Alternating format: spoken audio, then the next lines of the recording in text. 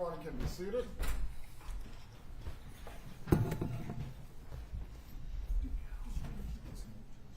Yeah, that's fine.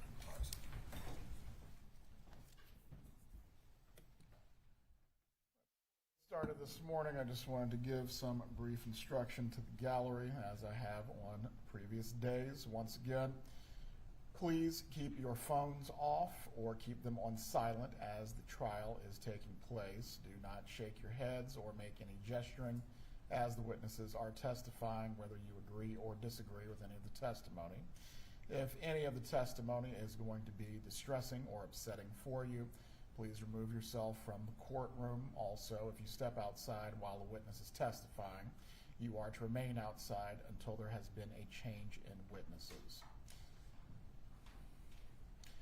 One other matter has been brought to my attention as well.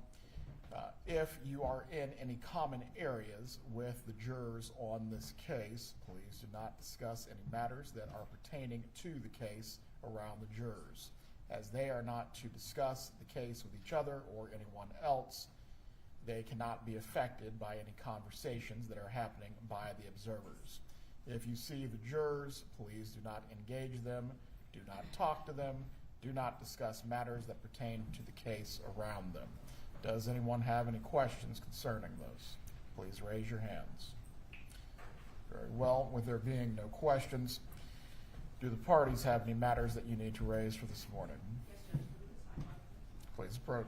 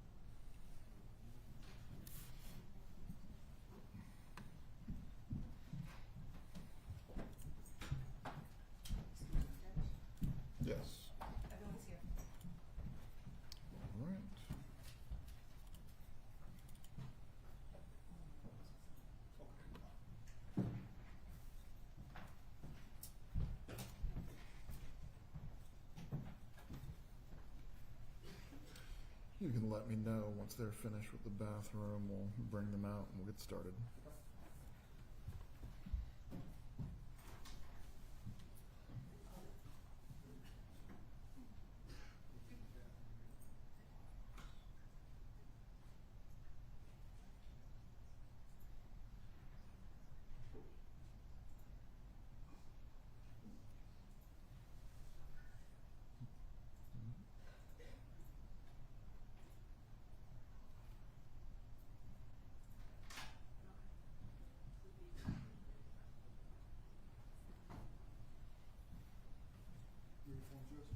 Yep.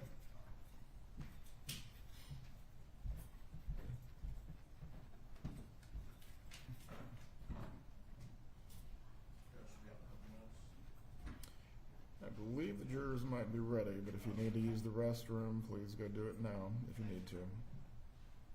Hold them 1 second, Judge. Yeah.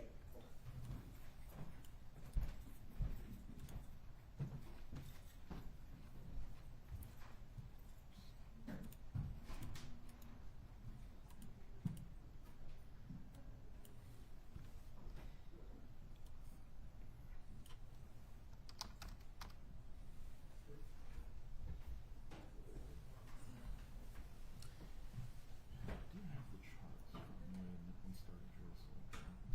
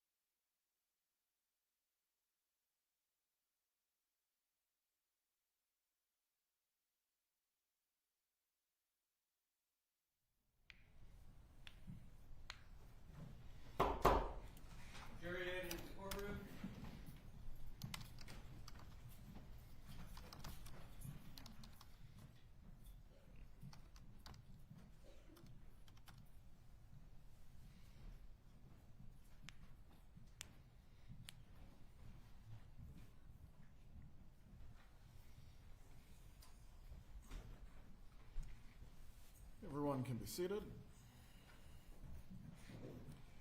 Good morning, members of the jury. Good morning. We are going to resume with the state's case once again this morning. Everyone does have their notepads and pens in their seats. Yes. All right. And for the record, the jurors have responded in the affirmative. Ms. Kappelman, you may call your next witness. State calls Jeff Lacasse.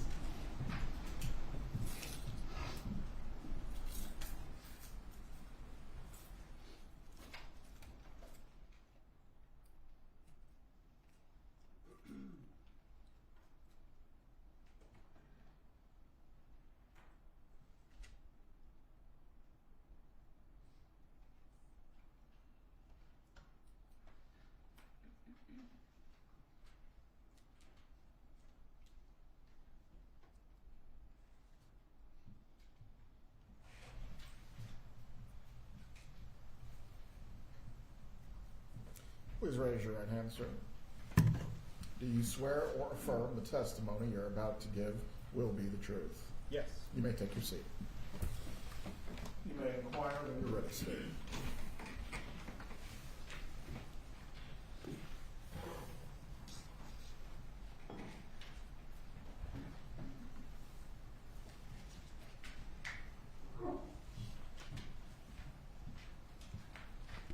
Sir, please introduce yourself and spell your name.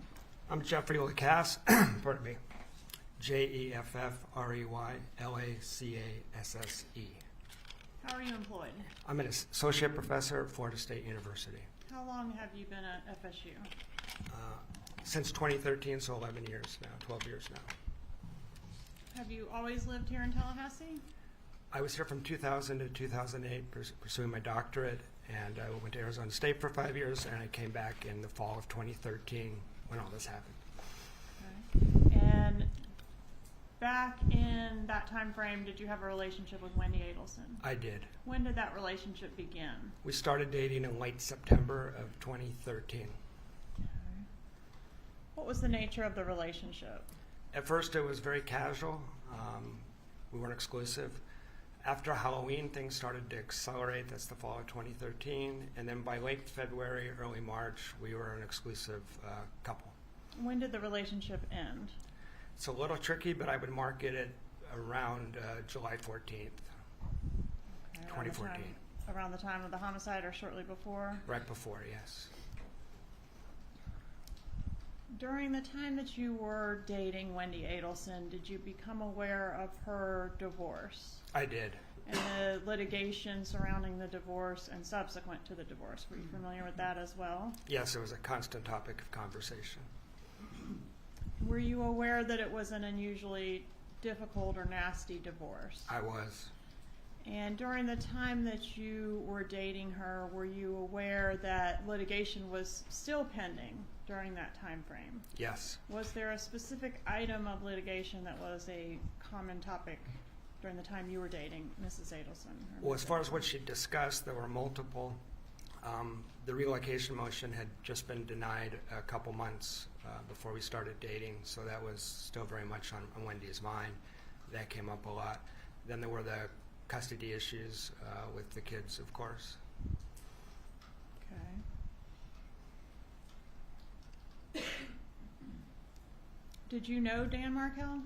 I met him briefly a couple of times. Was that in the context of you being the new boyfriend and exchange of the kids kind Exactly. Picking up the kids, swimming lessons one time. Never spoke to him for more than 2 or 3 minutes. The interaction that you did have with him, were those cordial? It was polite and cordial. Did you have any issues with him other than things that Wendi was telling you? I sort of adopted the Adelson family narrative. I kind of believed what Wendi was telling me.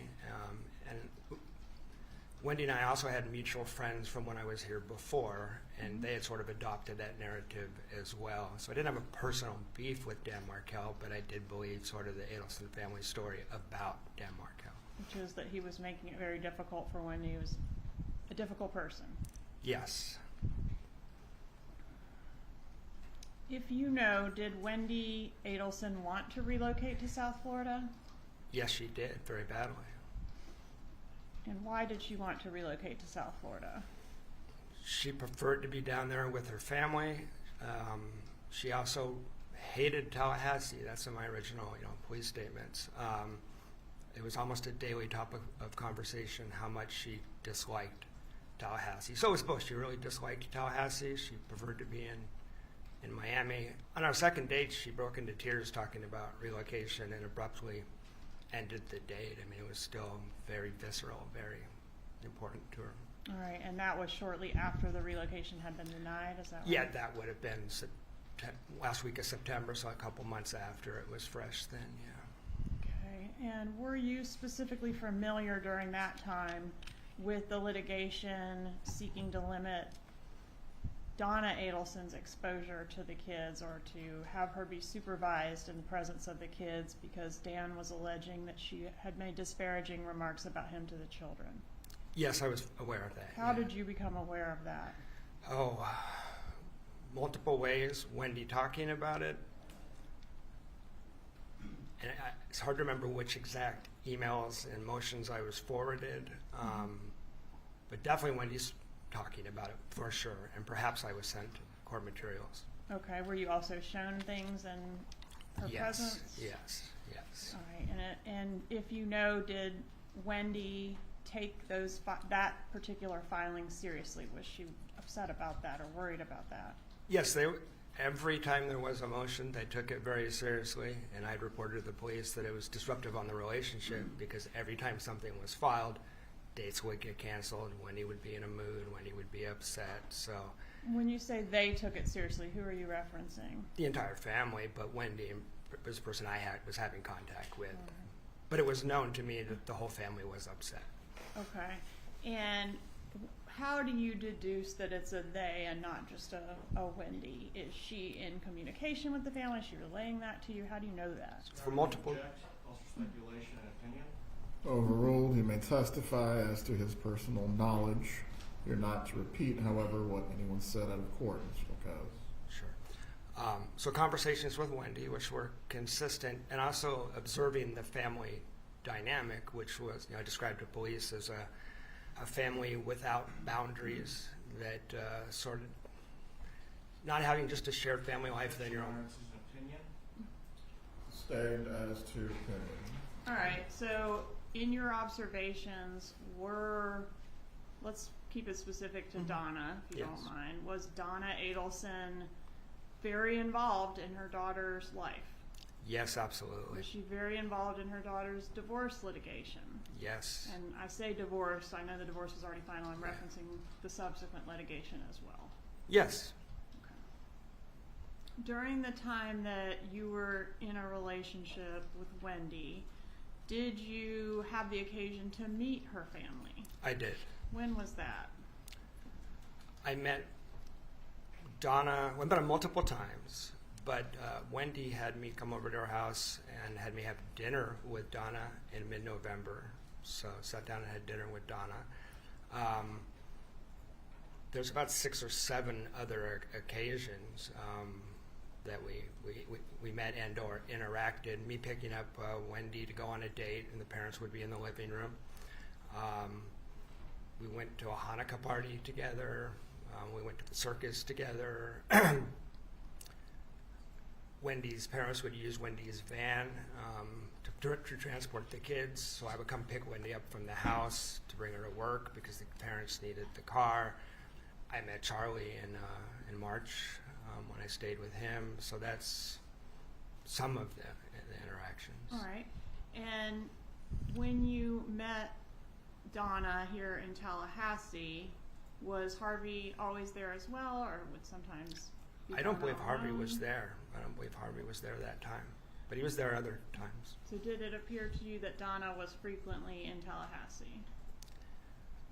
Donna was definitely frequently in Tallahassee between September and early May.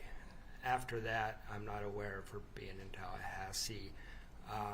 Well, I think she was in Tallahassee quickly once or twice after that, but in terms of extended trips, there's an awful lot of moms here for a while going on between September and late April, early May. And when Donna was here in town staying with Wendi, what was the purpose of the visits, if you know? I think multiple purposes. The children was what almost everything revolved around. So spending time with the kids would be the main purpose that I was aware of. All right. And you said you met Charlie. Where did you meet him? Wendi and I went to, sorry. Wendi and I went to alternative spring break in Immokalee, Florida for spring break 2014. After we were done with that field trip of sorts, we went to stay with Charlie at his house for one night. So I spent one evening with Charlie Adelson. All right. And did you interact at all with Donna and or Harvey on that trip? No, they didn't attend. We didn't go there. Did you ever spend time with Donna Adelson in South Florida? No, All right, so the only times you met her were here in Tallahassee. that's correct. What were your interactions with Donna Adelson like? Just a few that I recall. Sometimes they were really quick because I was just picking Wendi up. When we had dinner, we talked for maybe 5, 10, maybe 15 minutes, but it was pretty quick and just getting to know the girl who I'm interested in, her mom, so it's just that kind of thing. She excused herself from the table after like maybe 10, 12 minutes, something like that. And so Was that a conversation where it was just the two of you seated at the table? it was Wendi, myself, and Donna. Okay. Just a getting to know you type thing. Just Okay. ended fairly quickly. What about Katherine Magbanua? Did you ever have an occasion to meet her? I did. She was at the dinner at Yardbird that myself, Wendi Adelson, Wendi Adelson, Katie, and Charlie were at. Yeah, All right, and that was the night that you spent in South Florida where you met Charlie. correct. Was that the only time you ever met Charlie? Only time I ever met Charlie. Okay. And do you know the date of that visit? I believe that's March 11th, 2014. And how was Katherine Magbanua related to the Adelson family? She was Charlie's new girlfriend at that dinner, is how I knew her. Was it your impression or knowledge that this was the first meeting between Wendi Adelson and Katherine Magbanua? That was my impression. There was a lot of getting to know you talk type stuff. All right. At the dinner table, did the subject of Dan Markel come up? Yeah, I don't remember a lot of specifics, but I think it came up kind of briefly. There was a lot of talk about Wendy's book. I remember that part. And at the dinner table, did Katherine Magbanua's ex come up at all? Yes. Could you tell us about that? Yeah, that stood out because Katie mentioned that she had her children's father was always getting in trouble with the police and had a violent criminal record. I'm paraphrasing, but it was it sounded like not parking tickets. It sounded pretty bad, and it stuck in my memory for that reason. What happened after dinner? We went back to Charlie's house on Well Harbor. All right. And did Katherine Magbanua go back to Charlie's house as well? No. All right. So at that time, it would be just the three of you, Wendi, and Charlie. And Charlie's then roommate, Dr. Jerome Obed. Okay. And can you describe the residence there? Yeah, I thought it was a nice house. Had a hot tub, had a pool. Okay. Did you get in the hot tub that night? We did get in the hot tub for a while. Who all was in the hot tub? Myself, Charlie, Wendi, and Dr. Obed at some points. And people were in and out, but those were the four that were in the hot tub. And during that time, did Charlie Adelson make some comments against Dan Markel? Yes, he didn't like Danny. That might be understating it. Yeah. Is that the most you can remember? Was the gist was that he didn't like him? I'm not downloading that exact quote at this moment. I remember he was fired up. It wasn't just like, I don't like Danny. It was maybe a overprotective brother anger sort of vibe to it. Okay. And did he make some other comment about wrong side of the tracks or something? Yeah. He's kind of Your Honor, hearsay? Who is it?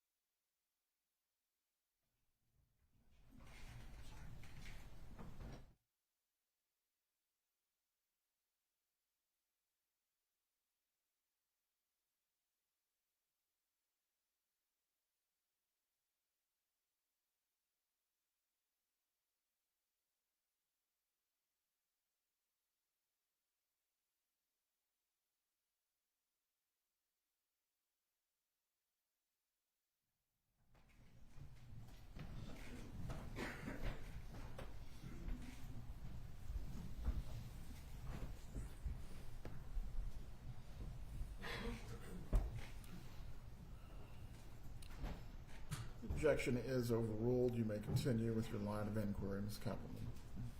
Sir, do you remember the statement that I was referencing? Yes, I do. There was a couple of statements in the hot tub. Okay. One was about the fact that Charlie knew people on both sides of the tracks, that he hung out with professionals, dentists, doctors, etc. But he also knew, was familiar, had social contacts that were in the criminal element. And he's kind of bragging, and he kind of specifically mentioned Cuban neighborhoods as a place where you would find that criminal element. I want to ask you about an incident involving, I think the context is assessing Wendy's oldest child for gifted placement. Do you Yes. know where I'm going with that? Yeah, I do. Okay, could you tell the jury, please? Wendy was looking to get her older son tested to see if he was gifted, to get him placed in school. This is spring 2014. And I was trying to put her in touch with some people that could do that. And we were talking about that, and she asked me when children develop autobiographical memory. Is your training or profession such that you have some knowledge that you could offer on that topic? Objection, Your Honor, he's not been disclosed as an expert. Sustained. You'll need to establish a foundation as to why this testimony could be given by this individual, Ms. Kappelman.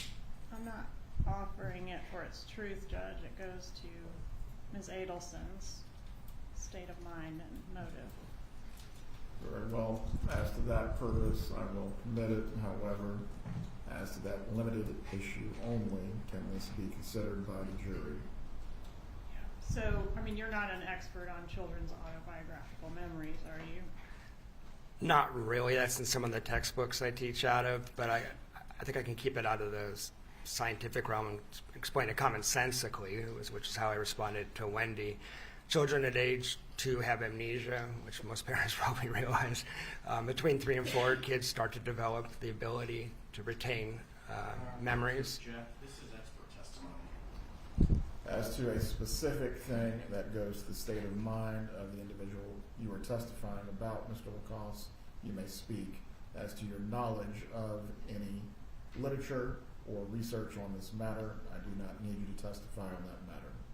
What is your profession? What is your background? I'm a professor of social work. I teach mental health courses. Okay.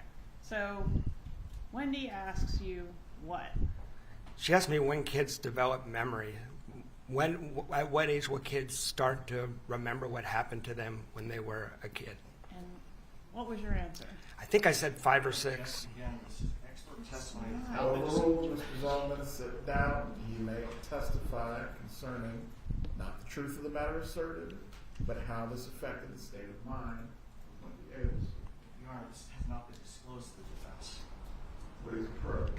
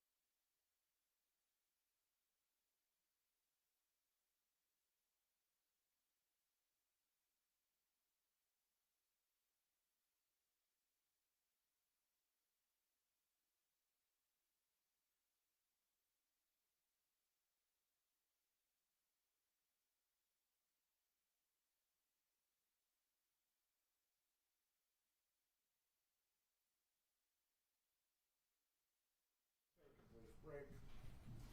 The bailiff will take you to the jury room.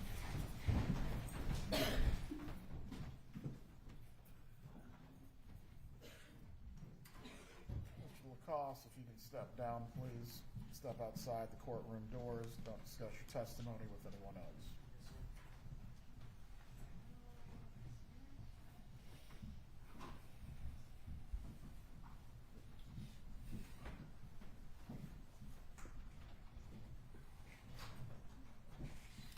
Everyone can be seated.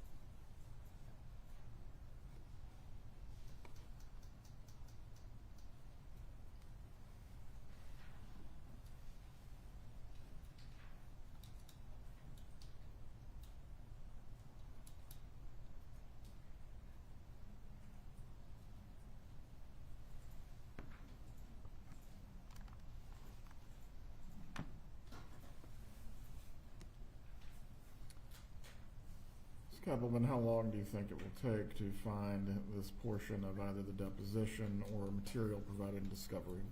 Maybe another 10 minutes, Judge. Very well. We'll take a recess then until 9:40.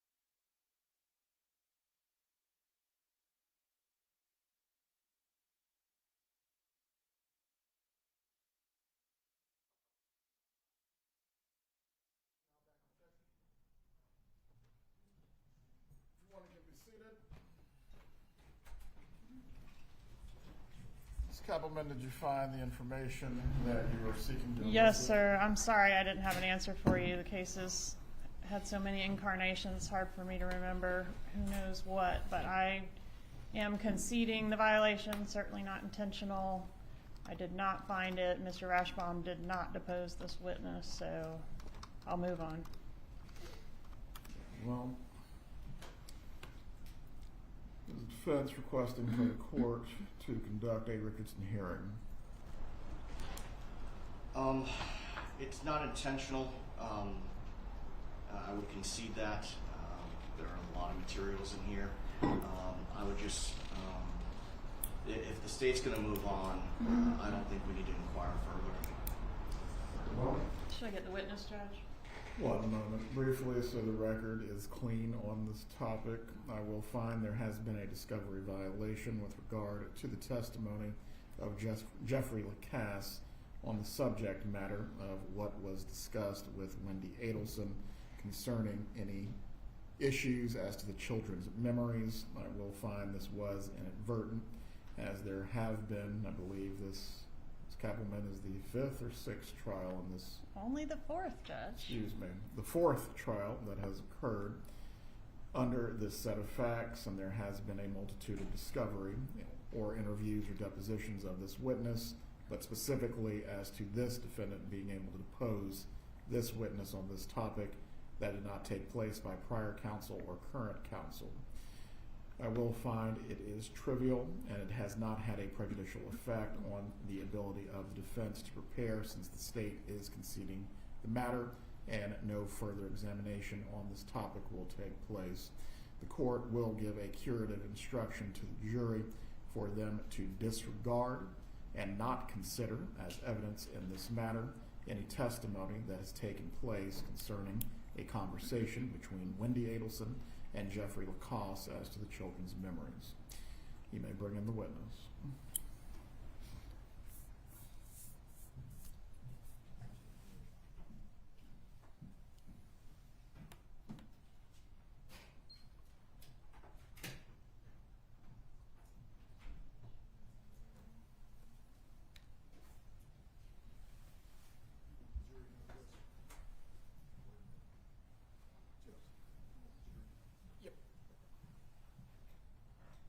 They might be using the bathroom, but once they're ready, yep. You can come back to the witness stand, Mr. Lacasse. Just for the record, I conferred with defense counsel about the decision to do a curative instruction, even though it sounded like they weren't asking for it, and it sounds like they're in agreement with that procedure. That's correct, Your Honor. I wouldn't know why you have an adverse. Well, there could be an argument that it draws more attention to the information, so I just wanted to make sure that their agreement was clear for the record. Mr. Zelman, do you wish to have the curative or do you not? The proposed curative is acceptable, Your Honor. Very well.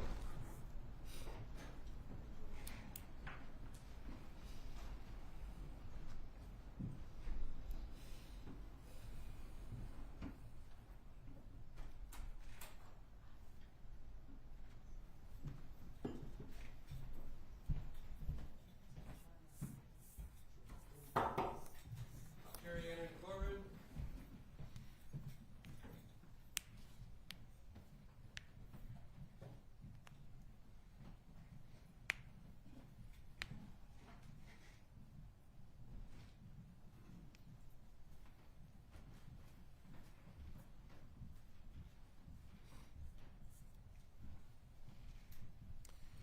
Everyone can be seated. Members of the jury, before the examination of this witness continues, I am going to give you a brief instruction. The last objection that was raised by the defense, it is being sustained. You are to disregard any testimony that has taken place by this witness concerning the issues of any statements or any conversation he had with Wendi Adelson about her children's memories. You are not to consider this as a part of the evidence in this case. You may continue with your examination. Thank you, Judge. Around this same time frame, I guess we're talking about maybe March of 14, somewhere in there, did Wendi Adelson, actually strike that. I'm going to move on to the coffee shop meeting. You familiar with that? The June 4th coffee shop? Yes, sir. June 4th, 2014. Did you have plans prior to that meeting to travel with Wendi Adelson over the time frame in which Dan Markel was ultimately killed? Yeah, that's right. And on June 4th, I had planned to see Wendi and the kids at her house that night. Middle of the day, she called me to sort of an impromptu meeting at Red Eye over on Thomasville, and she abruptly canceled our trip for reasons that didn't make much sense. When was the trip scheduled to happen? The 11th to the 17th. All right, so you would have returned home actually the day before the murder Correct. occurred. Okay. And did she express concern about not being home in time to pick up the children? Yeah, the reason she canceled the trip was I'm worried we're going to get Objection to hearsay? Sustain unless there is an exception, Ms. Katherine. Goes to motive, Judge. Overruled. Don't care if they go on a trip or not. All right, sir, so the reason for not going on the trip? The reason for not going on the trip was, well, it was tied up on a couple of things. First of all the stuff going on with Danny was a constant refrain. But given the stuff going on with Danny, she was concerned that she might not be back in time, even though our flight was to land the day before. And it wasn't, it's so odd to me. It wasn't winter. We're going through it. It's like LA to Atlanta to Tallahassee, leaving in the morning. I didn't see any real reason why that would be a problem. She would have needed to pick up the kids on July 18th, right? Yes, she knew that then. Their schedules were planned out for like months. Okay, so you would have returned on the 17th, and she would have been picking up her children from preschool on the 18th. Yeah, I think 5 p.m. on the 18th, which is why, I mean, I didn't object. I just said, okay, I didn't make a thing out of it, but it didn't make any sense. Okay. And that, just for clarification, that conversation occurred on June 4th. It did. Okay, when was the next time you saw her after that coffee shop meeting?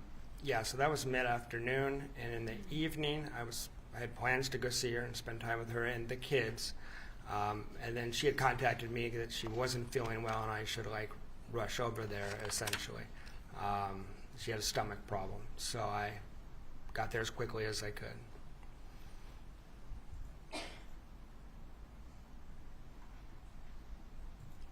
All right, so did you go to her residence that evening? I did.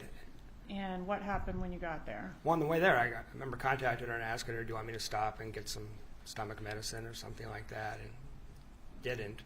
I believe she told me not to. Once I got there, she hemmed and hawed a little bit, and then eventually I left because she was a complete anxious wreck. She didn't have the flu. She didn't have food poisoning.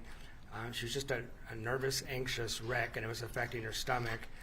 So after a little while, I drove to a nearby convenience store to go get her Pepto-Bismol, which I recall because I have a credit card receipt from this random convenience store a few miles from her house.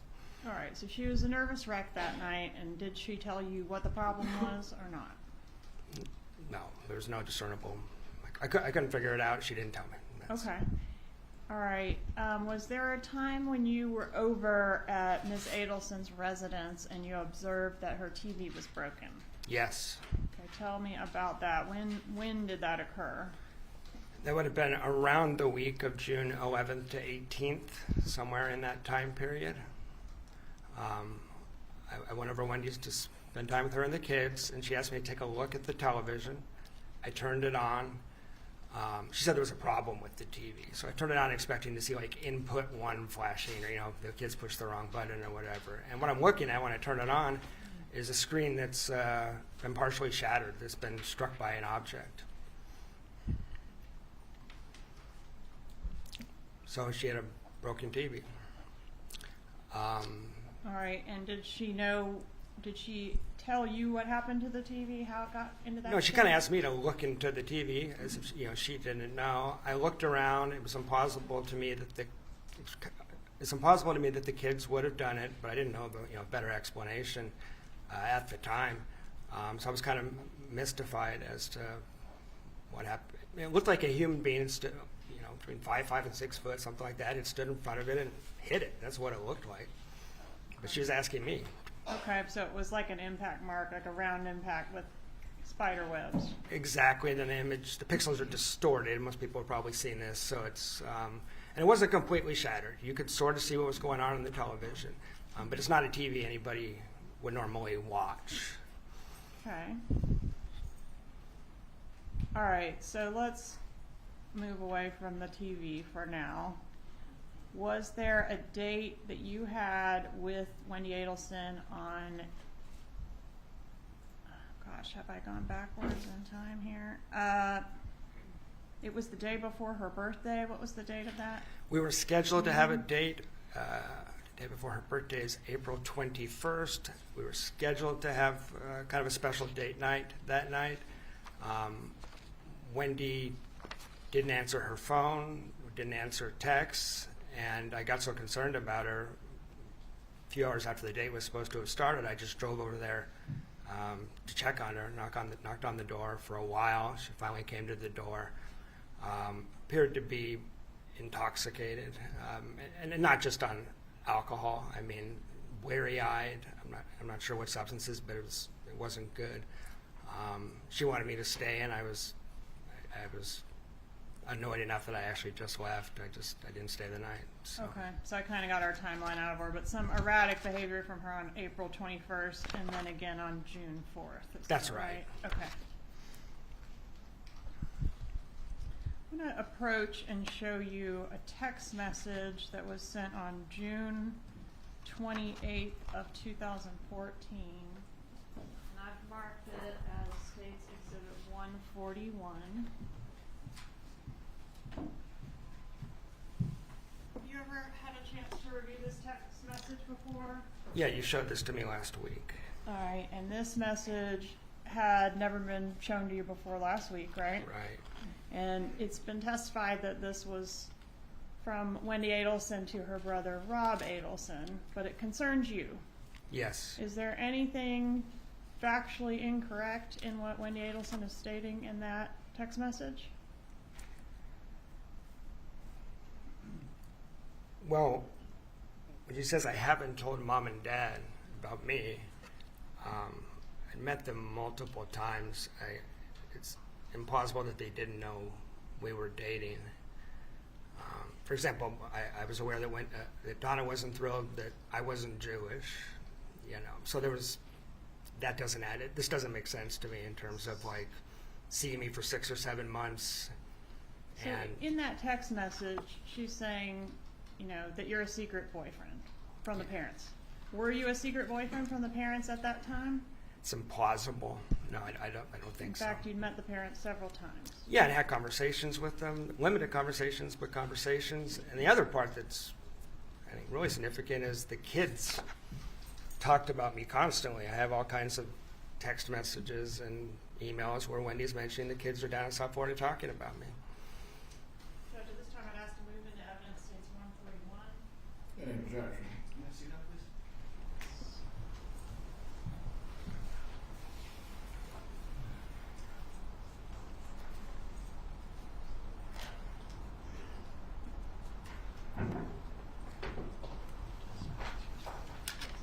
No objection. States 141 is admitted at this time.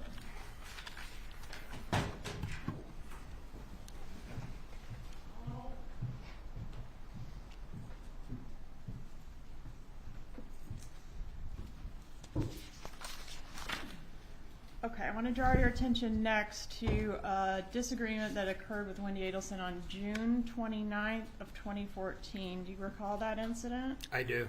Okay. And at that time, did you confront Wendi about some suspicions you had that she was seeing other men? Yeah, that was part of it. That was the main part of the disagreement. I also had spent the last 2 or 3 months concerned that she seemed to be stringing me along. Where did the fight occur? The fight occurred in Gainesville. Okay, and I say fight, it was a verbal disagreement. Verbal disagreement, and argument's not even the right word. We just exchanged words. Yeah. Okay, and did that exchange of words lead to an awkward drive together back to Tallahassee? It did. A very awkward drive back to Tallahassee. And that was? That's the morning of it's the 29th or 30th. It's the 30th, the morning of the 30th. Morning of June 30th. Yes. Okay. And after you parted ways, once you returned back to Tallahassee on the 30th, what was the status of your relationship over the next couple weeks? Yeah. Well, we left that, when I left on the 30th, when he was clear that it wasn't over, but it wasn't great that we'd had this exchange either. So over the next couple weeks, we had phone calls, text messages, video chats with the kids. My take was, seems like it's probably going to be okay, but I didn't know for sure. It did string the relationship out another couple weeks when it easily could have ended. When was the next time you saw her in person? July 13th. All right, so about, I guess that's the Sunday before the murder, is that right? That's correct. And where did you see her?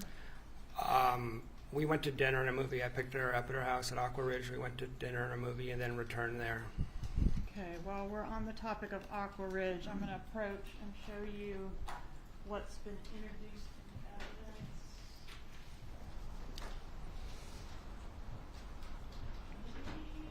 Is that in evidence, Mr. Dugan?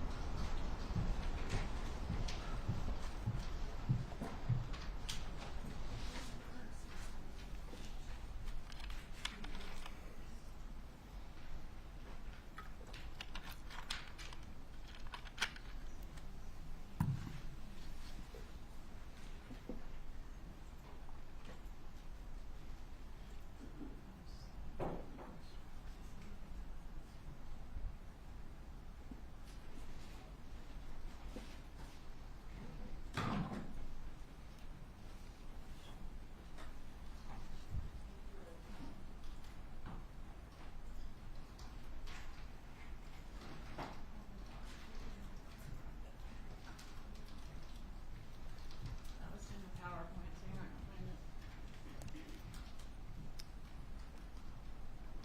All right, we'll circle back to Aqua Ridge. So we're on the disagreement, didn't see her for a while, saw her on July 13th.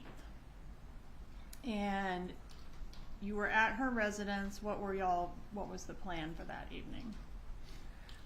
I didn't know. It was just to spend time together and maybe talk about the relationship some, but we were conversing. We had conversations. Were the kids there that night? They were not. Okay, so it was just the two of you at the residence? Just the two of us. All right, and did the subject of relocation come up? Yes. In what context? It came up in the context of whenever Wendi got back from Miami, she was always very upset about the fact that the relocation had previously been denied. I mean, it had been legally denied, but she wasn't over it. It was a constant refrain about how much she hated Tallahassee. So we're talking about the future of our relationship, and I'm asking, are you going to be here? Because with the constant complaining about how hard it was on her parents to transport the kids and just the constant complaining, I was just thinking, is she even going to be here? Is it worth trying to push forward in the relationship? And she said the only way that I'd ever relocate is if something would have to happen to Danny. Subject to the same ruling at sidebar, the objection is overruled pending the other matters that do have to be addressed. You may continue, Ms. Kappelman. Please repeat your answer. Yeah, the only way she'd ever be able to relocate is if something happened to Danny, was the first statement. Okay, and did she mention anything further about something happening to Danny? Can I give the context before the next? Yes. Yeah, so I was getting a little tired of this whole drama around the relocation. And so I pushed back on Wendi a little bit and said, like, you're going to have to kind of make your peace with this. You're going to have to take some responsibility for this. You're linked to Dan Markel for life. Kind of challenged her a little bit. And she said, well, can I tell you something confidentially? And I said, sure. And she said, last summer. Going to repeat the same objection or same court's ruling. Same ruling remains. The objection is overruled. You may continue with your answer.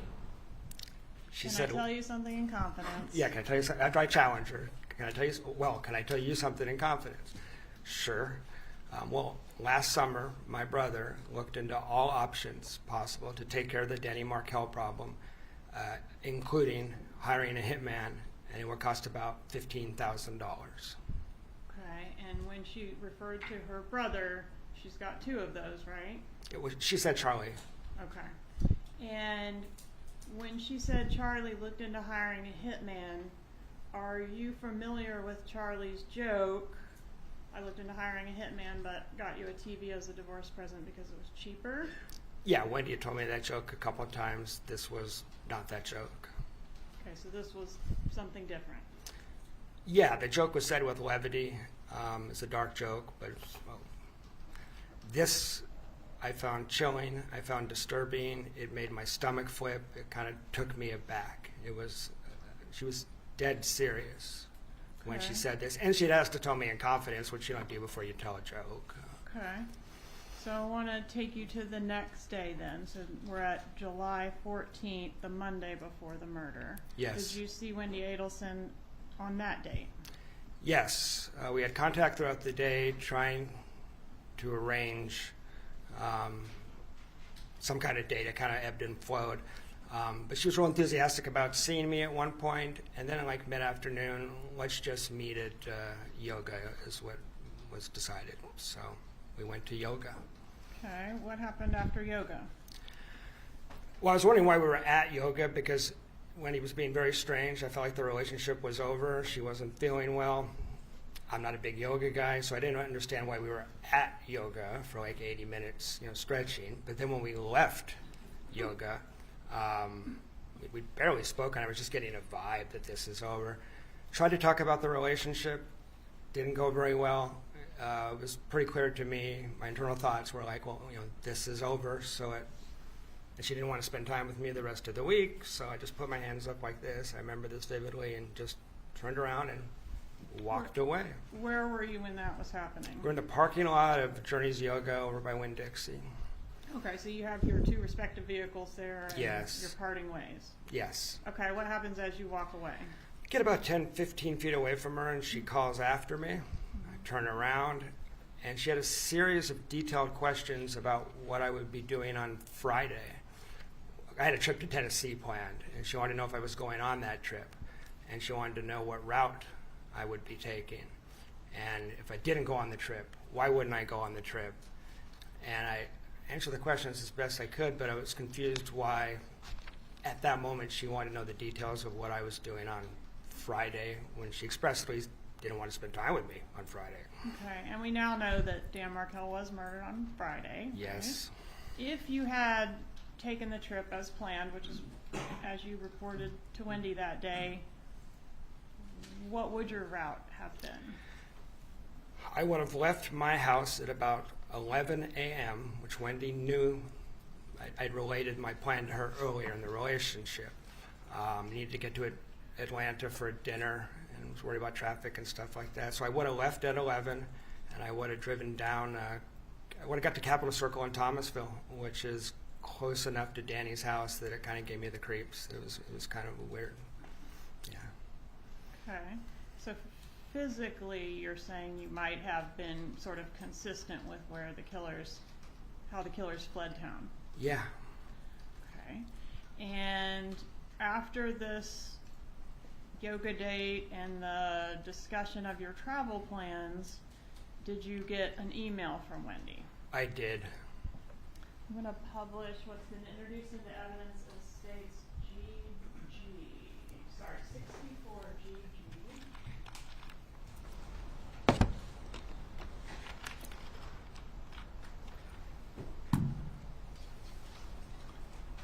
Is this the email she sent you after the yoga date? Yes. All right, so is she breaking up with you? Is that clear? No, she's asking, well, I considered based on our interaction, I thought this is over. I had told Wendi if she wanted to break up with me, she doesn't like confrontation, just send me an email or text. She sends me this, which strings everything out for a week. So she's not breaking up. Functionally, that's realistically, I'm not dumb. I'm thinking we're over. But she's asking for another week, which brings it to the 21st of July. And I was puzzled. I wondered what in the world is going to happen July 21st. But I just didn't respond because she asked for no contact. All right, so she wants to have no contact for a week. Right.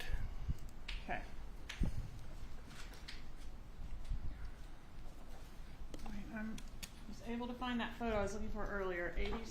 I can show you that.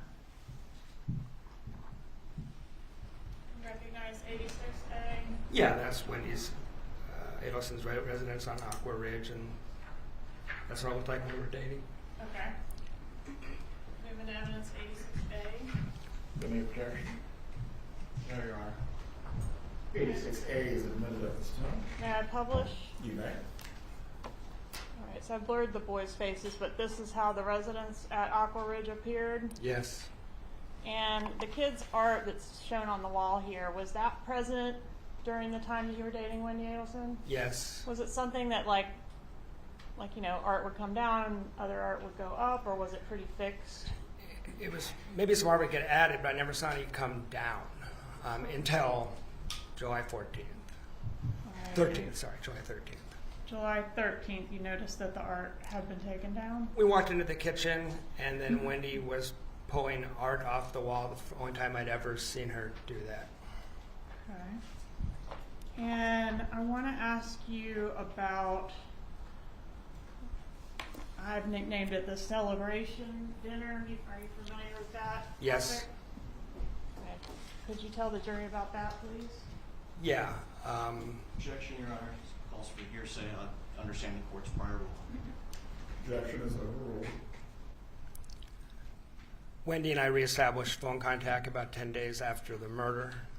She called me, and we had 3 or 4 phone calls. In one of them, she related that her and Charlie had gone to what Charlie called a celebration dinner, and at that dinner, Charlie said something to her.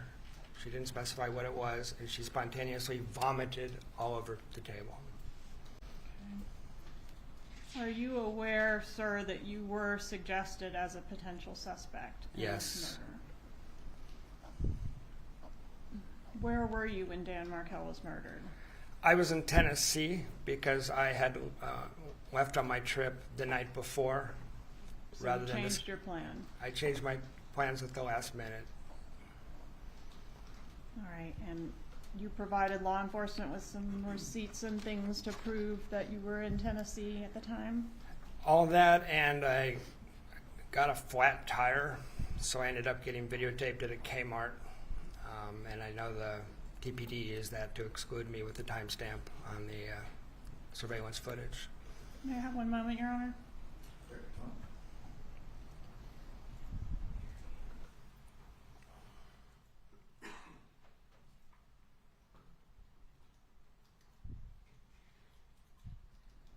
At some point, did you learn that the killers came to Tallahassee in June, not just in July? Yes, when the arrests were made and the documents were released, I learned that, yes. And did you put together some facts about your travel plans that day that could have potentially made you a suspect on that trip as well if the murder had happened as Yeah, planned? that Friday, I was scheduled to go to a business trip in Gainesville, leaving at 11 a.m. So 2 times in 2014, I leave town on a trip by myself in my car, and both times hitmen are in town trying to kill Danny Markel, once successfully, obviously. Are you familiar with the type of vehicle that was originally rented by the killers in June to make that June trip? I am. Okay. And was that significant to you? Yeah, I mean, this is long after this all happened. I'm learning this from court proceedings in 2016. But when I heard they rented a gray Altima initially, I had a 2004 Nissan Sentra. That freaked me out because that's about as close as you were going to get to my car on the rental market. Right. I'm going to show you what I've marked as State's Demonstrative Exhibit G. You recognize this exhibit? Yes, ma'am. All right, is this the make and model of it's not the actual rental car, but the make and model of the rental car compared to the make and model of your vehicle? Yeah, my car's right on top. That looks just like the car I had at the time. Permission to publish G, Your Honor? You may.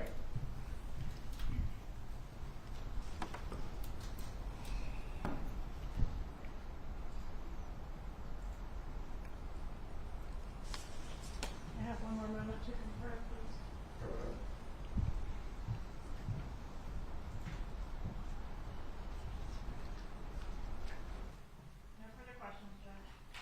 cross-examination. Yes, Your Honor, just a moment.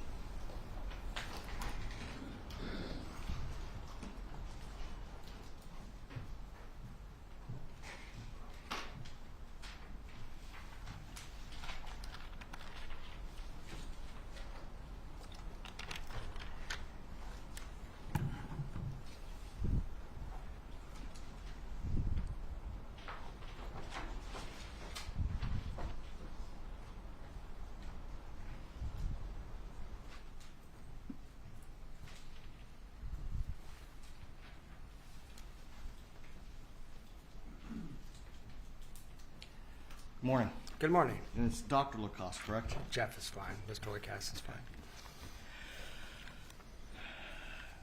You testified that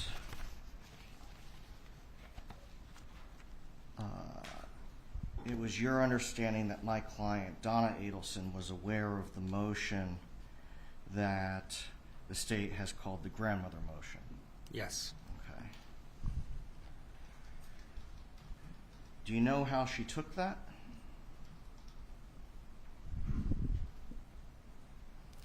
It was I'm hearing this stuff from Wendi. Okay. Um, Well, do you know how she took it? I mean, I wasn't there to observe her reaction. The whole family was upset about every one of these motions, was my impression, information coming from Wendi. Okay. And so the only person that you spoke with about how the family took things was from Wendi? Putting Charlie's, Aside from Charlie in the hot aside tub, from Charlie in the hot tub, it was all through Wendi. That's correct, sir. isn't it true that you found Wendi, let me find the exact quote.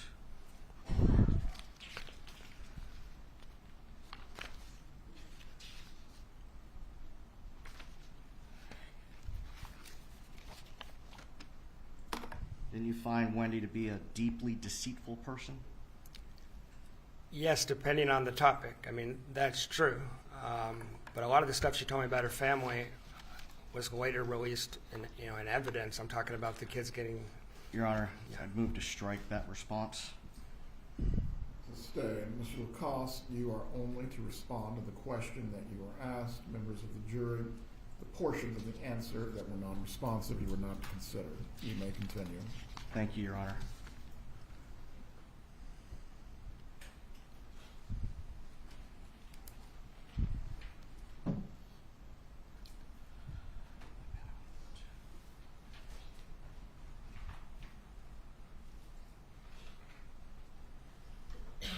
You yourself do not have any personal knowledge as to how my client, Donna Adelson, took the grandmother motion, do you?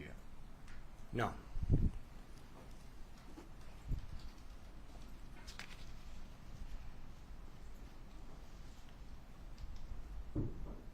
Isn't it true that you only had limited small talk with my client, Donna Adelson? That's correct.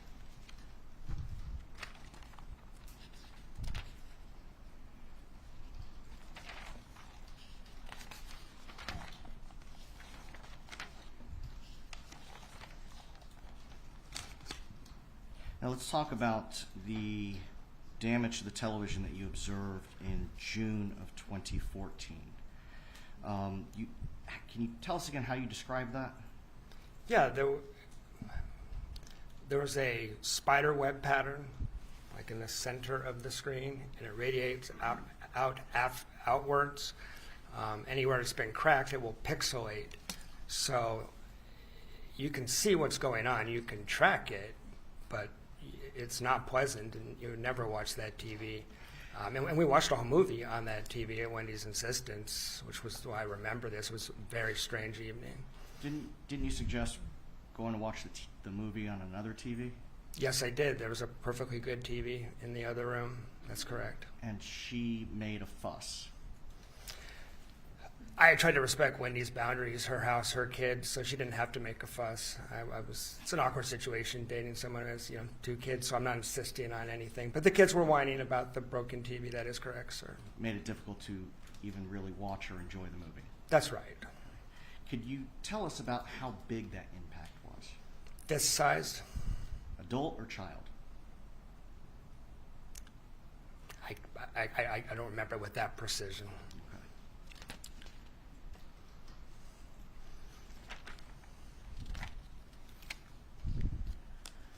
You testified, let's see, about a statement that Wendi Adelson said to you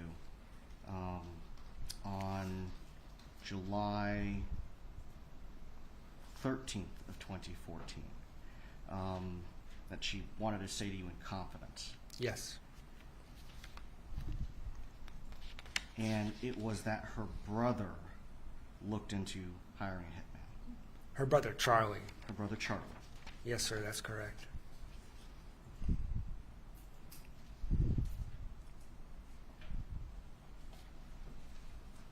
Just a moment, Your Honor.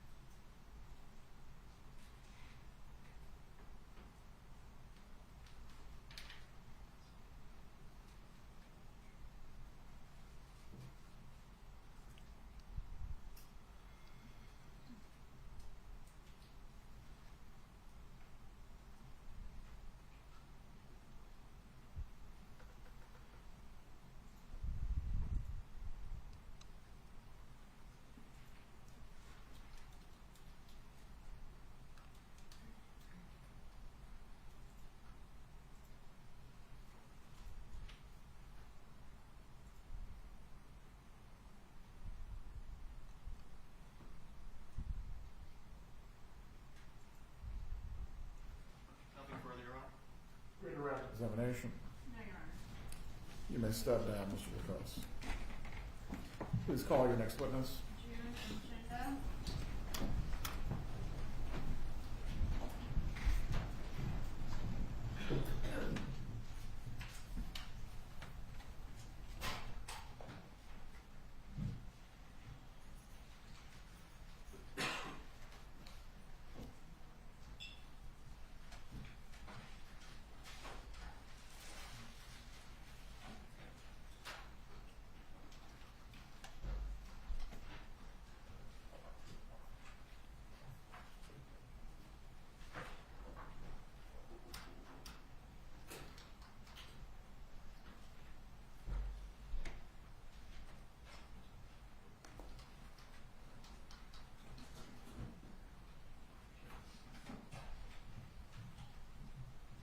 Don't tell me she's lost the deal.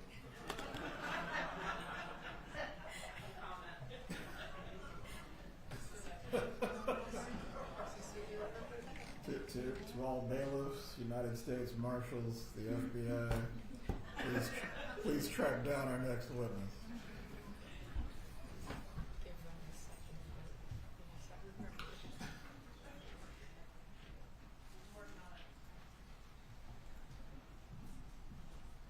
Do any of our jurors need to use the restroom during this period? Yes, we Bailiff, do. please take the jurors to the restroom.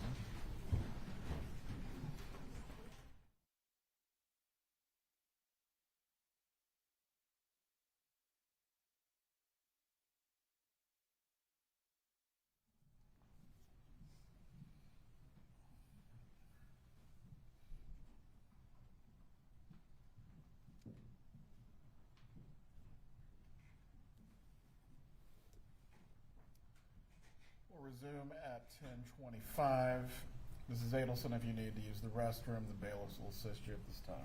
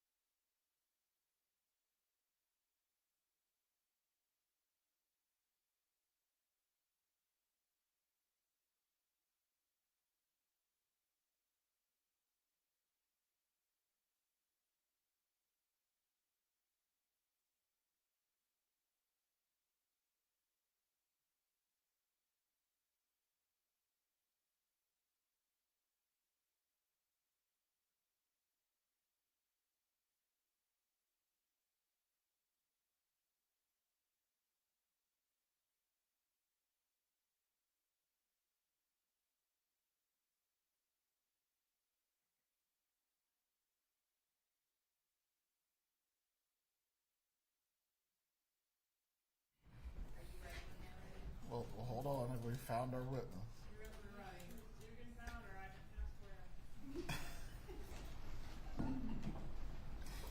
Dugan and jack of all trades, bring them on.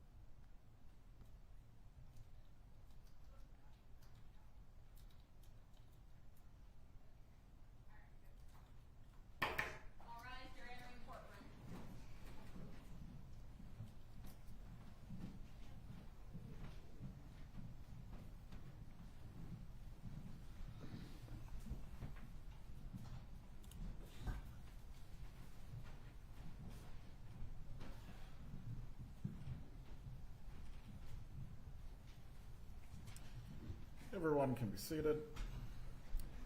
You may bring in the next witness.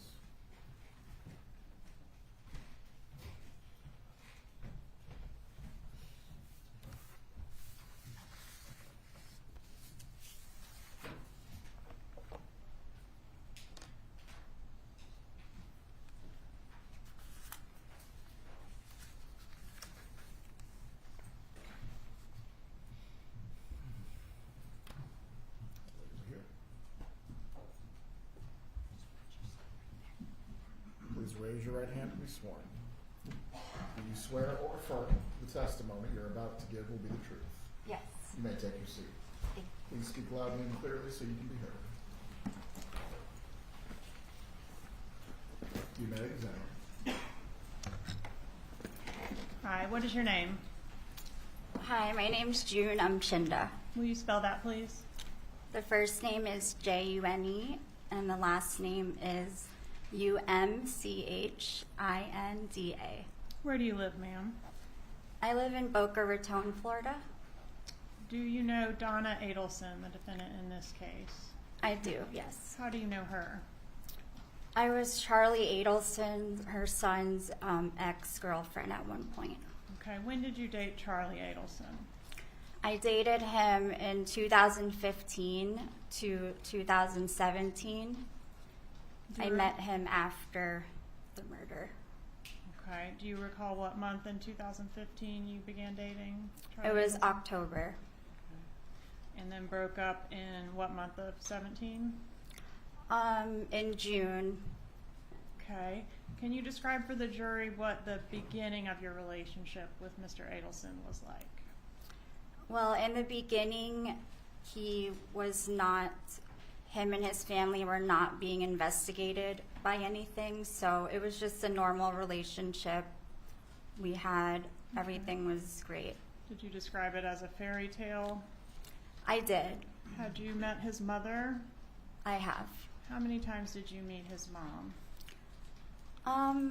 Not more than 5 or 6, I would say. And when you met her, was that at family events or what type of events? Some family events and some weekends or dinners or just get-togethers.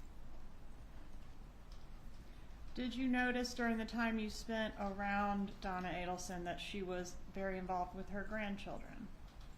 I did notice, yes. How close was she to Charlie Adelson? They were very close. Okay, worked together? At times, Charlie worked at many offices, so when he was at his office, yes. Okay, because there was a family business as well that he was a part of, right? Yes. And Donna Adelson worked at that business? I believe so at times. Okay, and did they speak on the phone daily? Yes. Did it seem like Donna Adelson was in control of the family?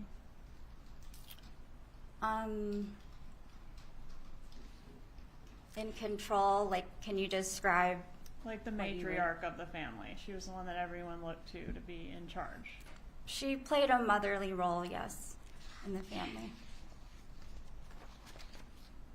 Did you meet Wendi Adelson? I have. And what about her children? Did you meet them? I have, yes. Were you and Charlie Adelson living together during the time that you were dating? Not officially. I had my own place, but I had a key to his place, and we were together 24/7 since we met, so So basically living together. yes.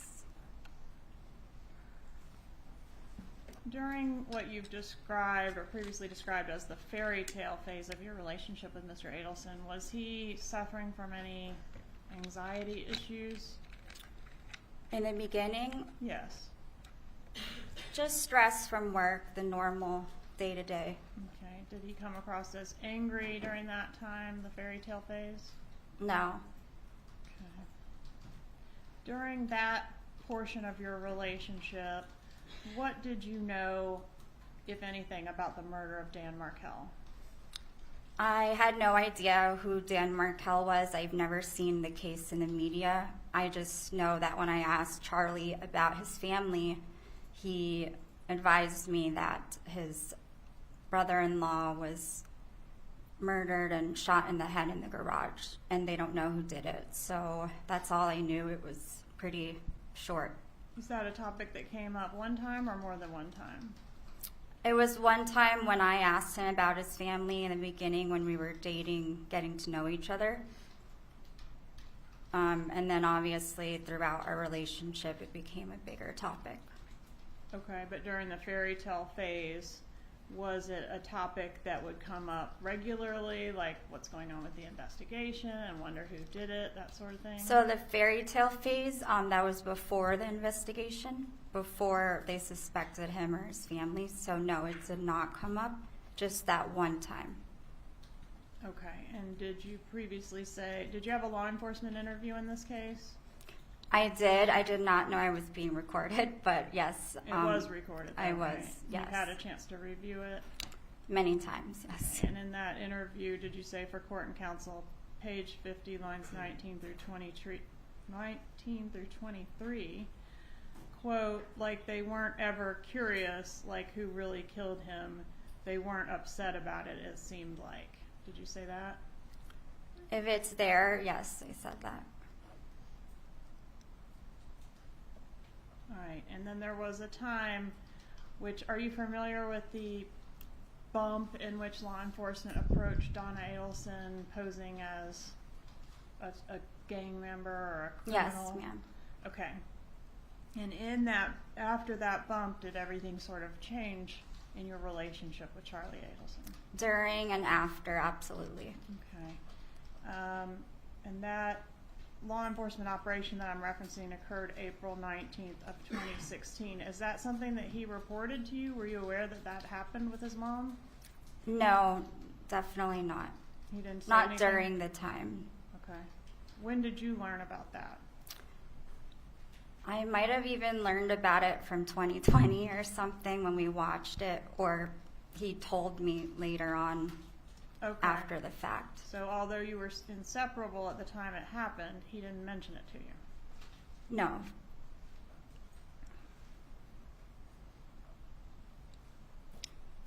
In what ways did Charlie Adelson's behavior begin to change around that time? Around that time, I noticed he wasn't sleeping. He was up in the middle of the night. He was very extra stressed and anxious, worried, depressed. Overall, he became depressed over time. Right. And at some point, I guess you learned through the media that Charlie was under investigation for potentially having a role in the murder of Dan Markel. Is that right? I learned from a reporter that thought I was Katie that came to the house, yes. And do you know around what time that was? I believe it was like May or June when Luis Rivera got arrested around that time. Okay. And once you learned... Or I'm sorry, Luis.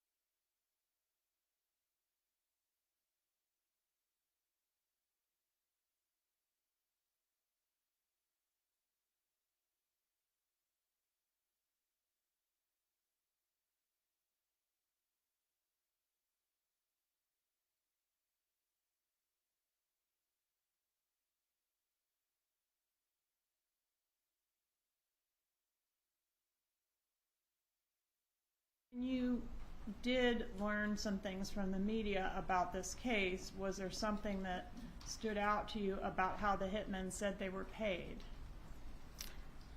I did read the affidavit and everything, which said Luis or somebody mentioned they were paid in staples, like bundles of cash with staples. And why in it. did that stand out to you? Because I noticed that Charlie stapled his money, or he had money that was stapled. Okay, so you had seen that in his residence before? Right after I read that, so after I After you- found out that the money was stapled. After you found out the money was stapled, you saw the stapled money? Or no, sorry, let me think. I can't remember the exact moment, but I know when I saw the money, a red flag came up, and I was like, after the fact that I saw it, I was thinking, oh, I think Lewis said he got paid in some stapled cash, and I mentioned to Charlie that he should just put a paper clip in it. Instead, we talked about the staples. So Okay, but you had seen, before learning that the hitmen were paid in stapled money, had you not seen stapled money in Charlie Adelson's residence? before the hitmen were paid, Yeah. I didn't know Charlie back then when the hitmen were I'm paid. sorry. I'm sorry. Yes. Before you learned that the hitmen were paid in stapled money, which you learned from the media, you had seen stapled money in Charlie Adelson's residence. It was after, because when I saw it, I was thinking to myself, you know, that's strange, the staples, and then it clicked. So it was after I saw. After you saw the article or the TV broadcast, you then observed it. in his After I residence, found out. And that's when Yes. it clicked. Yes. Okay. And the stapled money that you saw was $100 bills stapled into $1,000 bundles. Is that right? Yes. And there was quite a few of them that you saw, right? Right. Okay.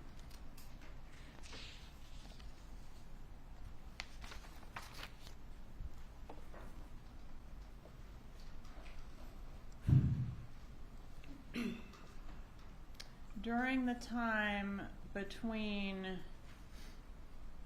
I guess, the few weeks before that article was published, so between what we now know was the bump and when all of this came to light, did you notice Charlie beginning to communicate more with Katherine Magbanua? I believe I saw like a message from her, or they were on the phone once or something like that. I asked him about it. Okay, did you previously in your law enforcement interview indicate that you saw him going back and forth with Katie on the calls, like, and I said, oh, why do you guys talk so much? You remember that? I do. So I was referring to the episode where it shows him and Katie going back and forth on the calls. And then I told Charlie and said, like, you never talked to me like that. So I was wondering why he talked so much to her. Isn't it At that true time. that you noticed him talking to her at odd hours prior to the media broadcast? No, that was all in regards to the episode that I saw, that they showed him talking to her at odd hours. You don't remember telling law enforcement that it was weird because he didn't wake up early, and you saw that there were on the phone the times that they were talking, and it was like 7 or 8, and you thought, oh, that's odd. No, I did say that, but that was in the episode. I told Charlie that I thought it was odd because we don't talk that way, and he said we live together, so. Okay. Have you described him as being paranoid during this time frame? Yes. Okay. And did he talk to you during this time frame about believing his phone was being tapped? Yes, a lot. Had you ever met Katherine Magbanua? I met her briefly she worked at her front desk dermatologist's office that I went to. So before I knew Charlie, I met her there. And was, at the time that the law enforcement operation occurred, the time frame we're talking about, was Katie his most recent ex-girlfriend? No. Who was the most recent ex-girlfriend? Before me, it was someone named Whitney Kick. Okay, so she was in between you and Katherine Magbanua. Yes. Did you ever know of Katherine Magbanua working for Charlie Adelson or the Adelson Institute? No.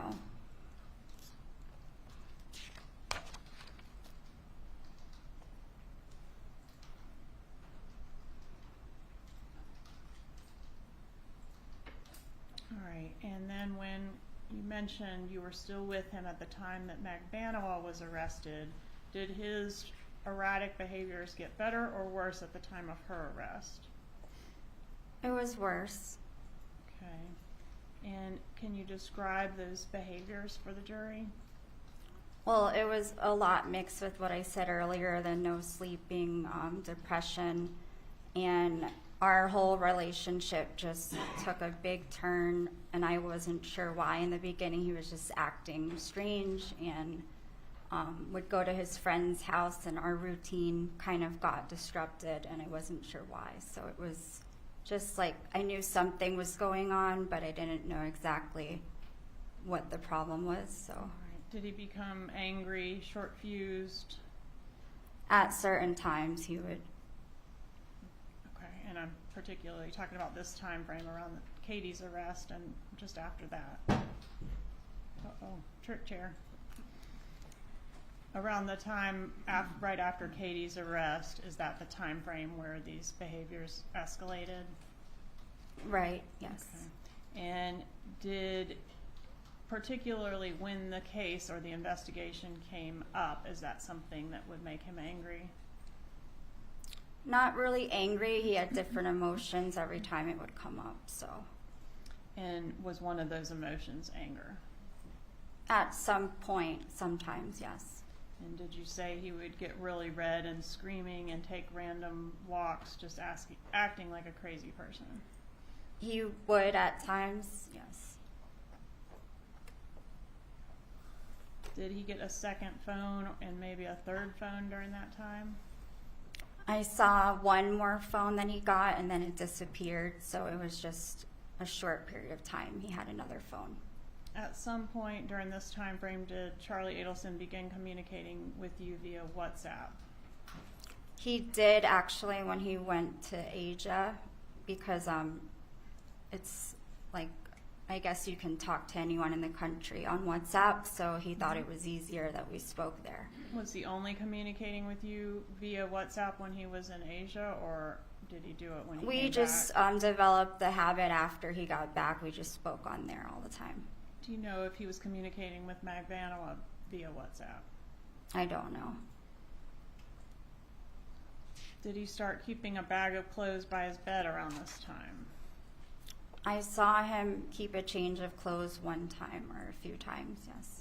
Did he sleep with a gun around this time?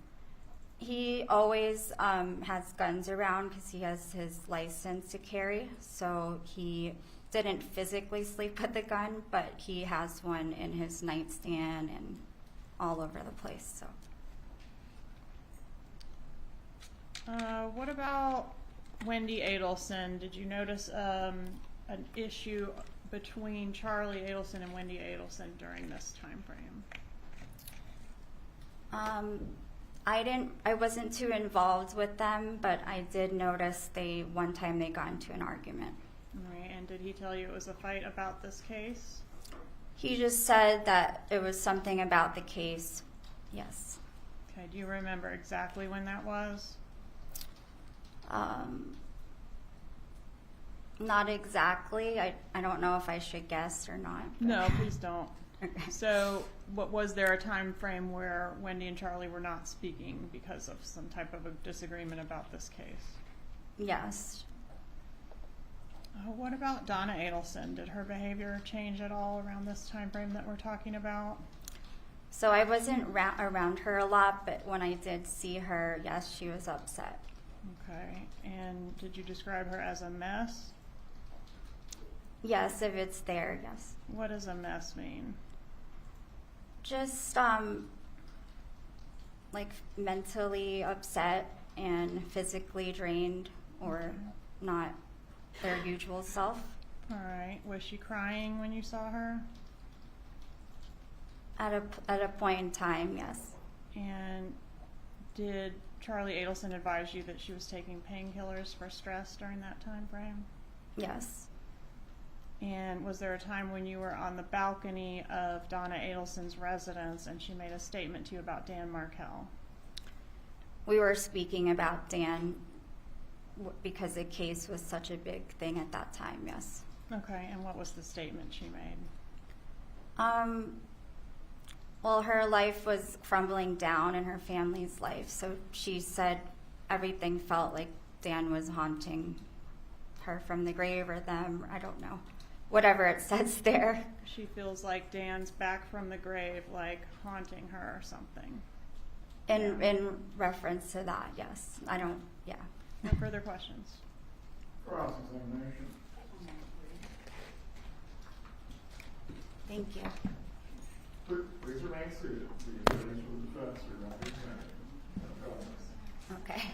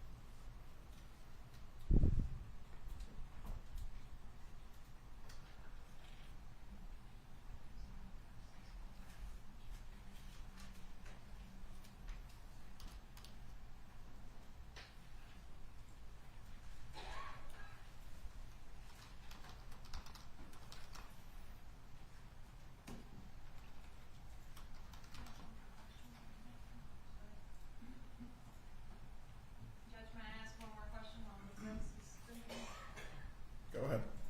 Did Charlie Adelson make a statement to you about Katherine Magbanua's breast augmentation? After the 2020 episode, he made a statement and joked about it, yes. What did he say? He was saying they were thinking that he paid for the whole thing, and then he said, like he said he paid for one or something and laughed. Only paid for one of the breasts. Half Well- of the work. Right, but he was laughing, so it was just a joke. Okay.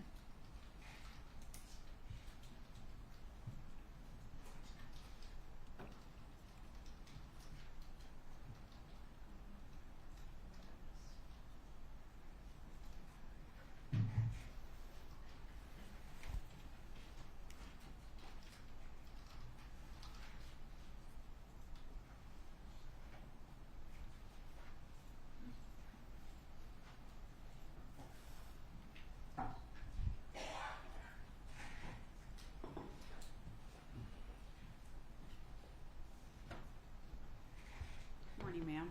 Morning. My name's Jackie Fulford, and I, along with Josh Zellman, we represent Donna Adelson. I've never met you before, correct? No, never. Okay. I just really have a few questions. There's been some discussion in your direct examination about what you might have told law enforcement during an initial interview, correct? Correct. And you were told that that was not being recorded, correct? Yes. And that whatever you said wasn't going to be used, right? Yes. Okay. And you gave a lengthy interview then that day. Yes. And at the time that you did that, you were broken up with Charlie, correct? We were going through a horrible breakup at that time, yes. Okay. You've previously said that Charlie's really good at persuading people.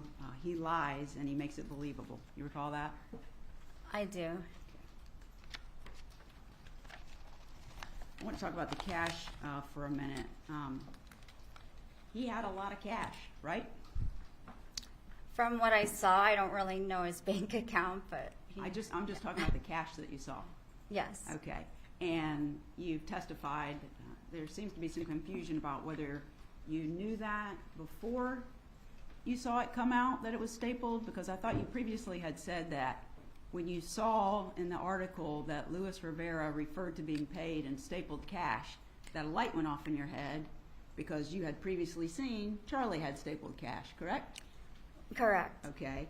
And he had it stacked in $100 bills in groups of 1,000. He'd put 10 together and he stapled them, right?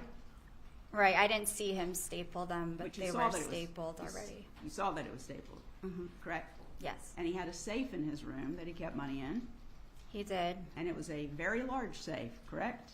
He had guns in there too, so it was large. And I think at one point you told law enforcement that it was about the size of a refrigerator, right? Right. Okay.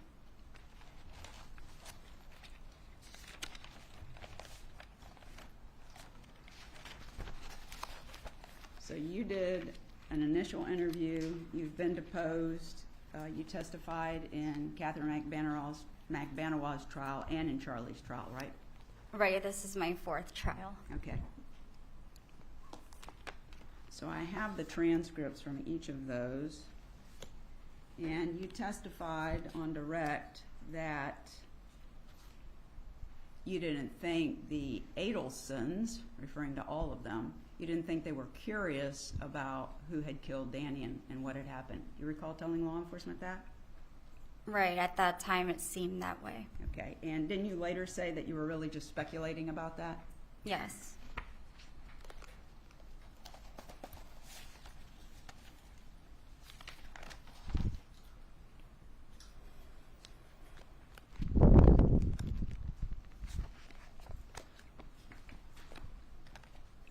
When you testified, let's see, when you testified in Katie Magbanua's 2nd trial, referring to this statement about attributing to Donna that she said those words about Danny coming back from the grave and haunting her, in Katie's 2nd trial, you actually kind of came off of that, didn't you?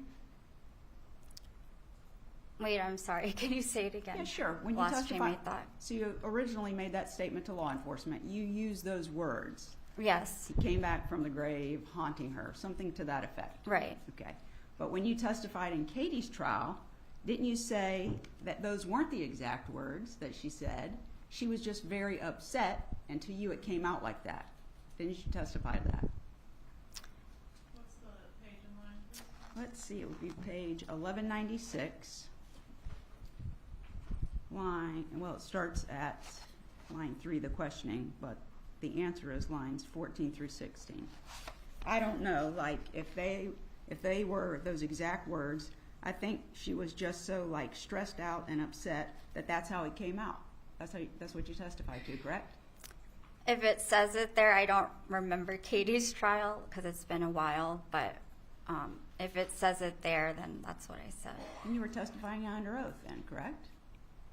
Every single time that you've given these, I'm sorry. You were under oath, correct? I'm sorry? Please answer out loud to all questions, just don't nod your head. Oh, okay. Because the court reporter can't put down that you're nodding your head. Oh, okay. Okay. So the answer was yes, you were under oath. Yes, I think if it says that, then yes. Well, you took an oath here today before you started testifying, correct? Yes. And the other trials, you did the same thing. You swore to tell the truth, right? Right. Can I have just one more moment, Judge?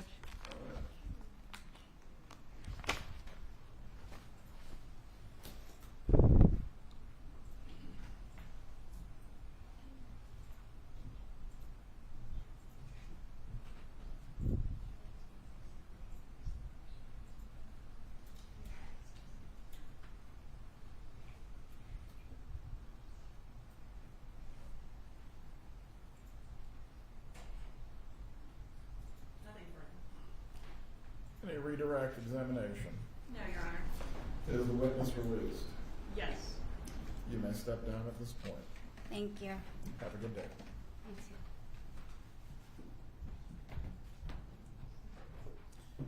Please call your next witness. State calls Ryan Fitzpatrick.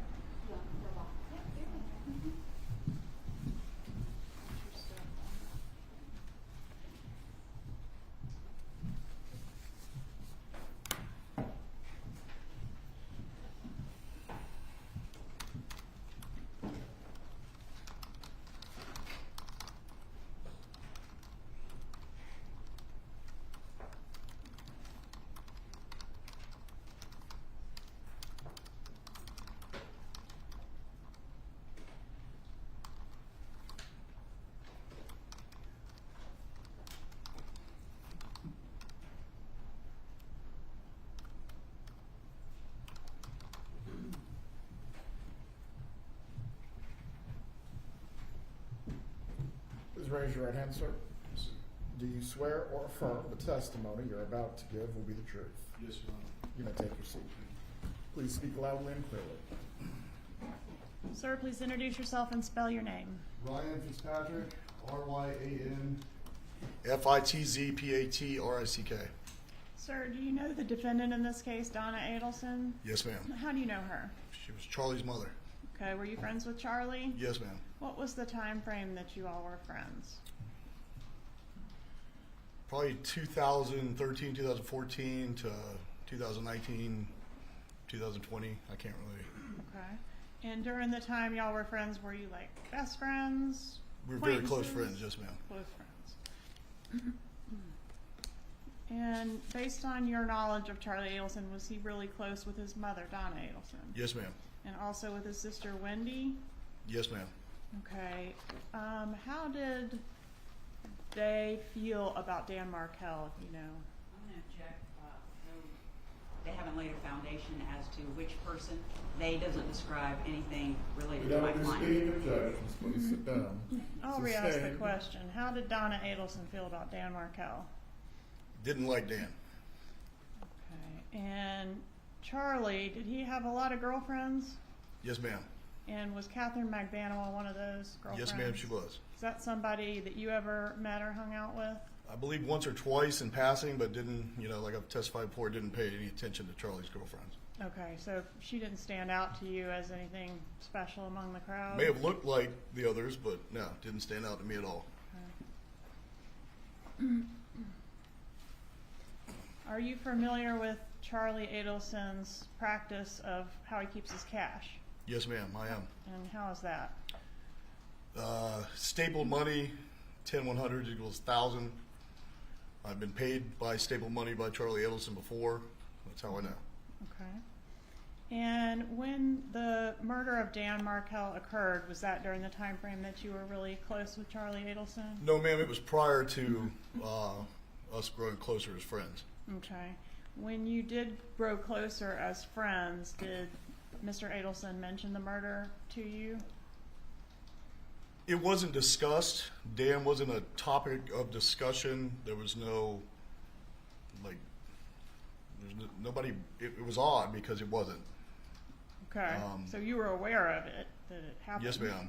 It was, Okay. But nobody talked about it? no, ma'am. Okay.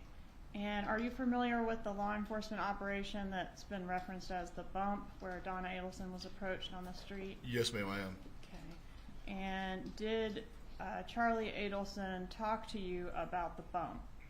His mom being yes, approached? ma'am. Okay. And prior to that, had Charlie Adelson ever mentioned being harassed or extorted or anything like that? No, ma'am. Okay. So when this happened with his mother, did his demeanor change? How was he acting about this incident? Charlie became agitated, nervous, anxiety. I guess looking back now, guilty.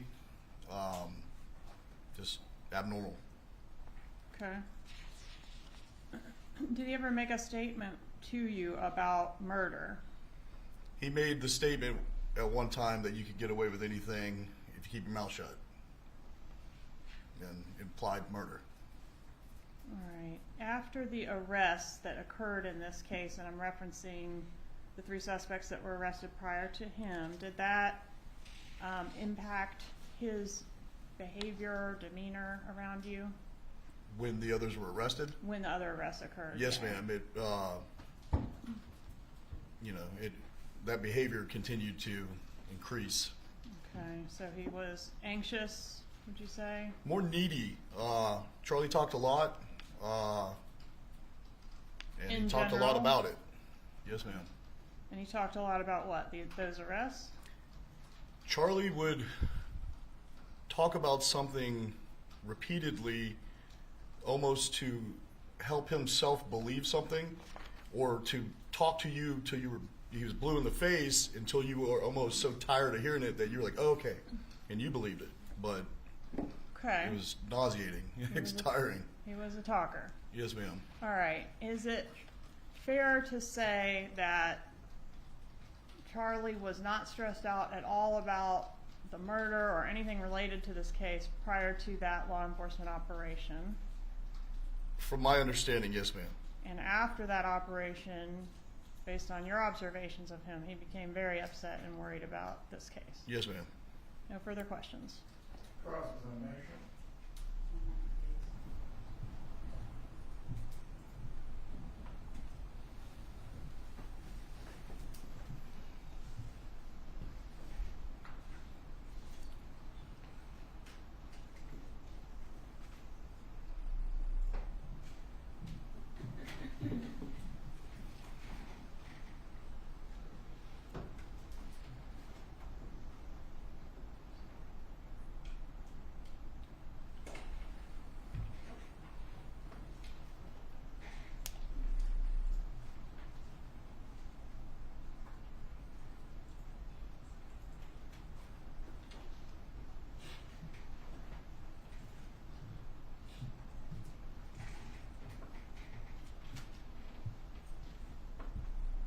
morning, sir. Morning. I've never met you, but we spoke on the phone once, and then you did a deposition. You recall that? Yes, ma'am, I do. The deposition was recently, I think August the 14th. You recall that? Yes, ma'am. I think you appeared by video, Yes, right? ma'am. Okay. When you gave your deposition, you indicated that you barely know Donna Adelson, correct? I didn't know her like I knew Charlie. No, ma'am.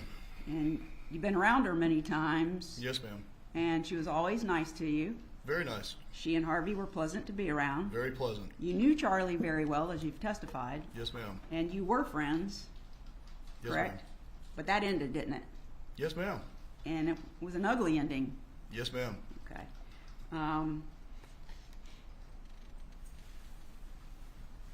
You said you were very good friends with Charlie. Were you familiar with the cash that he kept in his house? Yes, ma'am. Did he keep it stapled? Yes, ma'am. Yeah, $100 bills, 10 of them, so 1,000 at a time. Yes, ma'am. He had a safe in his house, and that's where he kept his money, correct? Yes, ma'am. Kind of had some issues. I think my co-counsel was asking you some questions in your deposition, but the bottom line is you have a feeling, and that you say that it's known that the Adelsons didn't like Dan Markel, but you couldn't give us a specific comment in your deposition that Donna Adelson ever made. It's just well known, correct? It was implied. Yes, ma'am. Thank you. No further questions. Direct examination. You may step down. Will the witness be recalled at any time? No, Your Honor. You are released, sir. Have a good day. Please call your next witness. State calls Mary Hull. Yeah, we're going to need to speak to her first. We were provided with some information before court today or to report. Speaking objection. It's not a speaking. Hold on, stop talking. Please take the jurors to the jury room.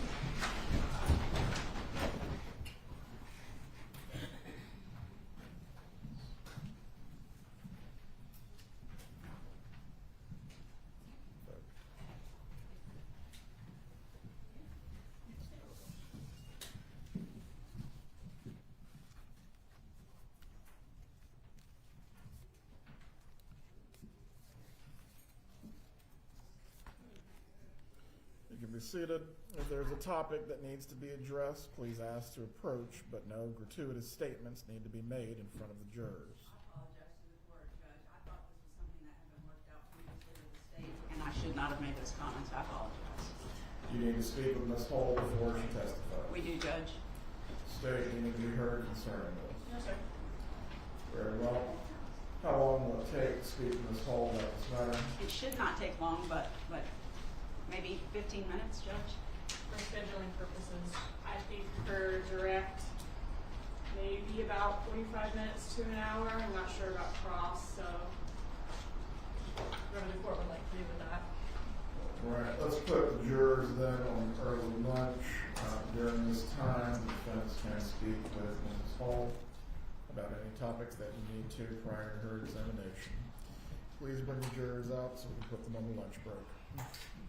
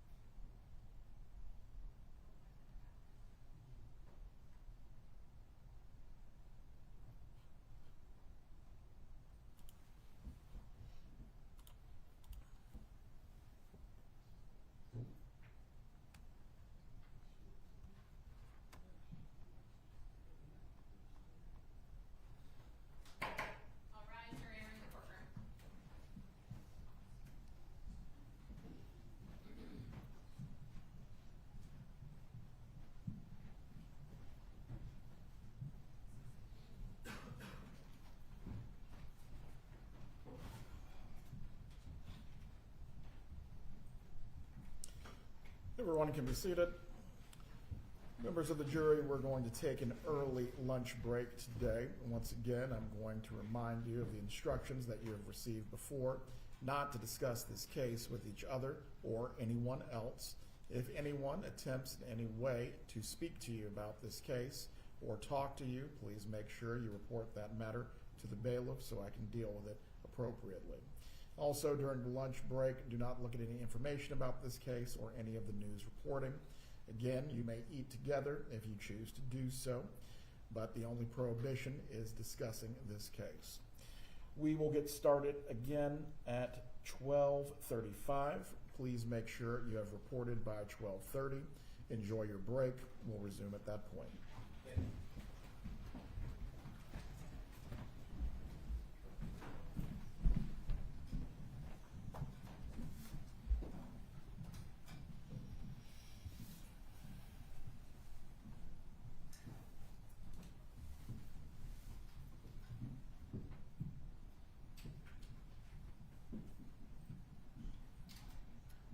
Everyone can be seated. For the parties, please report back at 12:30 as well. This should give the defense an opportunity to speak with Mrs. Hull and have your midday break as well. Does anything else need to be addressed?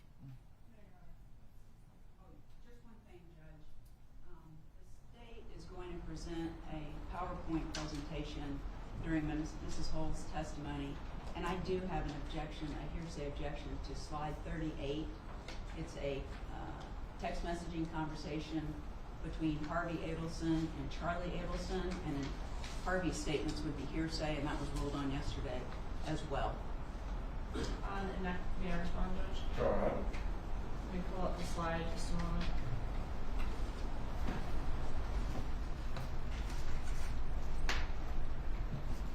And it was also a statement before the conspiracy judges, December 14th of 2012.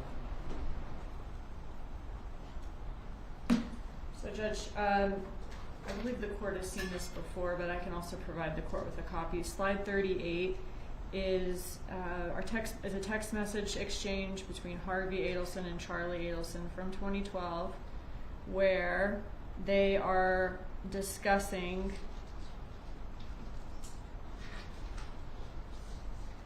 having a large amount of cash.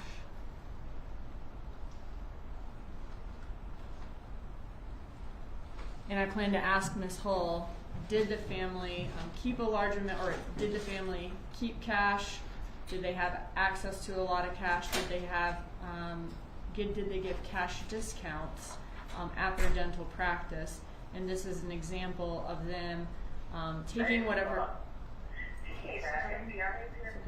taking whatever cash that they did receive and keeping it as opposed to depositing it in the bank. And so I do think that it's probative and more probative than it is prejudicial. I believe the objection is hearsay, not that it's probative.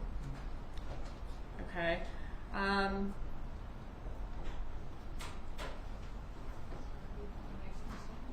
Yeah, let me see. Harvey is the one making the statement.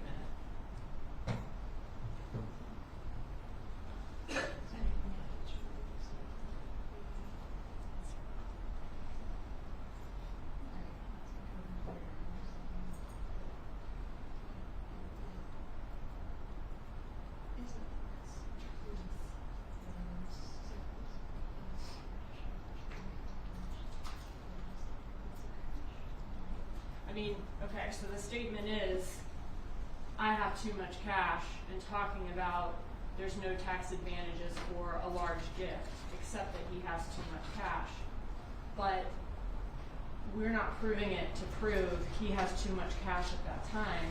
We're using it to prove this family keeps a large amount of cash outside of, banking institutions. They have a lot of cash. And that would be relevant to them having a large amount of cash at the time that these payments were made. So you're not offering the statement for the truth of the matter asserted, but rather set this blank. Not for the truth of the matter asserted in these messages, but rather the fact that they had cash in general and kept cash out of banks. and that is for the truth of the matter asserted, Judge. She's trying to use this, a hearsay statement from a person who's not a party to this litigation. You know, there's an argument in Charlie's trial, but here, this is not about Donna, and they say they're not using it for the truth of the matter asserted, but then she turned around and said, we're using it to prove they have a lot of cash. So they are using it for the truth of the matter asserted. What would be the other issue that is being offered for Ms. Dugan if it's not for the truth of the matter asserted? Ms. Fulford is making a good point.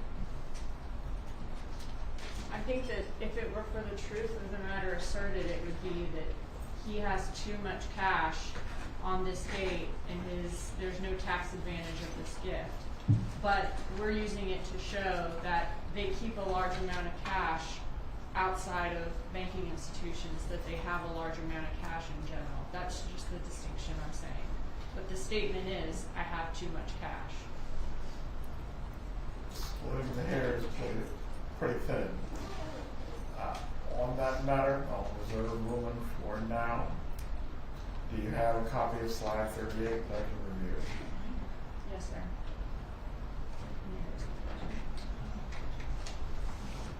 I'll be right back with it.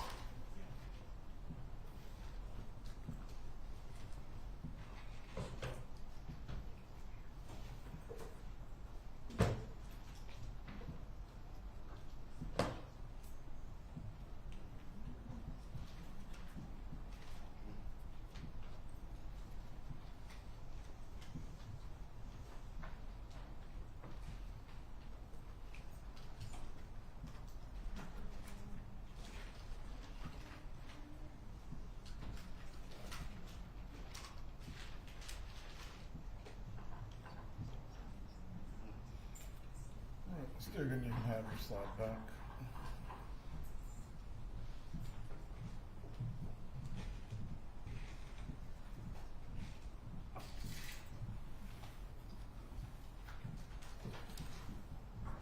Right, as to slide 38, I will find that this does predate the conspiracy, at least as it's been alleged during this trial. Additionally, as to the discussion of cash and it flowing from one party to the next between the two Adelsons. As to that, it cannot be offered for the truth of the matter asserted. It is hearsay. The non-hearsay basis that it's being offered for, again, Ms. Dugan, is what exactly that's unrelated to the money specifically. Can you say the last part is unrelated to what? What is the unrelated aspect of this exhibit that's unrelated to the money that you're offering it for? Right, I mean, it is related to the money. We're trying to establish that they keep a large amount of cash, they don't put it in banks, and they transfer it from one family member to another. All right, that. Transfer it via just giving it to them, as opposed to putting in a bank, You may question Investigator Hull concerning what she learned as a result of going through the financial records, but as to the slide, I will sustain the objection unless there is another basis for which it's being offered, not the truth of the matter asserted. Well, that is our break at this point. Please return at 12:30. Thank you.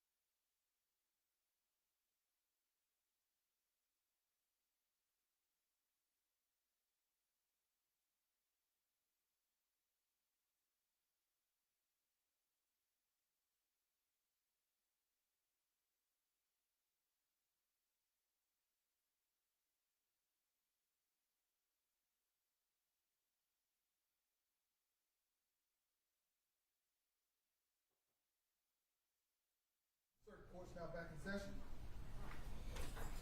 You can be seated.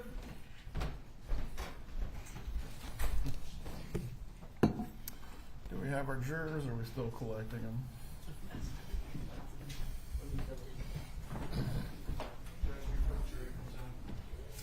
Go ahead. Shortly after we began the lunch break, I received a new PowerPoint from Sergeant Corbett. I forwarded it to my experts for them to review to see what the changes are. Ms. Dugan just advised me what some of them are. I need to email the expert to see if it changes anything. I don't yet know what my expert's going to say. They're trying to review it right now. Ms. Dugan, concerning this change in the PowerPoint, this is the demonstrative or what the state is seeking to admit? This is both. And I advise defense that my understanding is the only change being that Sergeant Corbett, there was one slide that changed, and I think it changed in defense favor, but I need to double check that. And then the rest is just some slides we took out that I didn't feel like we needed. But he has a copy of the presentation we sent in May and this one. And it's also my understanding the defense has several objections to some of the communication in the PowerPoint that they've had since May. And so we may need to speak to the court before Sergeant Corbett testifies. All right. Concerning this exhibit, and at this point, I'm going to refer the parties back to the scheduling order, specifically the portion of the order that dealt with if things are not timely raised, they can be deemed as waived. Are these matters going to any constitutional issue of evidence that were obtained in violation of the defendant's rights? I don't believe so, Your Honor. As the violation, or as these matters would not be constitutional in nature, why should they be heard now if they were not previously raised, the deadline that was given in the prior scheduling orders?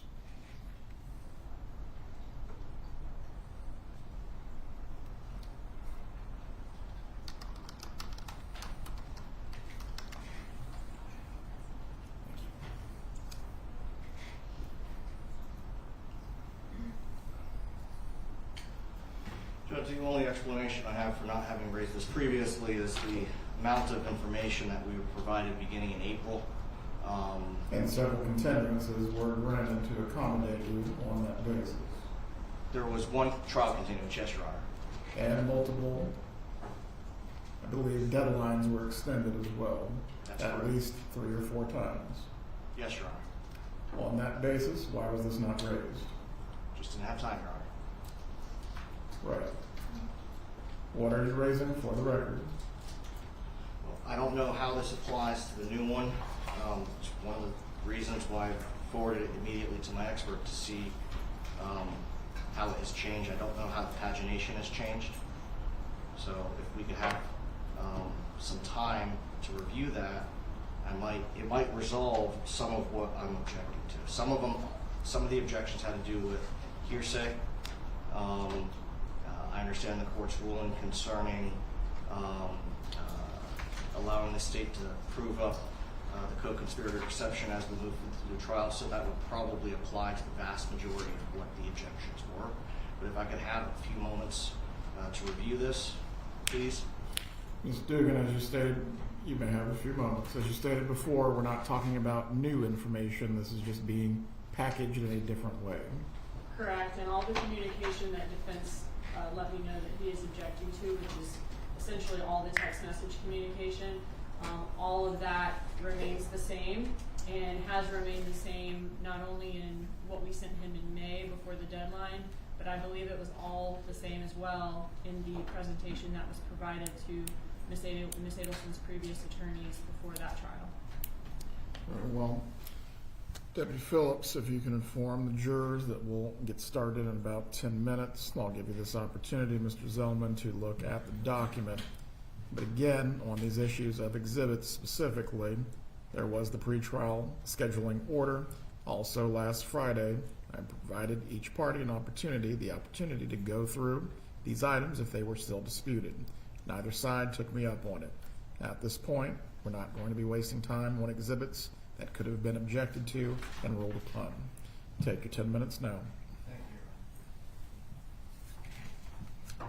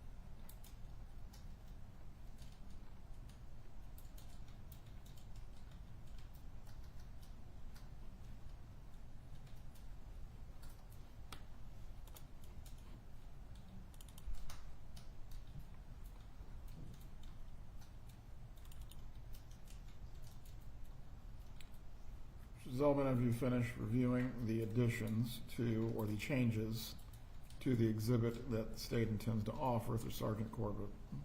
Still trying to locate some of them, Your Honor. Have not yet heard back from my expert as to their review. Who is cross-examining Ms. Hull? I am, Your Honor. Very well, then you continue your search while the examination of Ms. Hull is taking place. At this point, we do need to move forward with resuming the trial. Yes, sir. Thank you. Please bring in the jurors.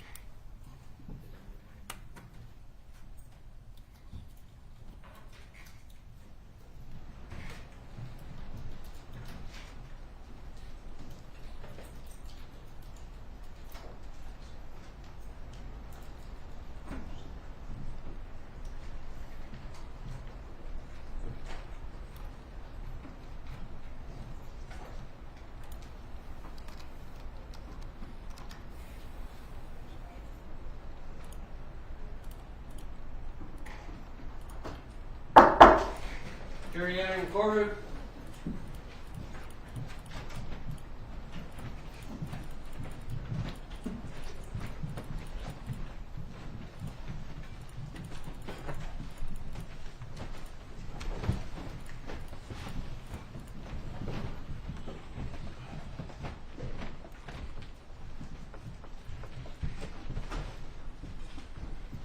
Everyone can be seated.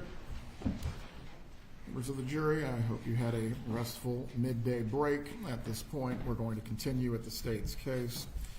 Ms. Dugan, you may call the state's next witness.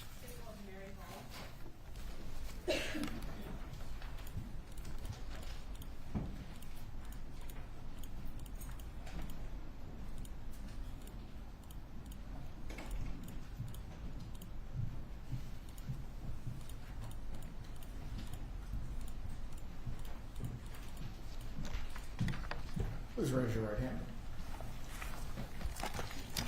Do you swear or affirm the testimony you're about to offer will be the truth? It will. You may take your seat. Please speak loudly and clearly. You can adjust the microphone if you need to. Thank you.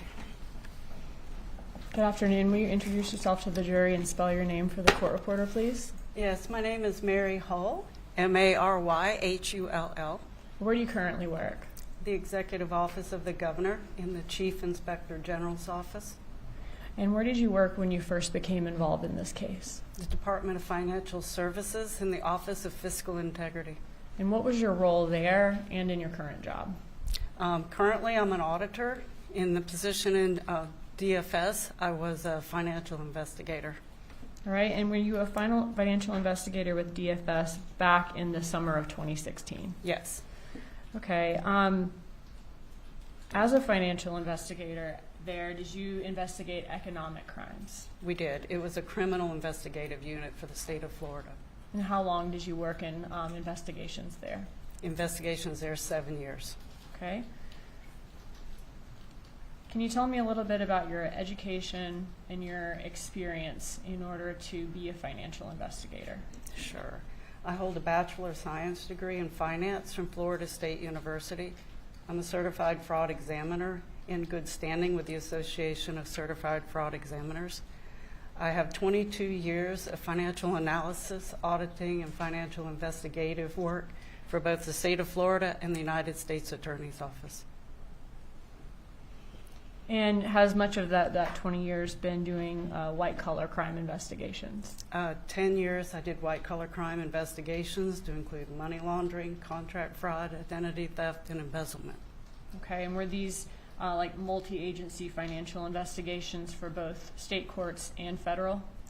There were several that were multi-agency investigations. I did both state and federal at the same time. But I also worked at the United States Attorney's Office for 3 years, and we did all criminal economic crime there. And what's your specific area of expertise? Is it forensic accounting? Yes, I do forensic accounting, which is a very detailed analysis of financial records to be used in court. You mentioned that you're a certified fraud examiner. What does that mean? You have to take special training to actually be certified to do financial crime. And are you in good standing with the Association of Certified Fraud Examiners? I am. While a financial investigator, did you also receive in-service training? I did. As a criminal investigator, additional training in search and seizure requirements, the handling of evidence, the chain of custody protocol, as well as witness interviewing techniques. And have you ever testified in court about your analysis of financial records? I have. About how many times? 21 times in court. Okay, those are all my questions as to this witness's qualifications, Judge. Does the defense wish to voir dire the witness? Is there any objection to her ability to provide an opinion in the field of, I believe this is for Forensic accounting. forensic accounting? No objection. Members of the jury, the witness will be permitted to testify today in the area or provide an opinion in the field of forensic accounting while she testifies today. You may continue. So you mentioned that you first became involved in this case when you were working for DFS back in 2016. What was your role? What was your responsibility? So I looked at all of the bank records, specifically was my first look at the records to analyze and detail everything that happened in those accounts. Could you speak up in this hall and we're having problems hearing you? I did all the financial analysis for the bank records, as well as I did some iCloud records and emails and other documents that would come through DHSMV records. Okay, so did you look at a lot of different records in this case to see to see what the banking habits were, whether there was any spike in cash, and whether there was any link between the parties? Yes. I want to ask you about, first kind of go through several of the things you reviewed in this case, and then ask you questions about your review. Did you review State's Exhibit 68, which is going to be the Adelson Institute's subpoena response? Yes. Okay. And that was in reference to Katherine Magbanua's employment? It was. And were those records from September of 2014 to 2016? That sounds correct. May of 2016, in fact. Yes. Okay. Did you also review State's Exhibit 75, which is Dr. Rudner's records for a breast augmentation for Katherine Magbanua? I did. Did you also review 76, State 76, which is Broward dermatology records for possible Magbanua employment from there? Yes. Okay, and are those records from July of 2015 to March of 2016? Yes. Moving on to Department of Highway Safety and Motor Vehicles. Did you review State 69, which is going to be the records for the Lexus acquired by Katherine Magbanua, and 77, 78, 79, and 80, which are vehicle and motorcycle records for Sigfredo Garcia and Luis Rivera? I did. Did you review bank accounts for the Adelson family? I did. Does that include accounts for Harvey Adelson, Donna Adelson, Wendi Adelson, and Charlie Adelson? Yes. And I won't go through all those accounts, but did you review checking and savings accounts for them, personal and professional accounts for them, as well as investment accounts? That's correct. And how many total investment accounts did you review? I believe there was 24 total investment accounts. Okay, so a lot of different accounts you reviewed for each person in the family. Yes. Okay. And were several of those accounts that more than one family member was on at a time? Yes. Did you also review credit cards for the Adelson family, specifically States 111 and a portion of those records, 111A, which are Capital One and Amex records for Charlie Adelson? I did. Did you also review States 110, which is Adelson Institute bank records from Regions Bank? I did.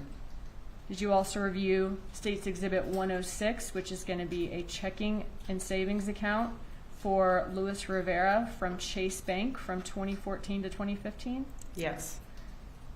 Did you also review States 107, a Bank of America records from Garcia's account from 2015 to 2016? Yes. Did you also review State 74, which is employment records from Coastal Masonry for Sigfredo Garcia from 2009 to 2014? Yes. Did you also review states 108 A and B and 109 A and B, which are Bank of America accounts and JP Morgan Chase accounts, respectively, for Katherine Magbanua from 2013 to 2017? Yes. Did you also review states 82, which are copies of 44 checks from Adelson Institute deposited into Magbanua's bank account? Yes. Did you have an opportunity before court today, so you didn't have to do it now, to review all of those records that we just talked about, to assure yourself that they were the same as the one you reviewed? Yes. Okay, and did all of those records that you reviewed come with a certification attached to them, certifying them to be official records from each respective company or business? Yes.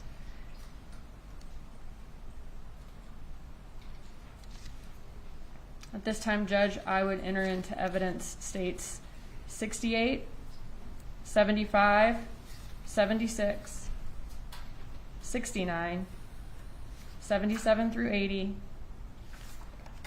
106, 107, 108 A and B, 109 A and B, 110, 74, and 82. Any objection to the items being offered? Can I go through real quick, Judge? Go ahead.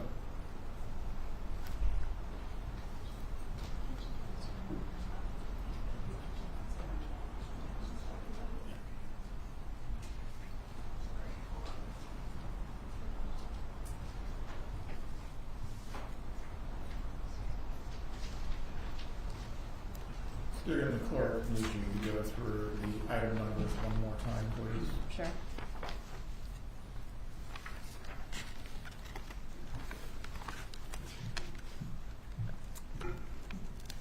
So we're going to have 69. One Seven. moment. When does that sound?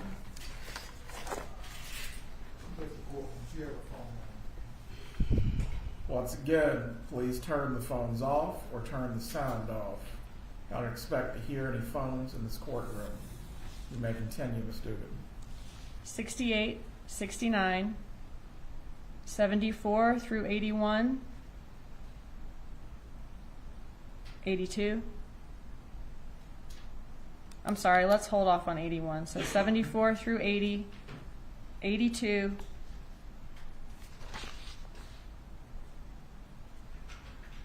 106 through 111A.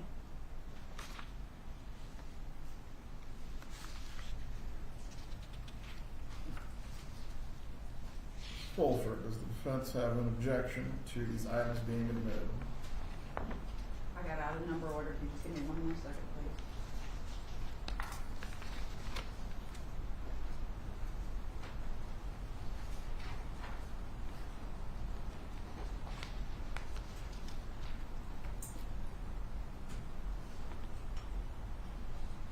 No objection, Judge.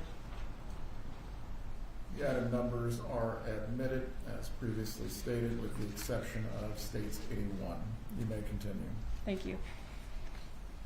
Did you also review, you mentioned iClouds as far as written communications, whether that be emails or text messages between the parties, to determine the financial relationship between them or whether there are any money or gift transfers between them? I did. Okay, and did you also review those items to determine how the Adelson family received or kept their cash? Yes. All of the records that we talked about today so far, is the amount of data in all of those records pretty voluminous? Yes.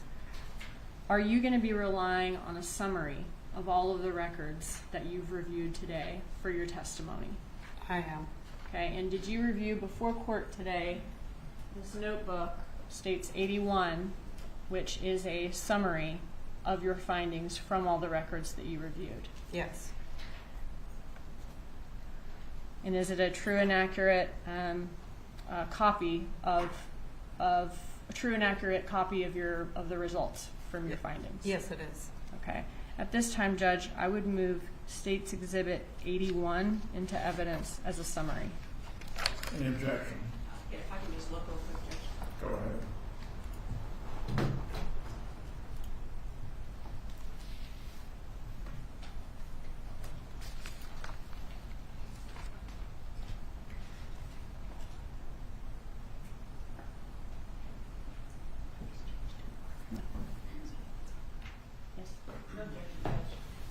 States 81 is admitted at this time.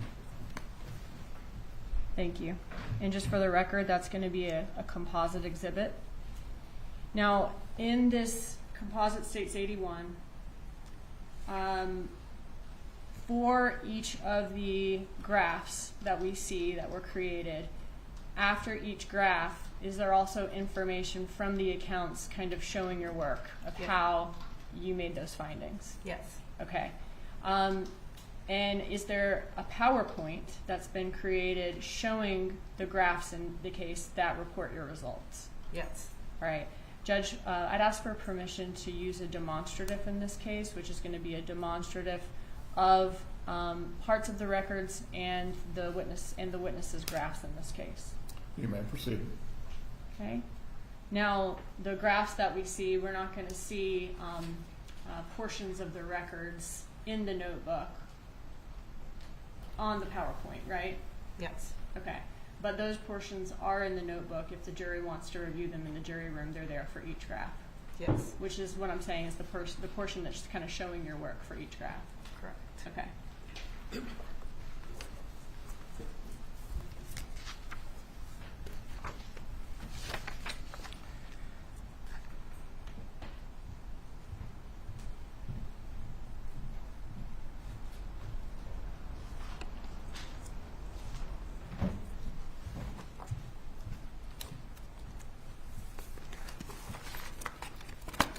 All right, so you mentioned that one of the set of records that you looked at was Department of Highway Safety and Motor Vehicle records for some of these subjects.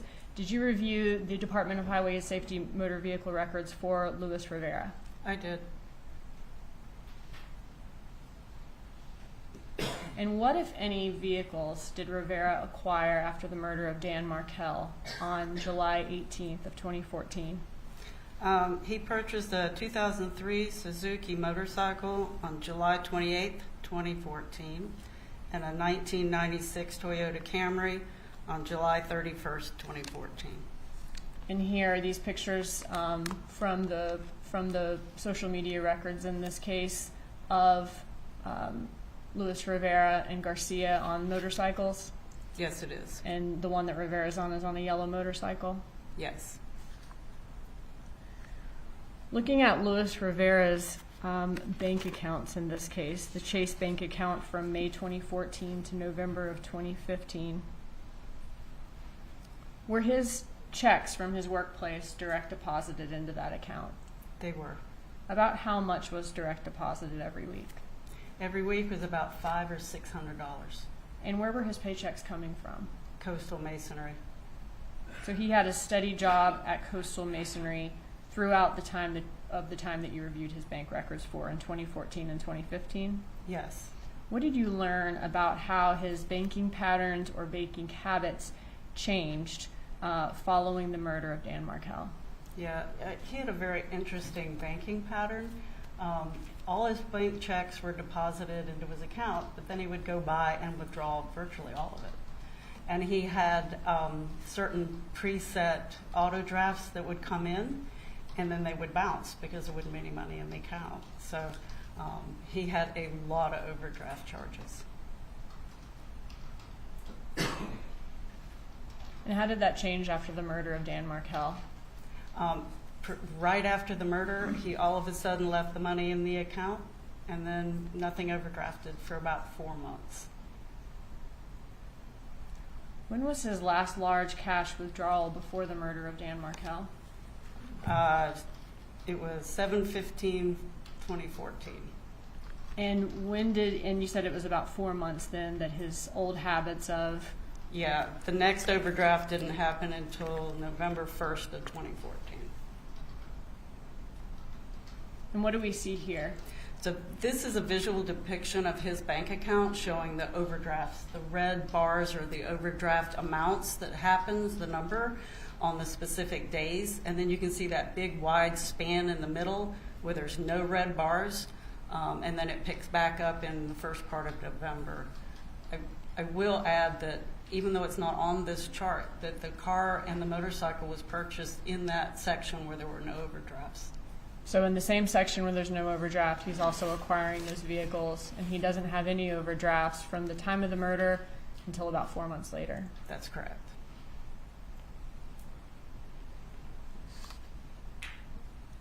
And could that be indicative of him having another source of cash during that time? Yes. All right, moving on to Sigfredo Garcia. Tell us what you saw when you looked at the DHS-MV records for Garcia. Yes, he purchased a 1997 Honda Racer on July 26, 2014, a 1984 Monte Carlo on August 22nd, 2014, and a Nissan Maxima on October 17th, 2014. Okay, so we didn't find a picture of the Maxima, but that's kind of how a Maxima of that style would look here. Yes, it was a sedan. Okay, and then the Monte Carlo is on the two-toe Dade account here. Yes, that's correct, in blue. Okay, and then we see his yellow motorcycle all the way to the right of the screen. Yes, And so those were all purchased within 3 months of the murder. that's correct. And can you tell us about Garcia's bank accounts? There was not a bank account located during the time or shortly after the murder. He did have one, let's see, from June 15th to July 16th. Okay, so from June of 2015 to July 2016, he established a bank account and maintained it. Yes. All right, and during that time, was he having paychecks being direct deposited into that account? Yes. From what company? He was employed at Rapid Capital Funding at that time. Okay. But before of June 2015, there were no bank records that we could find to review for Garcia. There was no account located for him. All right. And did he work regularly in 2014, around the time of the murder? Actually, his employment record, at least with Coastal Masonry, was very sporadic. He worked 2 months from February of 9 to December of 2009. In April 2010 to July 2010, he worked 3 months. October from 2012 to August of 2013, he worked 10 months. In April of 14, he worked 1 month. Okay, and we have no record of him being employed at the time of the murder. No. So both Luis Garcia and Luis Rivera and Garcia both worked for Coastal Masonry. Rivera's job was consistent and steady, and Garcia's was more sporadic. Correct. All right. For Katherine Magbanua, did she already own a car according to the DHS-MV records at the time of the murder? She did. And what type of car was that? That was...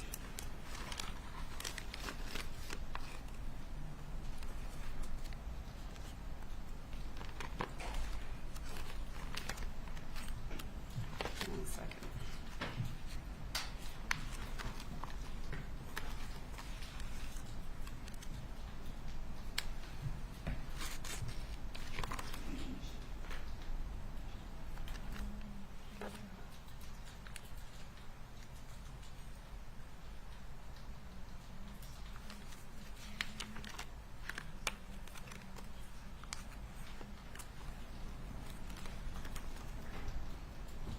Here, I might be able to show you something to help move it along. Sorry, if you're having trouble finding it. Yeah. Did you, when you were reviewing the messages in this case, did you find some evidence that Charlie Adelson helped her financially with a car that she had in 2014? Yes. Okay, and was that car, in these messages, did they refer to this car as her needing to get it fixed, the parts alone are expensive, and she's asking, I need a loan, buddy. frowny face. That's correct. Okay, and does she say, you know, just imagine if I took it to another mechanic? Yes, All right, did Charlie Adelson in the messages have a mechanic that was a friend of his that he would refer people, especially Katherine Magbanua, to? he did. And was that person named Sully? Yes, it was. And does Charlie Adelson then respond, LOL, you'll be fine, I got you, I just texted Sully my CC. That's correct. And she says, stop paying for S word, she misspells it, on your card. Yes, And this was in November of 2014? it is. Okay. So he's offering to give her the loan she wants and is texting Sully what appears to be his credit card number. That's correct. All right. In May of 2015, are they still discussing her car repairs? Yes, they are. And it says it's a Mazda. Okay. So in this one, she needs her time. He says you need your belt changed. Just bring it to Mazda. And does he offer to take care of it for her? Yes, And she's saying yes, she needs to take it ASAP. yes.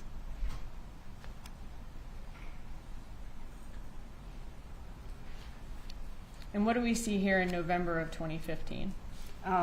This is a text message exchange about him paying for the repairs for that car. Okay. And in this exchange, Charlie Adelson is continuing to offer to put these repairs on his credit card. Yes, And this is Charlie Adelson words in blue and Katherine Magbanua's words in green. that's correct.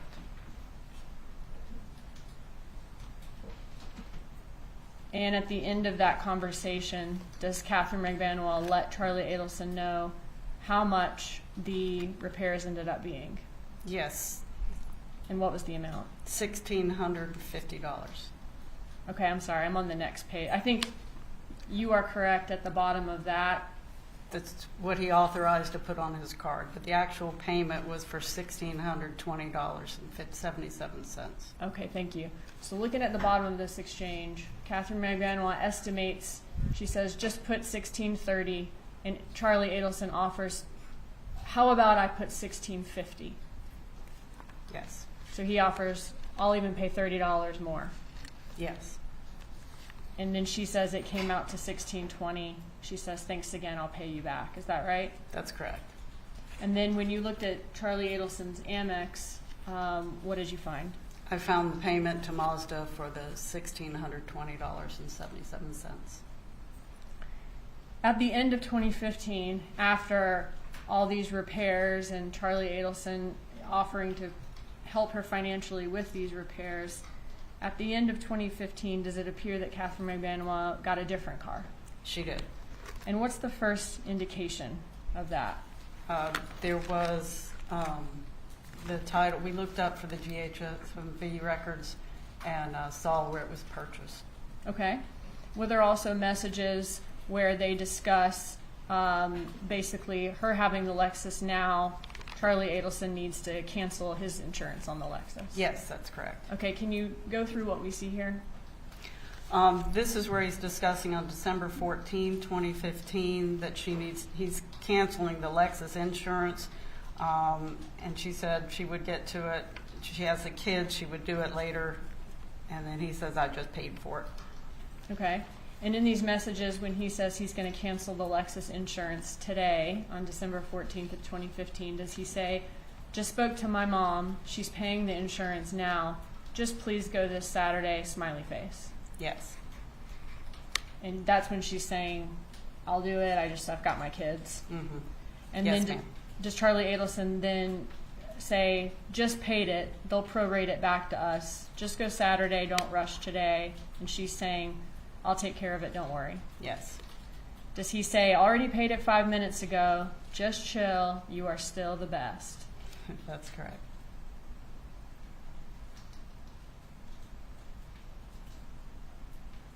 You mentioned the DHSMV records in this case. What do we see here? This is showing that the title transfer between Harvey and Katherine. And what date did this take place? This says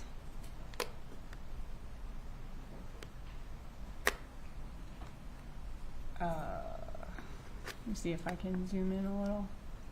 January 23rd, 2016. It's on the right-hand side. Right here. Yes, January 23rd, 2016. Okay.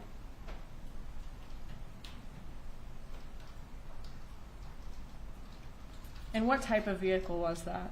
That was a Lexus, A 2001 Lexus? black four-door, that's correct. And the previous owner is listed as Harvey Jerome Adelson? Yes.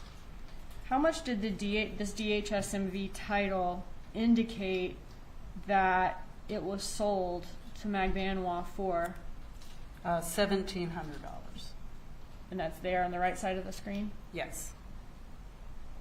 Were you able to find any record of payment from Katherine Magbanua to any of the Adelsons for this vehicle? No. Did you search all her accounts? Yes. Was there any check, or maybe she just withdrew that amount of cash? Was there any cash withdrawal for that amount? Nothing that correlated. Were you able to find any deposit into, if she, let's say she already had that cash at home, any deposit into the Adelson's account for that amount? No. Was there, in a little while, we'll see that she was receiving money from Adelson Institute, correct? That's correct. Was there any drop in the money she was receiving from Adelson Institute in that time to account for maybe this was just taken out of her salary? No. Can you insure a vehicle without transferring title? No. Do you have to put a sales price or list it as a gift on the title transfer? That's correct. If you say it's a sale on the title transfer, are you taxed? Yes. Is there a financial benefit for listing a really low sales price on a title transfer for a vehicle? Yes, it makes the registration fees less. And who decides what number goes on the title? Normally, it's usually the seller that's supposed to put that on there, but all the transactions I've ever heard of, they just leave it blank and let the buyer put in the amount. So just the person who's submitting it to the tax office so they can later get their car insured? That's correct. So if I sell a car to you for $3,000, but we agree to put $300 on the title transfer, we would pay less taxes on it? Yes. Looking at other written communications between Charlie Adelson and Katherine Magbanua, did it appear that Charlie Adelson provided other financial assistance or gifts to Katherine Magbanua? Yes. I was trying to go to the next slide, but I think I got to zoom out first.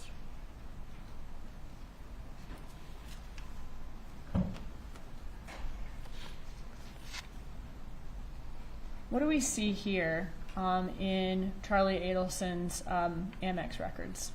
So this is a purchase of airline tickets for Katherine Magbanua on March 6, 2015 for a flight to Santo Domingo, and that was $970.74. And the passenger name is there at the bottom, Katherine Magbanua? Yes.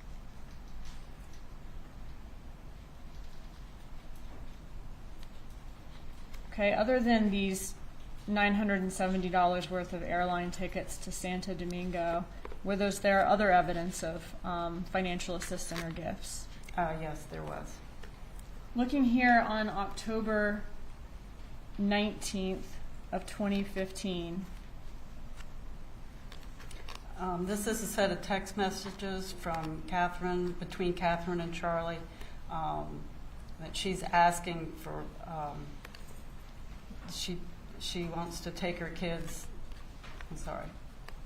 You don't have to look up with plane tickets. I want to leave for Thanksgiving. I want to take my mom. It's her 60th on November 9th. And then he's discussing cruise options. She wants to take a trip with her mom. Okay, so she wants to leave for Thanksgiving. She wants to take her mom too. It's her 60th birthday. And at the bottom he asks, where do you want to take your mom? Correct.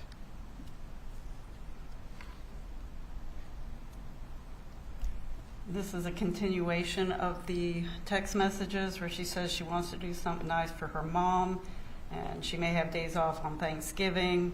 Does she offer the fact that maybe I'll rent an RV and drive cross country? She does. And then what does Charlie Adelson offer to do about halfway down this page? To get her a cruise for her and her mom.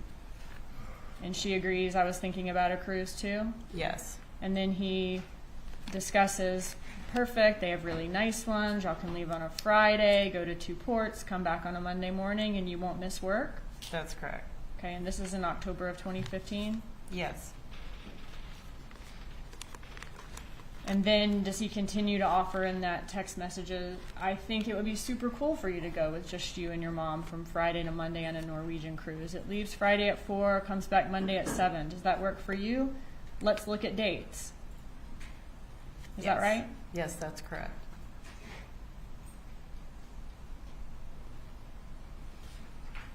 So in that exchange, Magbanua mentioned something she might want to do. Charlie Adelson is the one offering to do this. Yes. In this message from May of 2015, is Katherine Magbanua saying she has a lot of things to pay for. She needs a little help because of her kids' tuition and stuff, and she had to stop her weekend job. She says, I hate asking. That's right. And he says, I will lend you whatever you need. That's correct. And then shortly after this text message exchange on May 20th, what do we see in the bank records? We see an ATM cash deposit for $1,400 into Katherine Magbanua's account. And was that a large amount of cash for her to deposit? For her? Yes.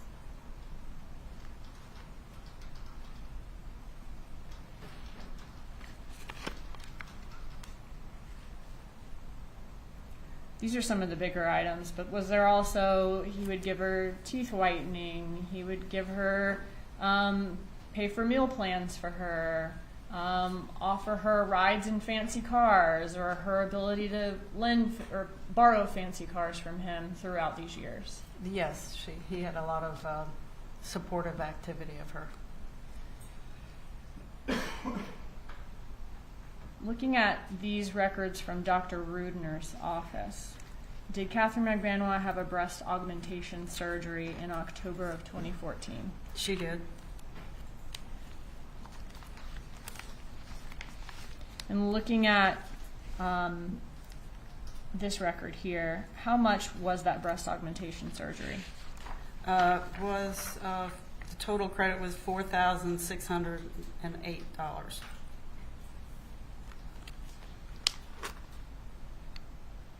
Looking at the records, how was that paid? Oh, I'm sorry, let me go back. How was that paid? Was it paid by cash or credit card or both? $4,400 was in cash, and then the $195 was on her credit card or debit card. So what was the portion of that breast augmentation surgery that was paid in cash? 96%. Are there corresponding withdrawals of cash from any of Katherine Magbanua's accounts to No. reach $4,400? No. Or even $4,000? No. Around that time or before that time? No. Did you actually add up all her cash withdrawals from January 2014 to October of 2014, and they only totaled a little over $2,000? That's correct. And what date was her surgery? Surgery was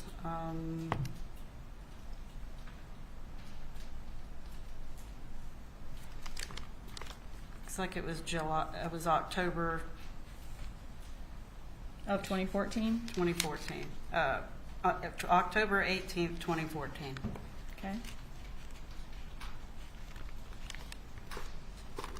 All right, now I want to focus on Magbanua's bank records. Based on the bank records and employment records that you reviewed, were you able to ascertain where Katherine Magbanua may have worked or what business she received income from her bank records? I did. And what do we see here? Can you walk us through this? So from the summary of the bank records, I was able to show through her deposits, her checks or employment that she had. So this is a schedule of the bank records from 2013 to 2016 showing her employment deposits. And at the bottom here, do we see the name of each business that she received income from and the dates that she received income from those businesses? Yes. All right. Quintana Lopez, we see her at the bottom. Was she a realtor? She was. And we see another name, Jerome R. Obed. Was he a dermatologist who was a friend and former roommate of Charlie Adelson? He is, or was. Okay.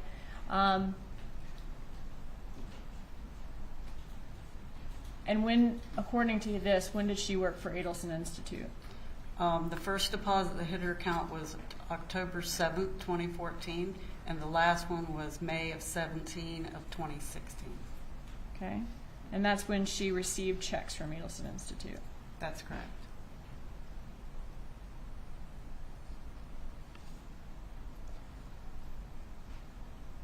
What do we have here?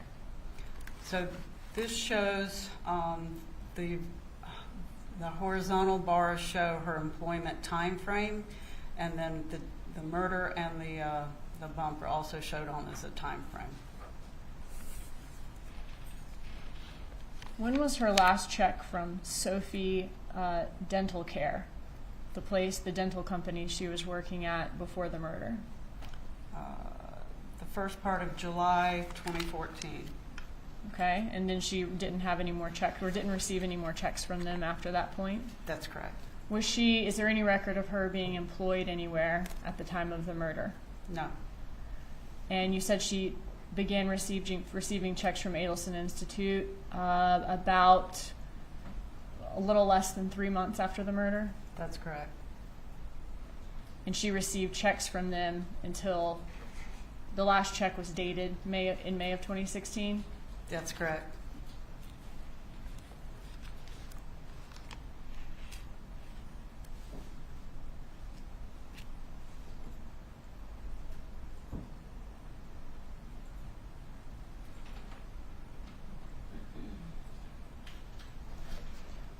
Did she receive any checks from any other company anytime between the time of the murder and when she received checks from Adelson Institute? No. And is Adelson Institute the Adelson family's dental practice? It is. Was it a financially successful dental practice? Yes.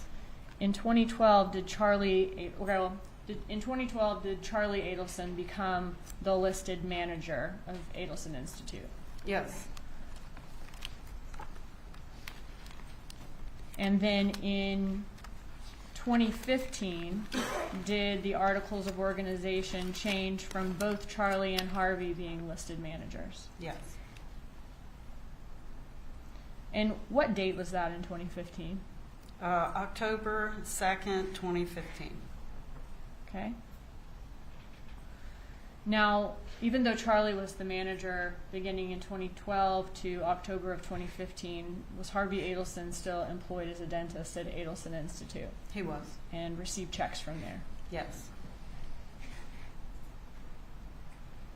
In 2016, in July of 2016, did it change to only Harvey being the listed manager and Charlie being a registered agent? That's correct. Okay. Now, throughout all those years, 2012 to 2016, did Donna Adelson have signing authority for the Adelson Institute? She did. And what does that mean? She had the ability to move money without having someone else approve it.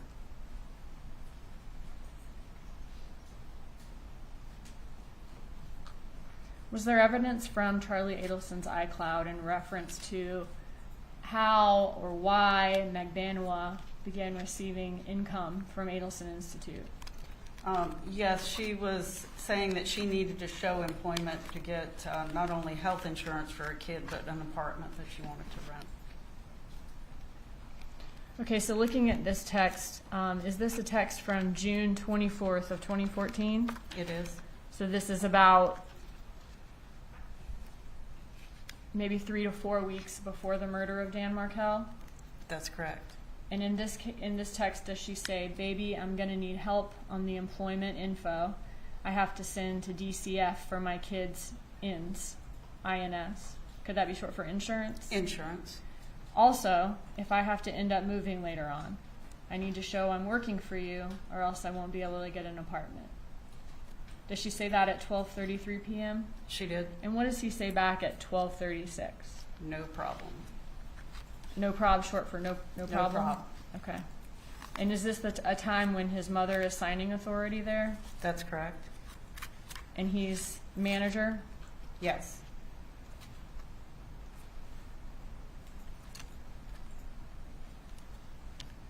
And his dad is a dentist there? Yes. Now, during this time, was that Charlie Adelson's only form of income? Did he also have income from his other work as a periodontist? Yes. Okay. Would he receive income from other dental practices where he would travel around and do specialized work for them? Yes. And was that a successful periodontist practice? Very successful. I want to ask you about this text message. She says she needs employment to send to DCF for her kids' insurance or if she moves later on. In order to rent an apartment, do people sometimes have to show proof of employment? Yes. In order to get public assistance, health insurance, do people need to show they're employed but they don't make above a certain amount of money? That's correct. Did you review checks from Adelson Institute to Katherine Magbanua? I did. And in what accounts did you find those checks? They were deposited into Katherine Magbanua's, sometimes in her checking, but a couple of times they went into her savings. Okay, and they were coming out of Adelson Institute's business account with Regions? Yes. How many total checks were there from Adelson Institute to Katherine Magbanua? There was 44 checks.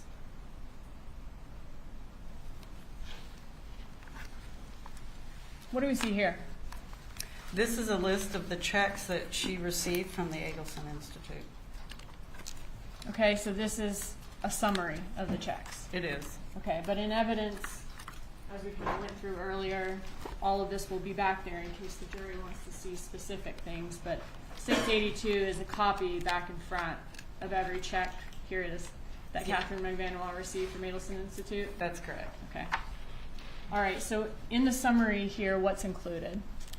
So it's the first row, just a number. The second column is a date, the date that it was posted to her bank account. The second column is a date of the check was written, and the check number, the payment amount, and what was in the memo column. Were all of these checks deposited by Katherine Magbanua into her account? They were.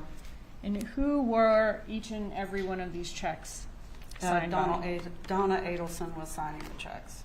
Okay, are these examples of 3 of the checks in the exhibit? It is. Okay, but she signs all 44? She does. And you did say that she did have signing authority for the business during those years? Yes.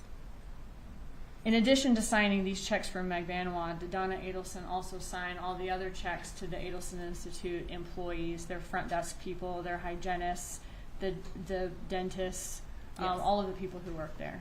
Yes. Was she the person who did payroll every month? That's correct.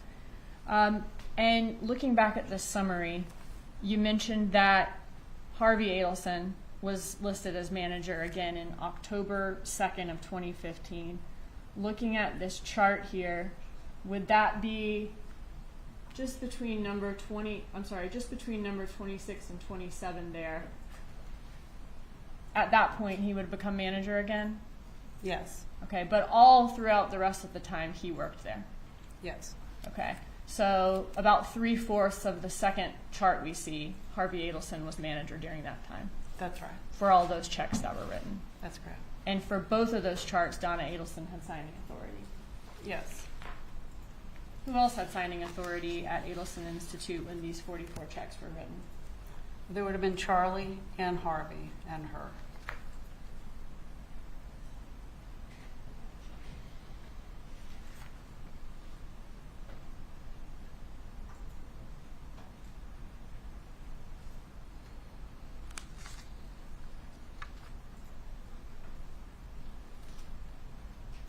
When you reviewed the phone records in this case, did Donna Adelson manage more than just the money at Adelson Institute? Did she also manage a lot of personal details of Charlie Adelson's life? Yes. Would she often book his travel as far as his plane trips, his hotels, whenever he wanted to take a trip? Yes.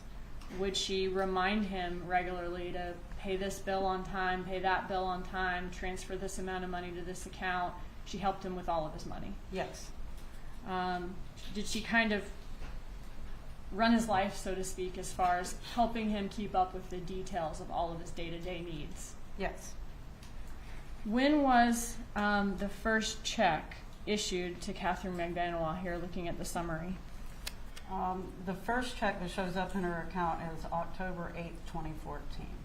Okay, and what was the date on the check? Meaning the date that Would have you're been- assuming that that's the check, that's the date that it's written. Right. So the date that was on the check was September 17th, 2014. Okay, and was that almost 2 months to the day from the murder of Dan Markel? It was. Was that, I guess, about 3 months after she asked to be employed by Adelson Institute? Yes. And how often did Magbanua receive checks from the Adelson Institute after that? 2 times a month for almost 2 years. Looking at these checks, can you show us? Do you have your clicker? I'll just ask you. On the bottom right of each check, where it says Donna Sue Adelson on these checks, is that the signature line? It is. Thank you.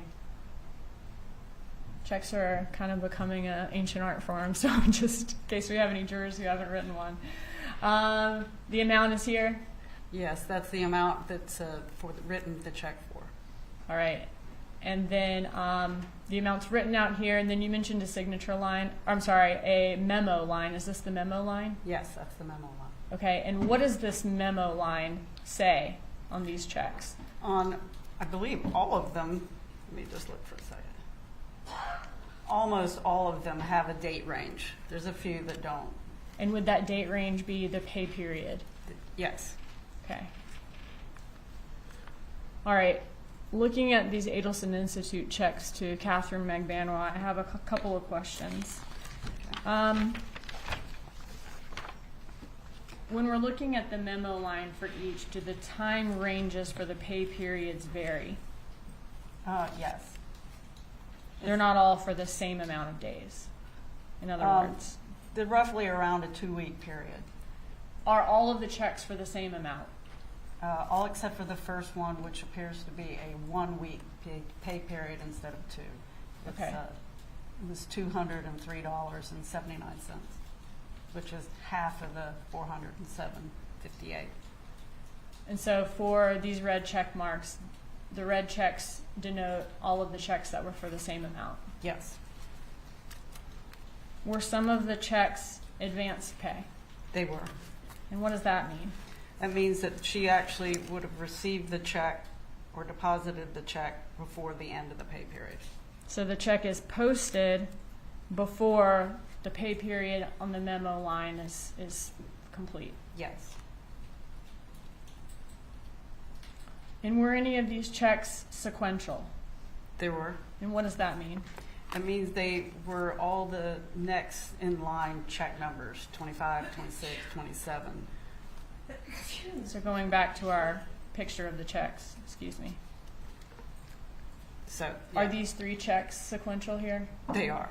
Okay, so 24, 25, 26. Yes. Let me go back to where we were.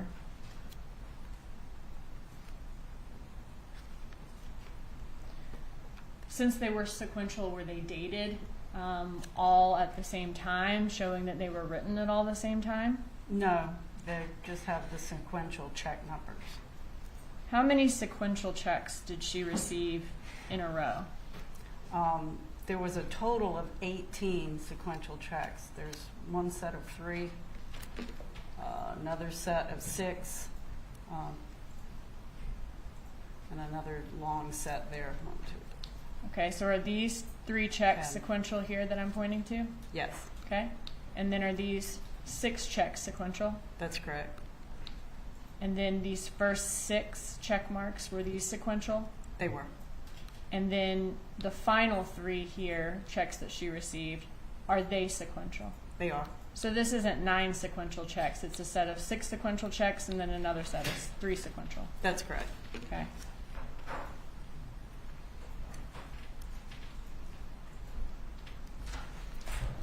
We talked about the ones that were sequential. Are there also a lot of the checks that are not sequential?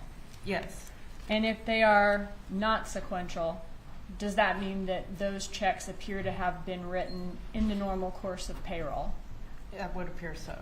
So when you're looking at the records, she may be check 1,000, and then another employee, a hygienist, might be check 1,001. Harvey Adelson might be check 1,002, and a front desk employee might be check 1,003. That's correct. And are the ones that are not sequential, do they not have a check mark in this summary in the sequential column? That's correct.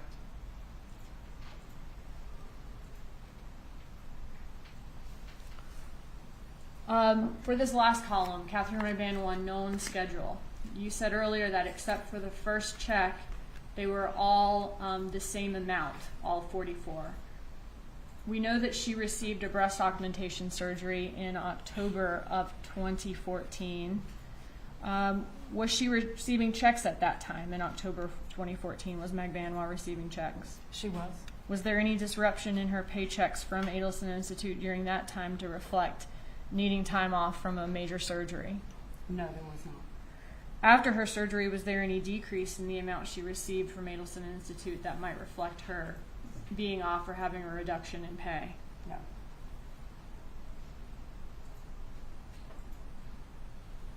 Does the the date range in the memo section appear to be every 8 to 10 days, kind of like the other ones do? Yes. During that time? Now, what about the time of her trip? We saw she went to Santo Domingo on March 22nd of 2015. There's no reduction in her pay. So nothing to reflect time off for going to another country during that time? No. No decrease in the amount she received for him having paid for it? That's correct, no decrease. What other records did you receive with respect to Katherine Magbanua's employment at Adelson Institute? There was a subpoena that was issued for any and all employment records, and what we received back was a simple QuickBooks summary that you see there. So this is the QuickBooks summary here? Yes, that's correct.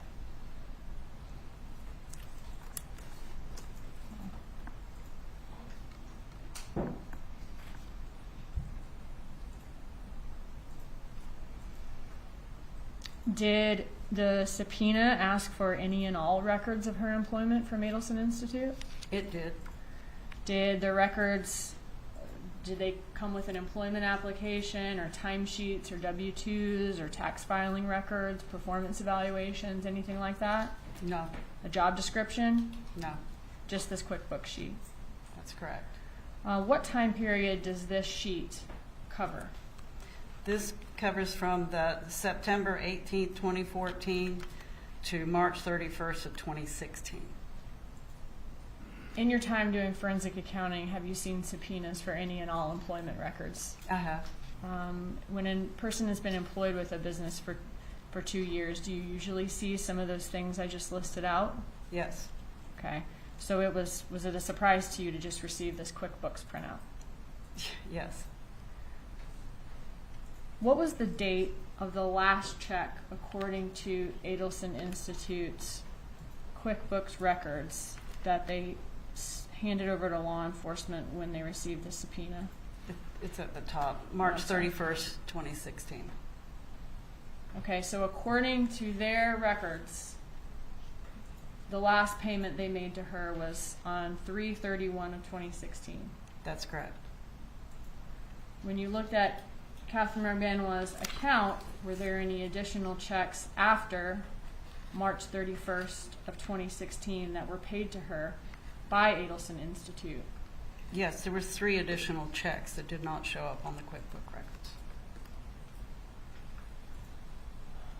looking at this graph, is this the 3/31/16 check that was dated and posted the same day? Yes.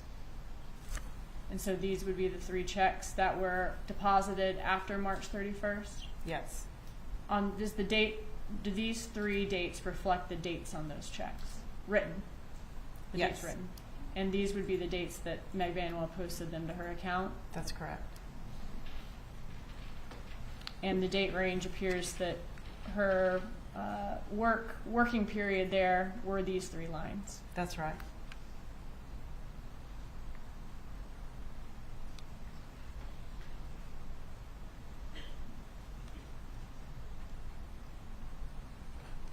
Was the last check deposited into her bank account dated on May 12th, 2016 and posted on May 17th of 2016? Yes.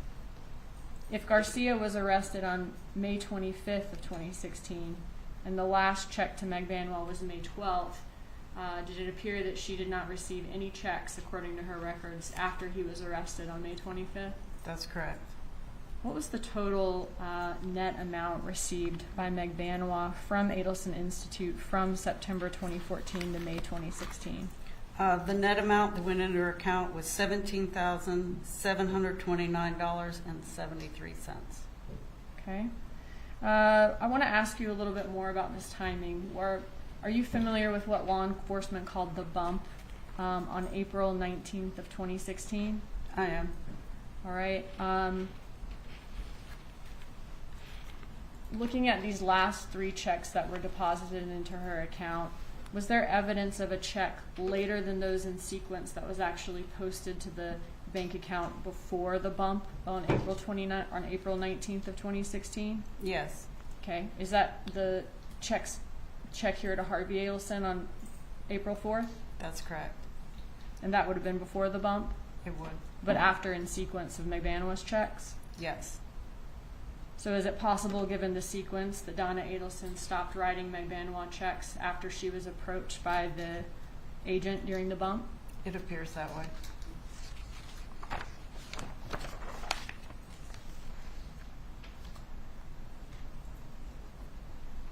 Looking at Magbanua's income from 2013, how much cash did she deposit into her bank account for that year, the year before the murder of Dan Markel?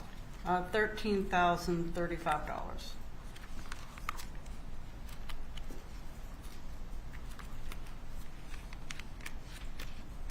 Looking at 2014, the year that Dan Markel was murdered, how much cash did she deposit into her account that year? $46,820. And were cash deposits the largest or the highest source of income for her that year? It was. And is that depicted here by the red part of the pie graph? It is. How much income, or how much percentage of her income did she receive from Adelson Institute that year? 4%. Okay, and that's depicted by the yellow portion of the pie chart? It is. And that was the year that she started receiving paychecks. The first one posted to her account was in the beginning of October. Correct. Okay. And then she received them every 2 weeks after that for the rest of the year. Is that right? That's right. Combined with Adelson Institute was 68% of her income from either Adelson Institute or cash deposits that year? Yes. Moving on to 2015, the year after Dan Markel's murder, what was the total amount of cash deposits for that year? $26,523.77. Was that about 51% of her income? It is. Was about 20% of her total income from Adelson Institute that year at a little over $10,000. Yes. And a little over $5,000 at 10% of her income was her income from Dr. Obed's dermatology practice. It was. Okay, and he was Charlie Adelson's roommate. That's right. They were good friends. Okay, so about 81% of her total income was from Adelson Institute cash or an Adelson friend, Dr. Obed, that year. Yes. Looking at 2016, how does the amount of cash she deposited that year, this is now 2 years after the murder of Dan Markel and the year that the bump took place, in April, the first part of that year. How does her cash deposits compare that year to the two previous years? It's $11,921.33. So significantly less? Yes.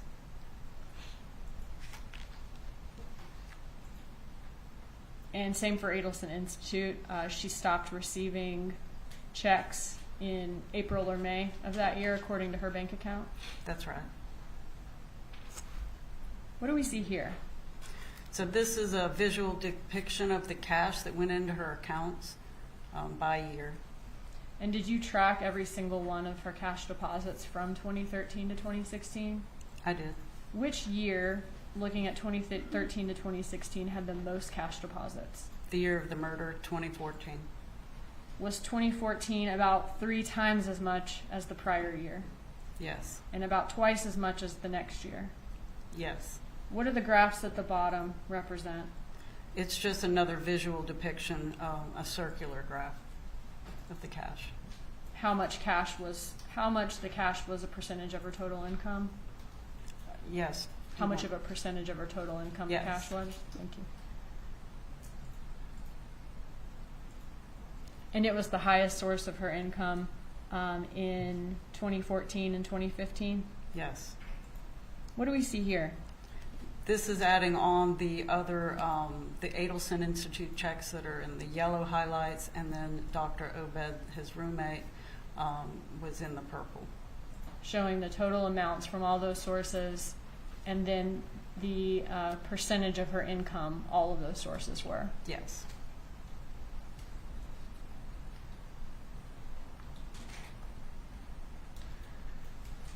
You said that 2014 was the year that Magbanua had the most amount of cash deposited into her account. What does this graph depict? So this is a line graph showing the level of cash for each month, and then they're connected. The dots are connected by a line for you to have the visual look, the visual representation.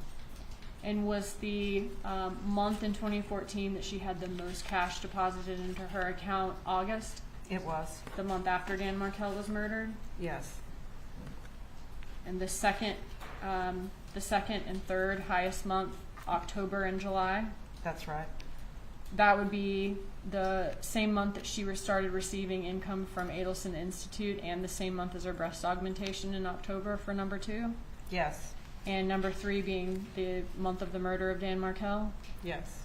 When you compared 2014 to the amount of cash she received in all 3 years, were those 3 months still the highest amounts of cash she received in all 3 years? Yes. August, October, and July of 2014? That's correct. Okay, so this is all of the cash she received depicted by the bar graph for all 3 years? It is.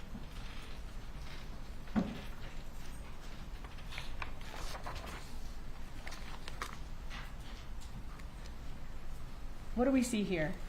So this is a composite graph showing both her employment, that are the horizontal bars show her employment, and that line graph showing the cash deposits that went into her account.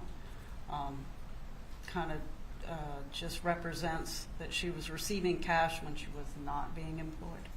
Okay, so these bars are the employment chart that we already saw, right? Yes. The red is all of the cash she received throughout those 3 years. Yes. Okay, and then is this black line the date of the murder of Dan Markel? It is. And this other black line the date of the bump? That's right. What was the amount of cash deposits in the year before Dan Markel's murder for Katherine Magbanua? The year before was $15,600. And what were the total cash deposits in the 12 months after the murder? 12 months after was $44,963. So about 3 times as much as the year before? Yes. What is this cash spike? The cash spike was August, 13,200. And that was the most cash she received? All in 1 month, yes. Is there any record of her being employed when she had that cash spike in August of 2014? No.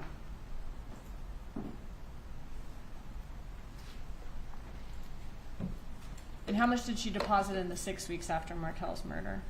She deposited $17,300. And that was during a time when there's no record of employment. There's a break in these bar graphs. That's correct. And the next bar graph is her income from Adelson Institute.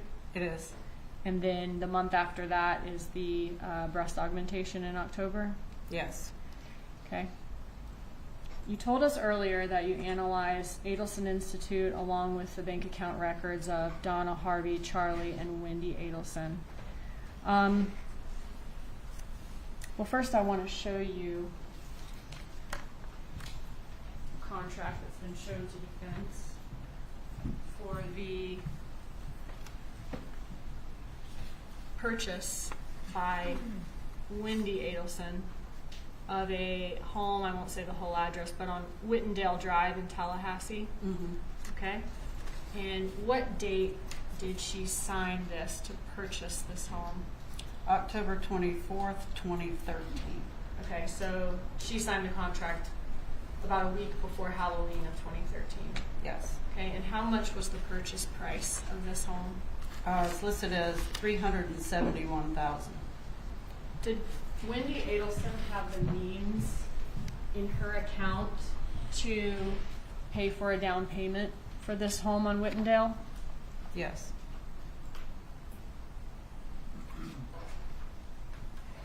Would it have been a real financial stretch for her to do that, or was she able to do that comfortably? Oh, she could do that comfortably, for sure. Did each of these members of the Adelson family, and when I say members, I mean Donna Adelson, Harvey Adelson, Charlie Adelson, and Wendi Adelson, have the means in their respective accounts in 2013 to pay the $1 million bribe that was discussed in the messages? Yes. Did each of the members of the Adelson family have the means in their respective accounts in 2014 to pay the $130-something thousand, let's say $140,000 given to Garcia, Magbanua, and Rivera? Yes.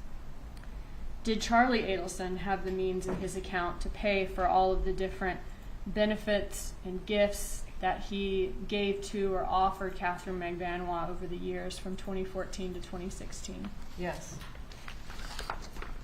And when I say means in their account, is that money that's available for withdrawal? I'm not talking about homes or properties or cars or other assets. Yes, that's correct. Okay. And would that amount, would those means obviously not include cash that is not deposited in any bank, right? That's right. We wouldn't know that amount. Right. Based on your review of Adelson Institute's records and messages in this case, did the Adelsons prefer to be paid in cash for their services at Adelson Institute, or did they prefer a credit card or check? It appeared that they preferred cash. Okay, were there lots of messages where they discuss giving discounts for cash, certain clients being willing to pay cash, and that being preferred? Yes. Are these just some of the examples? Just some of them, yes.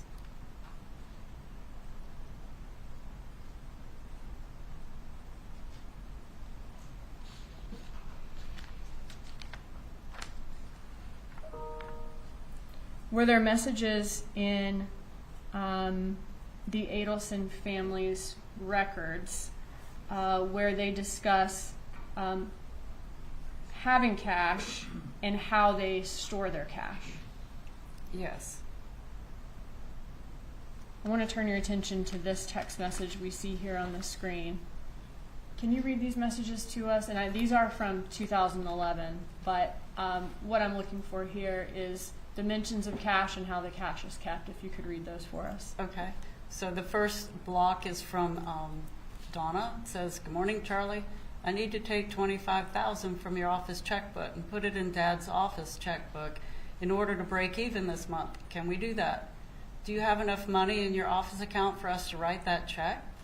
If you do, then Dad will move $25,000 in cash in the safe into your pile. Please let me know as soon as possible so Dad can take care of it today. You can call, I am home, or text me, whatever is best for you. I love you, honey, Mom." And he says no problem. He says no problem. Okay, so here, do they discuss having large amounts of cash and keeping it in piles in a safe? Yes. Were there other messages besides this one in the records where they discuss things, cash being in the safe or piles in the safe? Yes. Is this just one example? Yes. And as we talked about earlier, is it common for Donna Adelson to move money around between the Adelson family accounts? Yes. And does this safe appear to be at a place where Donna Adelson would have access to it or control of it? On the rule, you may answer based on your review of the records if you are capable, Ms. Hall. Could you restate the question? From the messages here, does the safe appear to be in a place where Donna Adelson would have access to it or control of it? Yes. Just a second.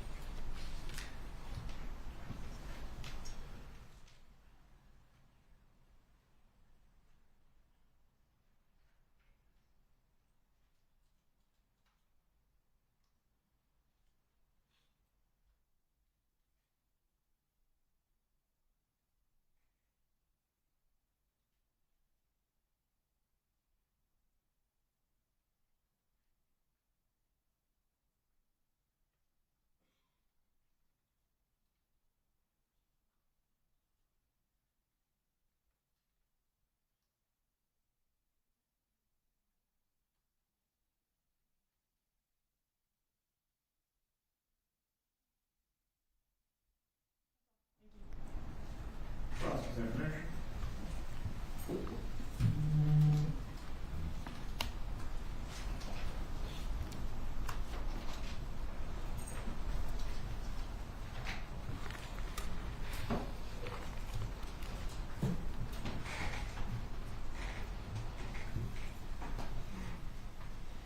Good afternoon, ma'am.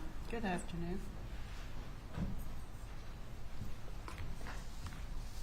Quite a bit of testimony. I only have a few questions, okay? Okay.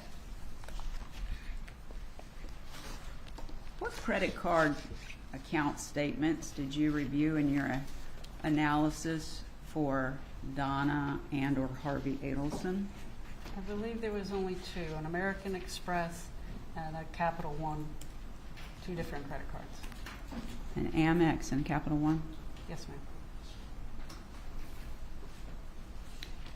The car that you were referring to that had previously been in Harvey Adelson's name that shows that Katherine Magbanua paid $1,700 for, you didn't find bank account transactions for that, but that could have been a cash transaction, correct?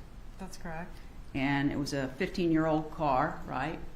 Yes. And it had over 150,000 miles on it, right? I'd have to look, but I think you're right. Would you like to look? If you want me to be exact. I just want to make sure I can't testify, so I need to make sure that you do. Sure, hold on a second.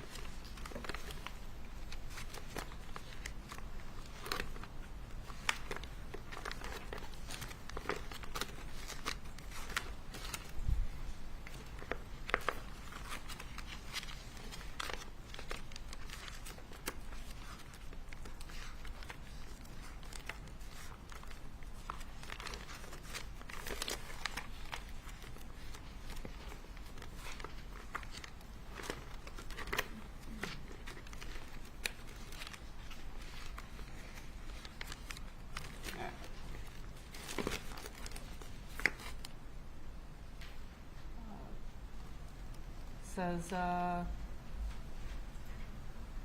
odometer was 17,058 miles. Ma'am, I think that's the original, last time it had been checked. The mileage at the time of the transfer would be down lower on the bottom. Oh my, I can't hardly see it from this one. It's either 140,000 or 160,000. Okay, thank you.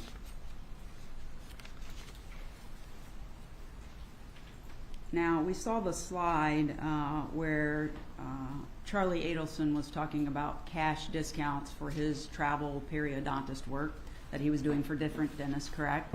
Yes. Are you aware from your analysis that the cash discount that was offered at Adelson Institute was simply the same amount as what they would be charged if someone used a credit card for the fee, a 5%. So the difference in the discount was if you paid by cash or check, so there wasn't a credit card fee, they gave them a 5% reduction.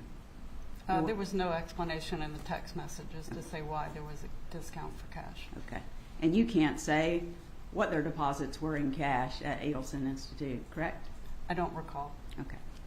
And you mentioned that sometime in 2016, Harvey for Adelson Institute, the business that we're discussing, became a manager in 2016, correct? I believe you are correct, but I'll look at the date.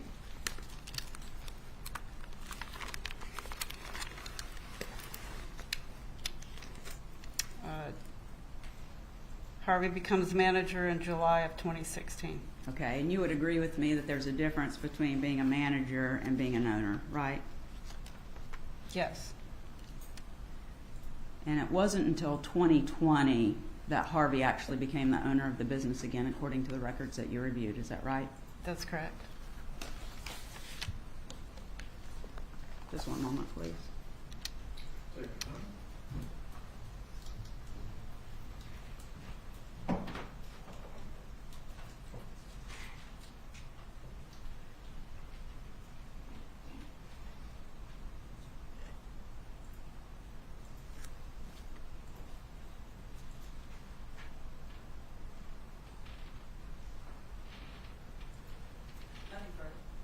Any redirect examination? Yes, sir. You may proceed.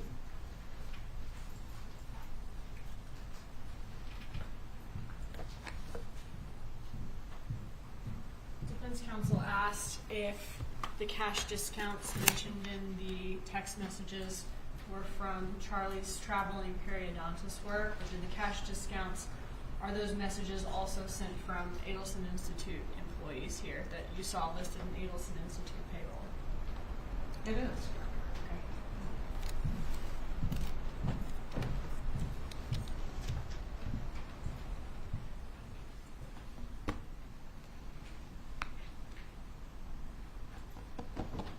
The only other thing I had was on direct, you mentioned that Harvey Adelson was taken off as manager in 2012. He continued working there as a dentist. But then on October 2nd of 2015, he became manager again. Is Yes. that correct? Yes, that's correct. Okay. And then in 2015, were Harvey and Charlie both managers? That's correct. Okay. In October of 2015. Yes. But then in 2016, July of 2016, only Harvey's a manager then at that point. Charlie has now dropped off to a registered agent. That's right.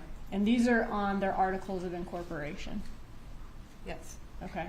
They could still be both working there as dentists and have their own understanding of their role in the practice, but we're talking about what's listed on the articles of incorporation. Right. Okay. So it went from Harvey and Charlie both being managers in October of 2015, Magbanua still getting checks through the spring of 2016, That's right. and then after the arrest in 2016, Harvey Adelson becomes manager in July. Charlie is now a registered agent. That's right. Okay, thank you. You may step down. Will this witness be recalled? I don't plan to, Judge, but if you could just remain under the rule just in case, you can go about her business then. Very well. Please do not discuss with anyone else the substance of your testimony. You may step down. Thank you. Do any of the jurors need to take a restroom break? The bailiff will take you to the jury room.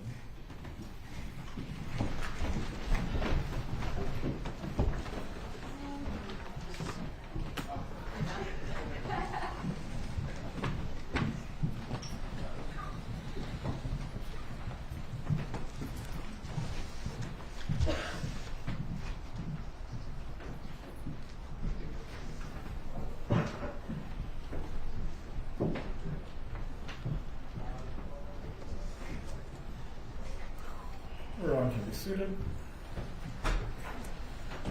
We will resume with the next witness at 2:25. If Mrs. Adelson needs to use the restroom, now would be the time.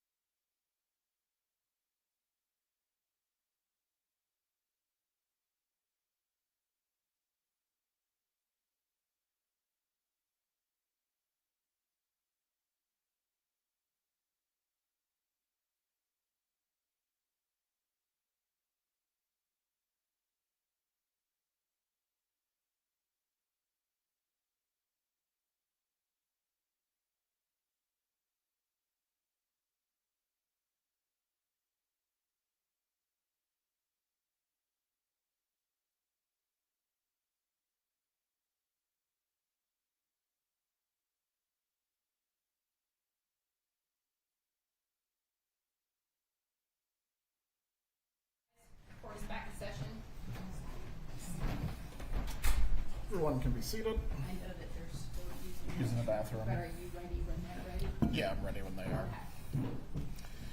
Ms. Kappelman, who will be the next witness?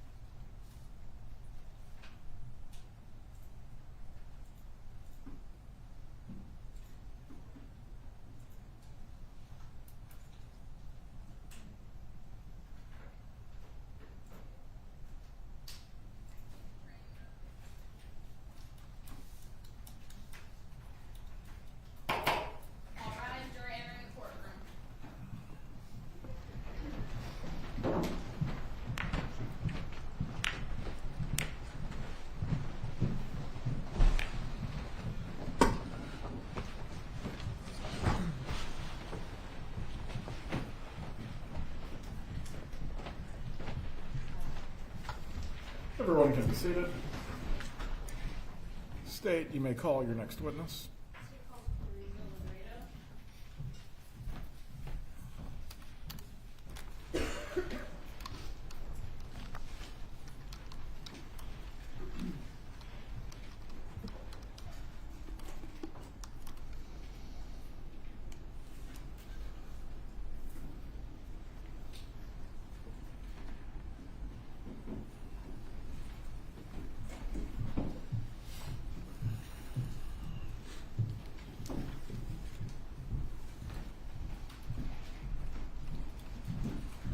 raise your right hand.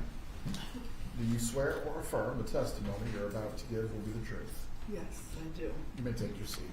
Please speak loudly and clearly. Adjust the microphone if you need to. Okay. Will you tell us your name and spell your name for our court reporter, please? My name is Clarissa, Clariza, Spoto, Spoltore. Thank you. Did you recently get married? Yes, Okay, congratulations. Was your name before you got married Labreda? libretto. Okay. All right. So, where do you currently work? Where do you work?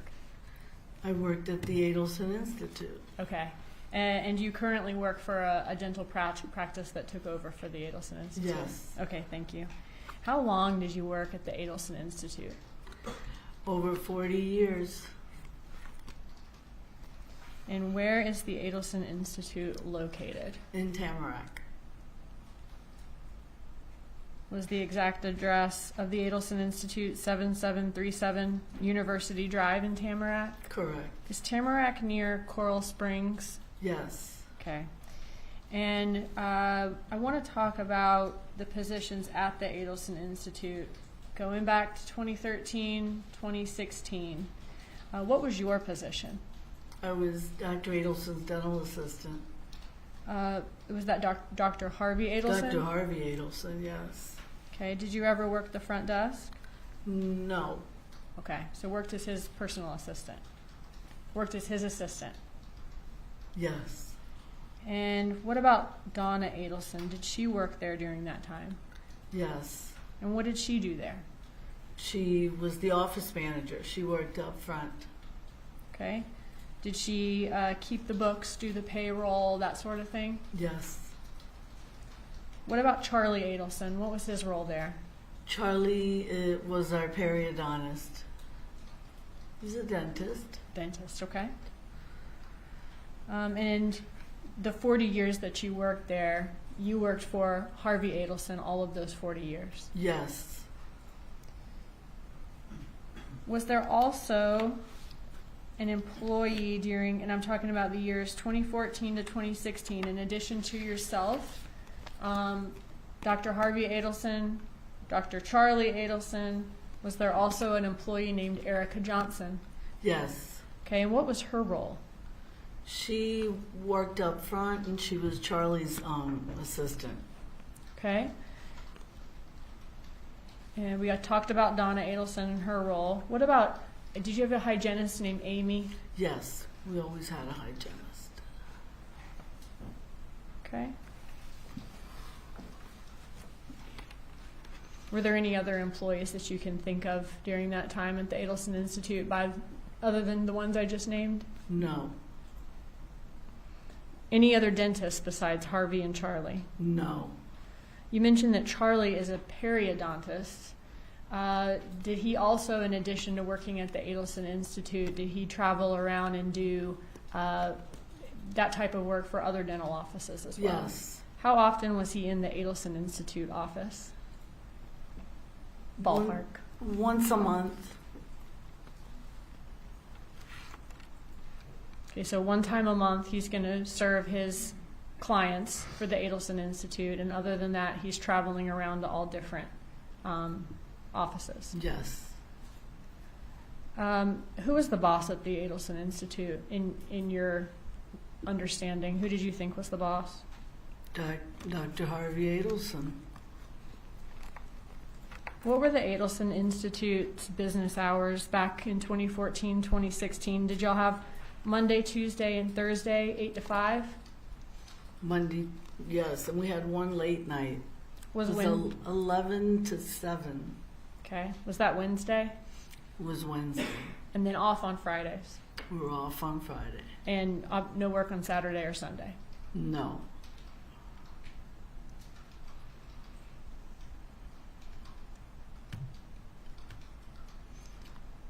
Who had access to the employee records at Adelson Institute? Dr. Adelson and Donna. Dr. Adelson meaning Harvey or Charlie or both? Harvey Adelson. Was that something that you had access to or would know anything about? No. How do you know Katherine Magbanua? I know her from the office. She was a patient there. So she actually came and got dental work done there? Yes. Okay. Was she like a regular or just came in once or twice? Once or twice. Did you ever see her at Adelson Institute doing anything other than being a patient that once or No. one time or two times? Okay. Did you ever see her working at the Adelson Institute in any capacity? No. How did you get paid by Adelson Institute? By checks.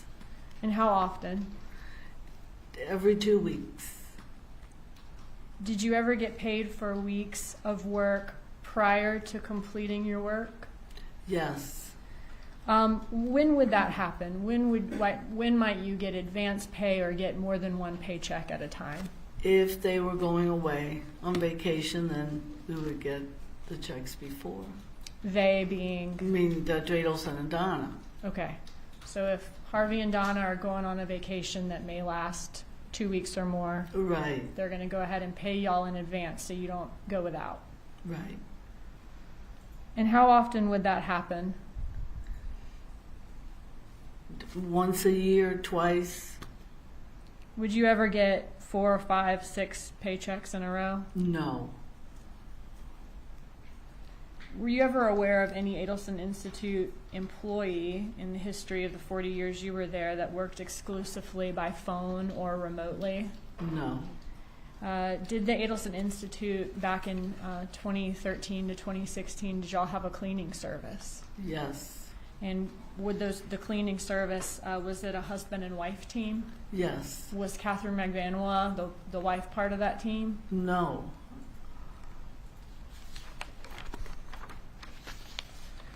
Do you remember back in 2016, okay, when 2 law enforcement officers came to Adelson Institute and were asking some questions? Yes. Okay, and were they asking questions about Katherine Magbanua? Yes. Did you, since you didn't know anything, did you refer them to Erica Johnson, another employee? Yes. Okay. And did Erica Johnson speak with them? Yes. Prior to court today, did you have an opportunity to listen to States 100, which is the recorded call that you were played, which was a conversation between a man and a woman? Is that a yes? Yes. Okay, thank you. I saw you nodding. I've got to ask you. When you listened to that conversation, did you recognize the voices in States 100? Yes. Who was the woman in the call? Erica Johnson. Okay. And you said she was an employee at Adelson Institute? Yes. And one of her roles was being Charlie's assistant? Yes. And did you say she also kind of works in the front office? Yes, she did. Right. Who was the male voice on States 100? Charlie. Charlie Adelson? Charlie Adelson. And did you work with both of them for many years? Yes. At this time, Judge, I'm not going to admit States 100. I just wanted to lay that foundation, and we will seek to admit it through another witness later in the trial. That's all the questions I have. Thank you. Cross-examination.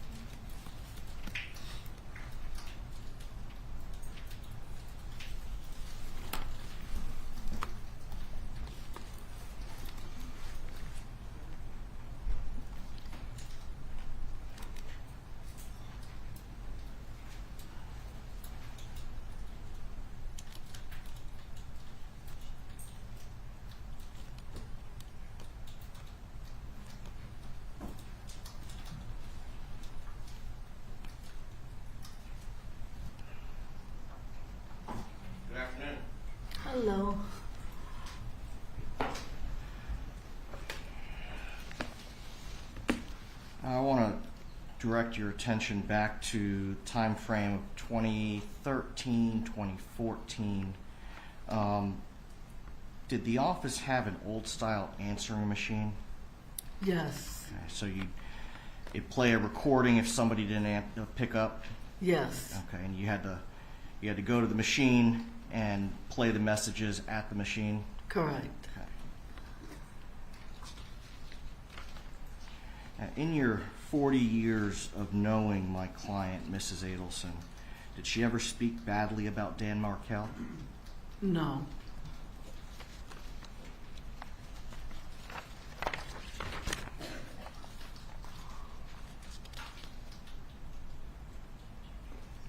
Isn't it true that you would call the Adelson family, Donna and Harvey, a hardworking family? Yes.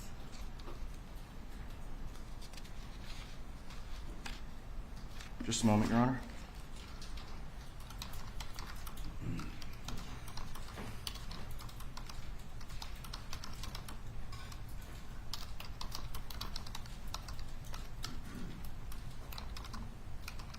Nothing further, Your Honor?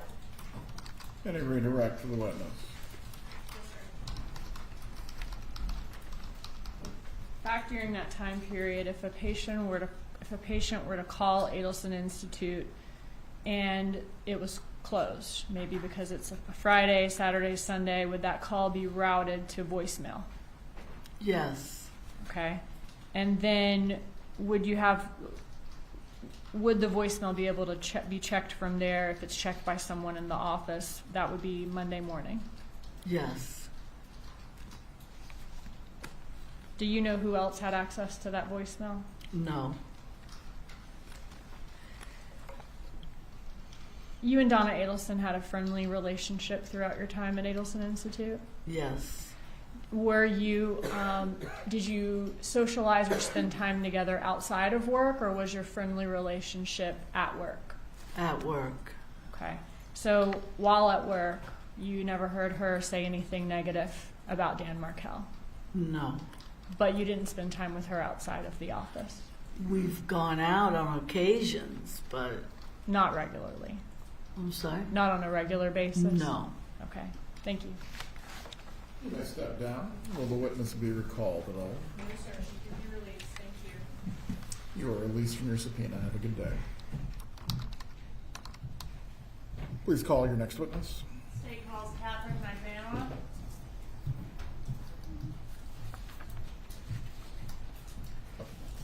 Members of the jury will take a brief break. The bailiff will take you to the jury room.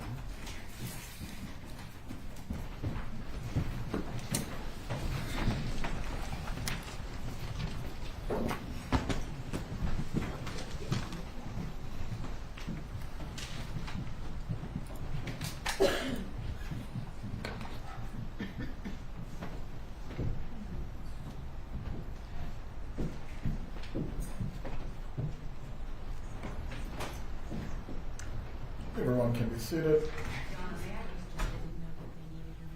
I see. Yes. Go ahead.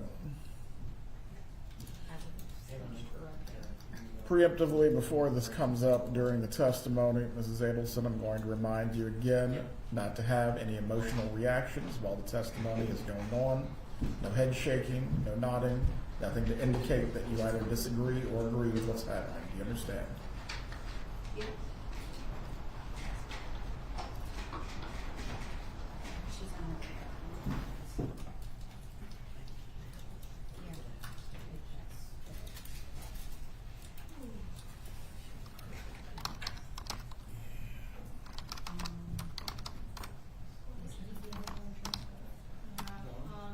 Judge, our next witness after Magbanua is going to be Sergeant Corbett, and he will need just a second to get situated. So, is that okay? That's fine. Thank you. For how long the Magbanua will take as a witness? Do you believe we will still get Sergeant Corbett today? We have until 5:30. I think we can start a little bit today. Well, we can start a lot of things, but we will not finish him today in all likelihood. We won't finish. All right.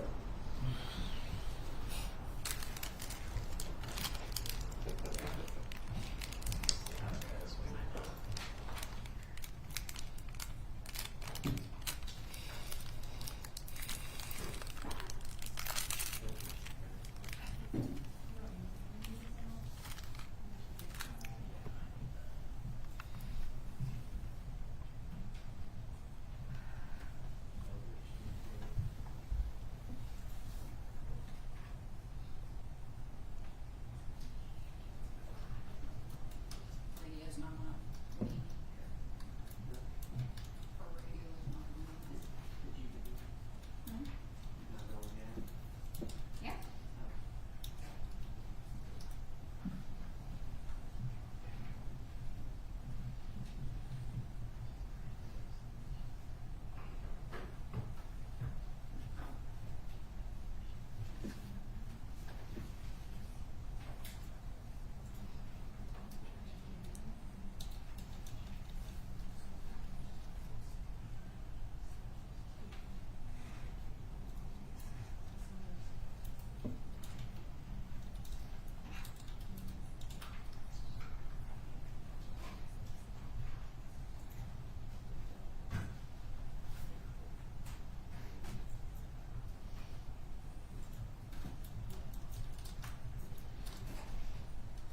Go ahead, Rob.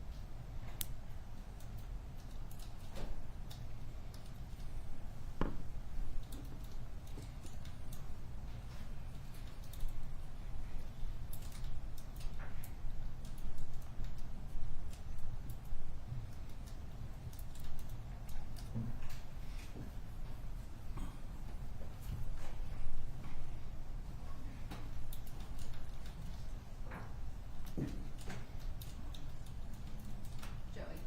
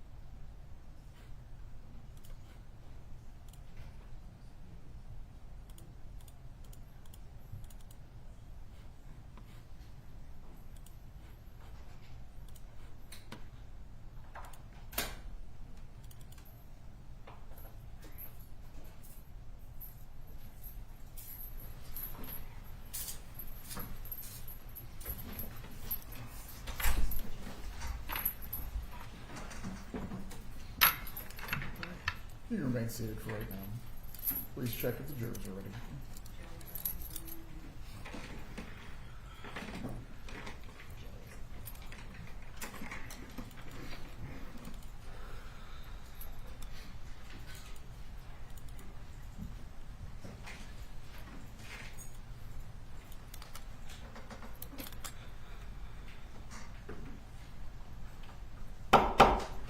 Jury entering courtroom.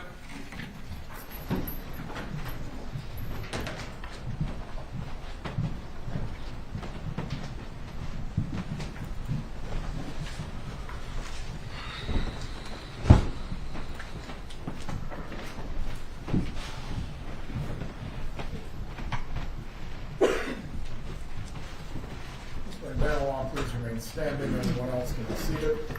Please raise your right hand to be sworn. Do you swear or affirm the testimony you will give today will be the truth? Yes, Your Honor. You may take your seat. Please speak loudly and clearly for the jurors. Yes.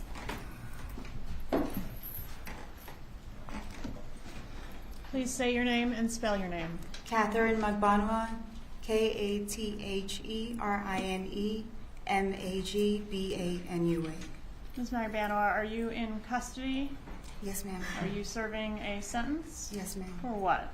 Life Life for what crime? for the murder of Markel. And did you have a trial before you received that sentence? Yes, ma'am. Okay, and in that trial, did you testify in your own defense? Yes, ma'am. Okay, and in that testimony, did you testify that essentially we had it right about everyone else, but you were in the dark, you weren't involved in any way? Yes, ma'am. Okay. And was that true? No, ma'am. All right, and you didn't have to testify in your own defense. You could have chosen to remain silent, right? Yes, ma'am. Okay. And you testified also in the trial in which Garcia was convicted, right? Yes, ma'am. And same thing there. You testified you did not tell the truth. Yes, ma'am. Okay. And why then come now with a different story? I think that the truth needed to come out, and the people responsible needed to get arrested. Okay. Are you hoping to get something out of this? I would eventually like to see my children again one day. And are you hoping that something can be done for you even after being sentenced? Yes, ma'am. I'm hoping so. Okay. Have you been promised anything No, in ma'am, I exchange for your testimony? No, ma'am, I have not. Okay. By me or by anyone? No, ma'am. Nobody. Okay. Has anybody told you what you need to say here today? No, ma'am. Has anybody told you, well, you need to implicate a certain person? No, ma'am. Weren't you originally offered immunity in this case to come forward with the truth? Yes, ma'am, I was. Why did you not take that opportunity? Well, in the first trial, I was tried with Secretary Garcia, and he was facing the death penalty, and I just couldn't do it. Okay, because the truth would implicate your child's father. Yes, ma'am. Okay. What about the second time? I've been living a lie this whole time, and it was just so hard to come out with the truth that I kept fighting. Did anybody threaten you or harm you to prevent you from coming forward with the truth? No, ma'am.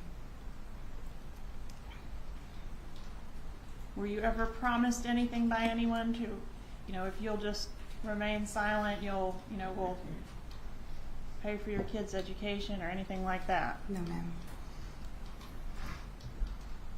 Were you involved in the death of Dan Markel? Yes, ma'am.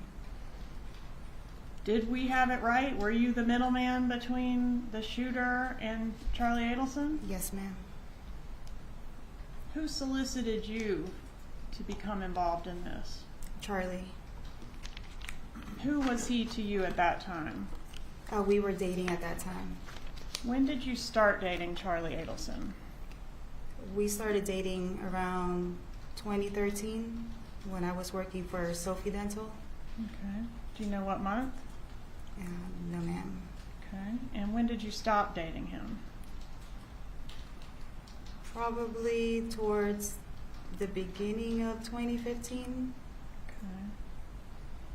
Was there a period of time where it kind of wasn't clear whether you were still with Charlie or dating Garcia? Yes, ma'am. Right, and Garcia is your child's father, right? Yes. And what's your history with him? How long were you together? I've been with Sigfredo Garcia since I was about 18 years old. All right, so a lot of history there. Yes, ma'am. Fair to say that you're on again, off again quite a few times throughout your history together. Yes, ma'am. And during one of those off times, is that when you started seeing Charlie Adelson? Yes, ma'am. All right, and then toward the end of Charlie Adelson, there was a little bit of overlap with the two men. Yes, ma'am. And that sort of is in the middle of the time frame that we're talking about here today, right? Yes, ma'am. When did Charlie Adelson first bring this idea up to you that I'm looking for someone to harm my brother-in-law? This was around October. What stuck out in my head was on Halloween on October 31st. Okay. And what year was that? That was 2013. Okay. And so on Halloween, what is your memory of what y'all were doing that night that you're able to remember that happened that night? Well, we were out in Lincoln Road.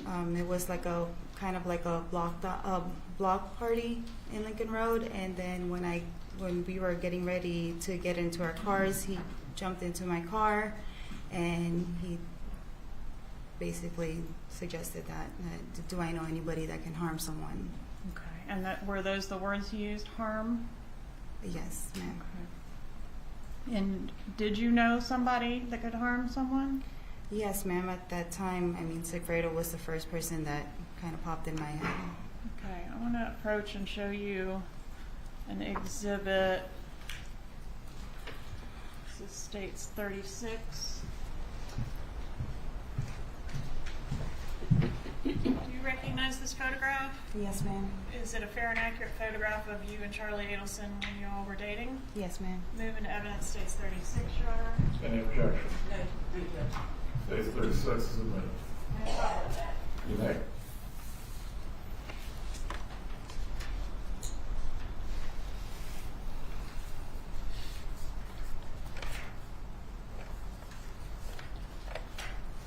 Where was this photograph taken?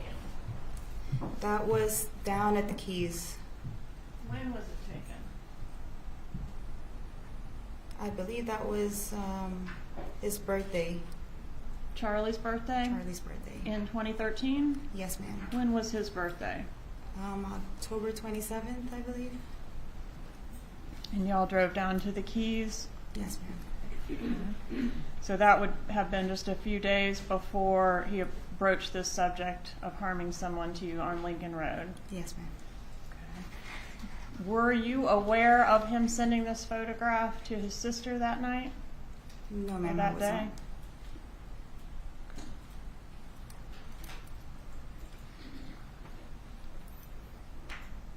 Why would he think that you knew somebody that could harm someone? Why would Charlie think? Yeah. I don't know. I guess I've spoken about Sigfredo, just kind of the situations that we were having, and So he knew a little bit about your ex's criminal history? I might have mentioned something along the way, yes.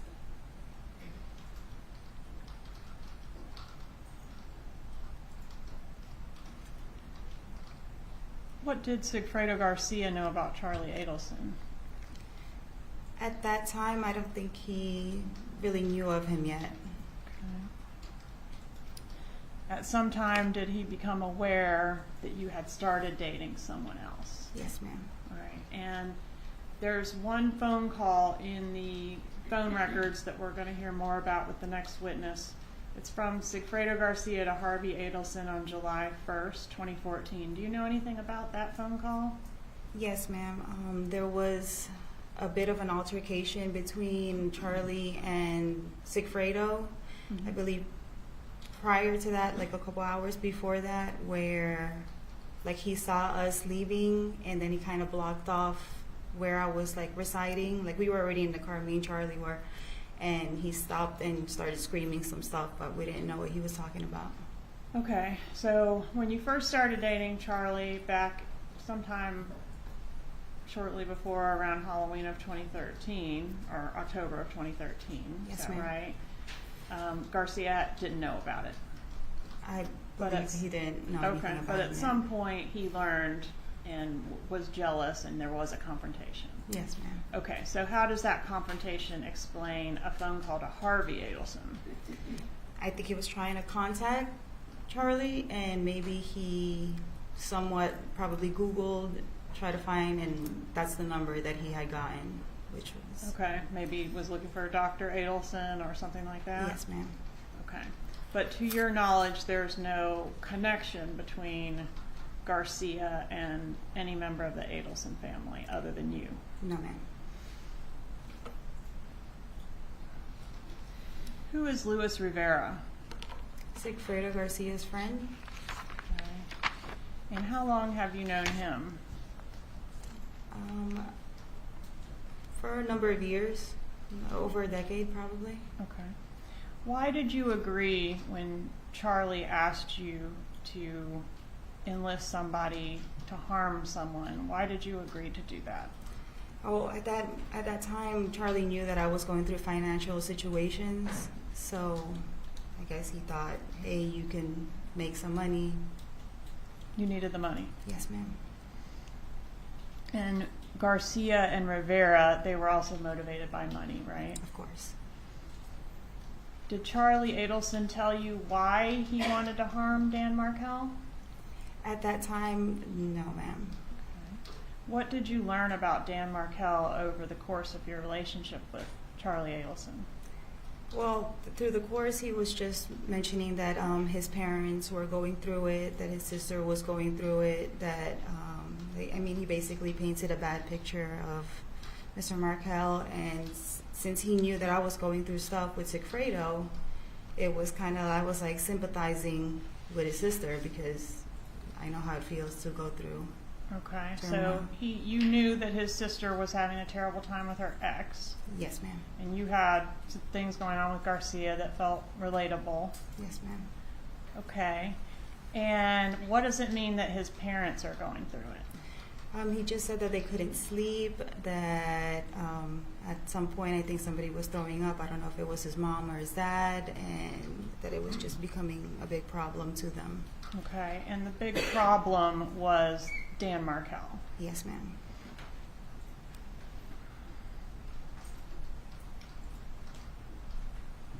Did you ever meet Donna Adelson? Yes, ma'am. When did you meet her? From my recollection, it was from the dental office. And why did you go to the dental office? I needed some cavities and teeth whitening done. Is that the only time you ever met Donna Adelson? From my recollection, yes, ma'am. All right. And did she know you were dating her son when she met you? Yes, ma'am. Okay. Were things cordial between you at that meeting? Yes, ma'am. Did you discuss anything beyond greetings and pleasantries? No, ma'am. After the initial approach of you at Lincoln Road on Halloween, was there any more discussion with Charlie Adelson about this potential job? Throughout, the couple weeks whenever I had a chance to hang out with him, he would mention here and there. How often were you seeing each other during this time frame? Probably, I had children, so I always, if I could get out and I can find a babysitter, I'd go over to his house, or we'd have dinner and hang out. Okay, would that be like once a week, 3 times a week, once a month? About 2 times a week. 2 times a week. And would you stay over or would you just go for dinner? Sometimes I would stay over, yes, ma'am. And you're saying when you would go over there and hang out with him, sometimes there would be further conversation about this potential job where you're going to be paid to hire someone or enlist someone to harm Dan Markel. Yes, ma'am. Okay, and did you learn any more details about what needed to be done? No, ma'am. He never gave me any details. And so he would just continue to say the same things? Yes, ma'am. Go ahead. Sorry. He would just tell me that they were going through hard times. Okay, so the conversations typically were, my family is really suffering under this situation. Yes, ma'am. Sustained, did not answer the question, please rephrase. In these conversations, are you asked, like, have you secured anyone? Are you asked further questions about who's going to be doing it? No, ma'am. Did you tell him, like, yes, I can do it? Yes, I just agreed to it. Okay. That I had somebody. All right. And during these conversations with Charlie Adelson, was there ever a time when he's in the middle of these conversations with you about what's going to happen, speaking to his mother? Sometimes he would get on the phone, he'd kind of look at me weird, and then just step out of the room and discuss whatever he needed to discuss. Give any information about what was discussed outside of presence. Overruled, she is talking about what took place, not the substance of the conversation itself. You may continue. All right, so he would step out, have a conversation with his mother, and then come back. Yes, ma'am. Okay, and then you would resume the conversation about Yeah, this he would just harming? kind of go off again, saying that this needed to be taken care of and what his family was going through. All right. How many times did this particular situation happen where you were discussing what would eventually become the murder and his mother was interjected in that way that you just described? How many times did I think he stepped out and Yes. speak to him? A number of times. More than twice? Yes, ma'am. More than 5 times? Yes, ma'am. So this was like a regular part of the way this worked whenever this conversation came up? Yes, He would ma'am. consult his mother and come back and speak to you. Yes, ma'am. Did he ever relay to you, you know, my mom says whatever? He didn't. He never specifically said what he spoke to his mom about. No. Okay. But did you understand that getting the job done would relieve the stress on Charlie Adelson and his family? Yes, ma'am. Overruled. Did you understand that getting the job done would relieve the stress on Charlie Adelson and his family? Yes, ma'am. Okay. At some point, did you learn this isn't going to be just harming, like, I don't know, maybe punch him in the face or something. It's going to be a murder. Yes, ma'am. All right. And do you know specifically when you learned that? There was an envelope that Charlie had given me one day that I went over to his house, and he told me not to open it, and that he had worn gloves to close it, and that was basically it. And that I was the understanding of to pass it on to whoever I knew could take care of it. Okay. And when it's pass it on to whoever you knew, the name Sigfredo Garcia is used or is not used? No, it was never used. Okay. And is that, when we're talking about this conspiracy in general terms, are you in general trying to insulate the co-conspirator on this side of you from the one over here? Yes, ma'am. I was basically in the middle. So you don't talk about Charlie to Sigfredo, and you don't talk about Sigfredo to Charlie? No, ma'am. But they both knew that it was to them, yes. Okay. He said he wore gloves when he put whatever he put in the envelope. Yes, ma'am. All right. And so he told you, don't open it, don't touch what's in there. Yes, ma'am. All right. And what kind of envelope was it? It was a manila envelope. Was there any writing on the envelope or anything on the outside? No, ma'am. It was blank. All right. So the envelope goes into your diaper bag, yes? Yes, ma'am. And do you take it and Sigfredo gets it from you? Yes. Well, eventually when I came home, because I usually have that diaper bag, that's like my little weekend bag. And when I came home, I contacted Sigfredo and I was like, hey, I have a package for you. Just come by whenever you can. Did you open it and see what was inside? No, ma'am. Okay. Did Charlie Adelson say anything to you about where he printed the documents that were contained inside? He did mention that he would never, he's like, oh, I didn't print this in my, the office that he had in his home. Probably printed in one of the offices that he worked at. Because he would frequent a bunch of different offices, Yes, right? ma'am. Okay. All right, so you gave this package to Garcia, and did he open it in your presence? No, ma'am. He literally took it and left out the door. All right, and had you talked to him beforehand about, hey, I'm going to give you some instructions about a job? No, there was no conversation about it. Basically, just I have that package, and then he took it. But how and did he left. know what the package was? Had you talked to him at all about, hey, I got a job for you? Oh, yes, ma'am. Like I told him that, that I have potential person that needed to, get harmed or beat up from my understanding at that time. Mm-hmm. And then he was like, okay. Okay.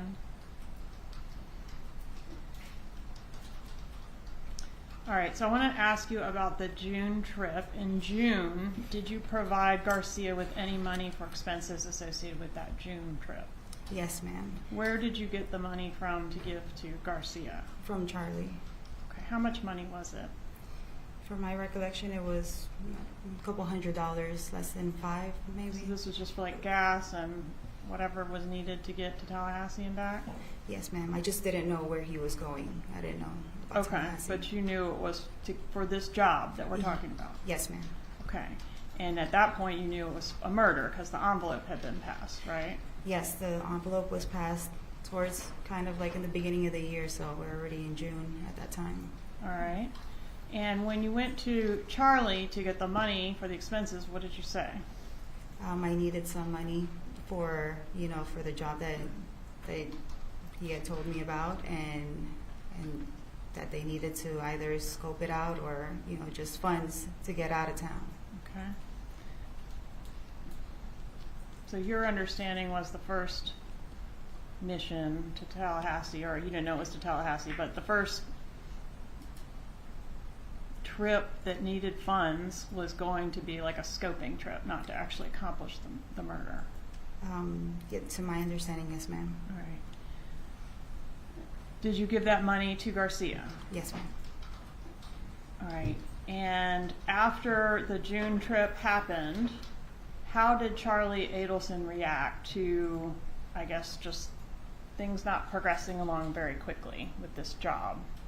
Well, since I guess nothing happened and something was to happen, he was like, well, what's going on? And I'm like, I don't know. So Secreto didn't tell me anything. He's just MIA again because he just kind of goes in and out of my life. So sometimes he'd be hard to reach. Yes, ma'am. And were you worried that like maybe he'd taken this few $100s and now he's Of gone course. off the grid and I can't really give any information to Charlie about what's happening? Yes, ma'am. Okay. Were you getting any pressure put on you to get the job done? Yes, ma'am, from Charlie. And did that increase over time, like between, and I specifically want to know about between the June trip and the ultimate murder trip? Yes, ma'am. He was a little bit more adamant and persistent. Well, Katie, why hasn't anything been happening? What's going on? And were you then in turn putting some pressure on Garcia to get it done, make it happen? Yes, ma'am. Did you relay the message to the killers that the victim was going to be going out of town the day after he ultimately was killed? No, ma'am. Did I had you no know- knowledge. You didn't know anything about Dan Markel's travel schedule? No, ma'am. Do you know whether his travel schedule was contained in the documents inside that manila envelope? I would think a lot of information was there because for some reason, Sigfredo knew information and Charlie knew information, and that's why the whole confusion was on me. And it's Okay, but you don't know what was in there. You didn't look at it, and you didn't relay that message about the travel. no, ma'am. Had no knowledge of it. All right. I want to show you a text that was sent between the June trip and the murder trip.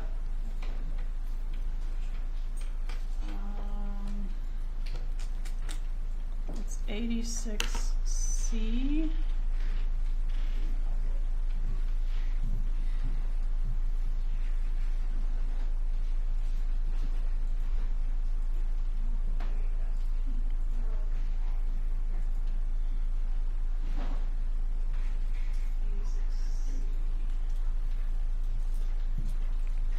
There's a text message where you are asking to put you on the payroll, basically, you need to be able to show that you're working. Do you remember sending that text message? To Charlie? Yes. I believe so, if you can show me. I will. Okay. Was there a reason that you wanted to be at least part of your payment for this to be through the payroll at Adelson Institute? Well, I was going through like insurance purposes for my son, so I needed to be put on payroll so that I can show that I was making a certain amount of money. Okay. But it couldn't be too much money, right? Yeah, it couldn't be too much money. All right. And so, were you actually doing any work for your payment at Adelson Institute? No, ma'am, I was not. Show you this. I'm just gonna publish it. This judge is gonna be in 81, and I can't read the slide number. This is in evidence, so you can see it when I publish it. Alright, so take a moment to review that.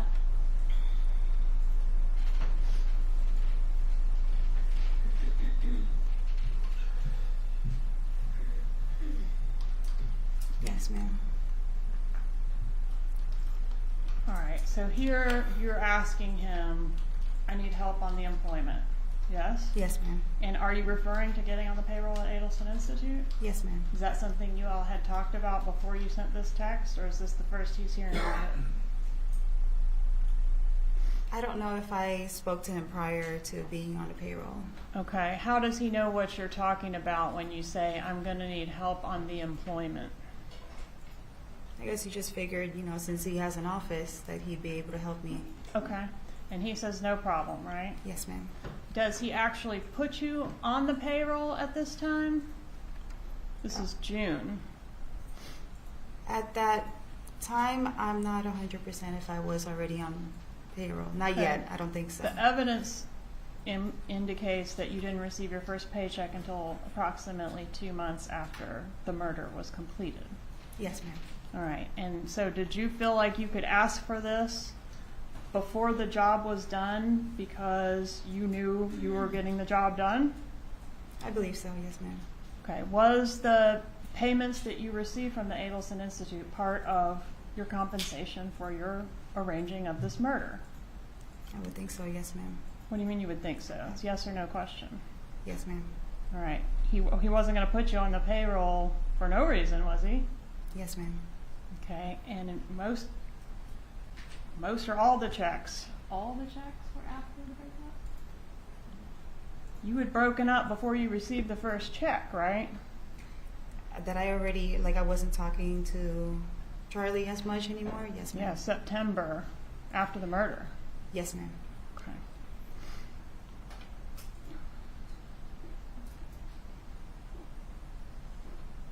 Had you ever met Wendi Adelson? Yes, ma'am, I have. When did you meet her? I had dinner with her one time in Yardbird and another time at the beach. Yardbird, is that a restaurant? Yes, ma'am. Is that the occasion where Wendi was with her boyfriend, Jeff Lacasse? Yes, ma'am. Was that the first time you ever met Wendi? I believe so, yes, ma'am. Okay. And then did you meet her again? Yes, I met her in the beach around, I think, Father's Day. The photo that we've seen, State's Exhibit 35, publishing. Is that the second time you met Wendi Adelson? Yes, ma'am. Okay. Did you ever discuss the murder with Wendi Adelson? No, ma'am. Did you ever discuss Dan Markel's schedule with her? No, ma'am. So the only person you talked about it with at all was Charlie and Garcia? Yes, ma'am.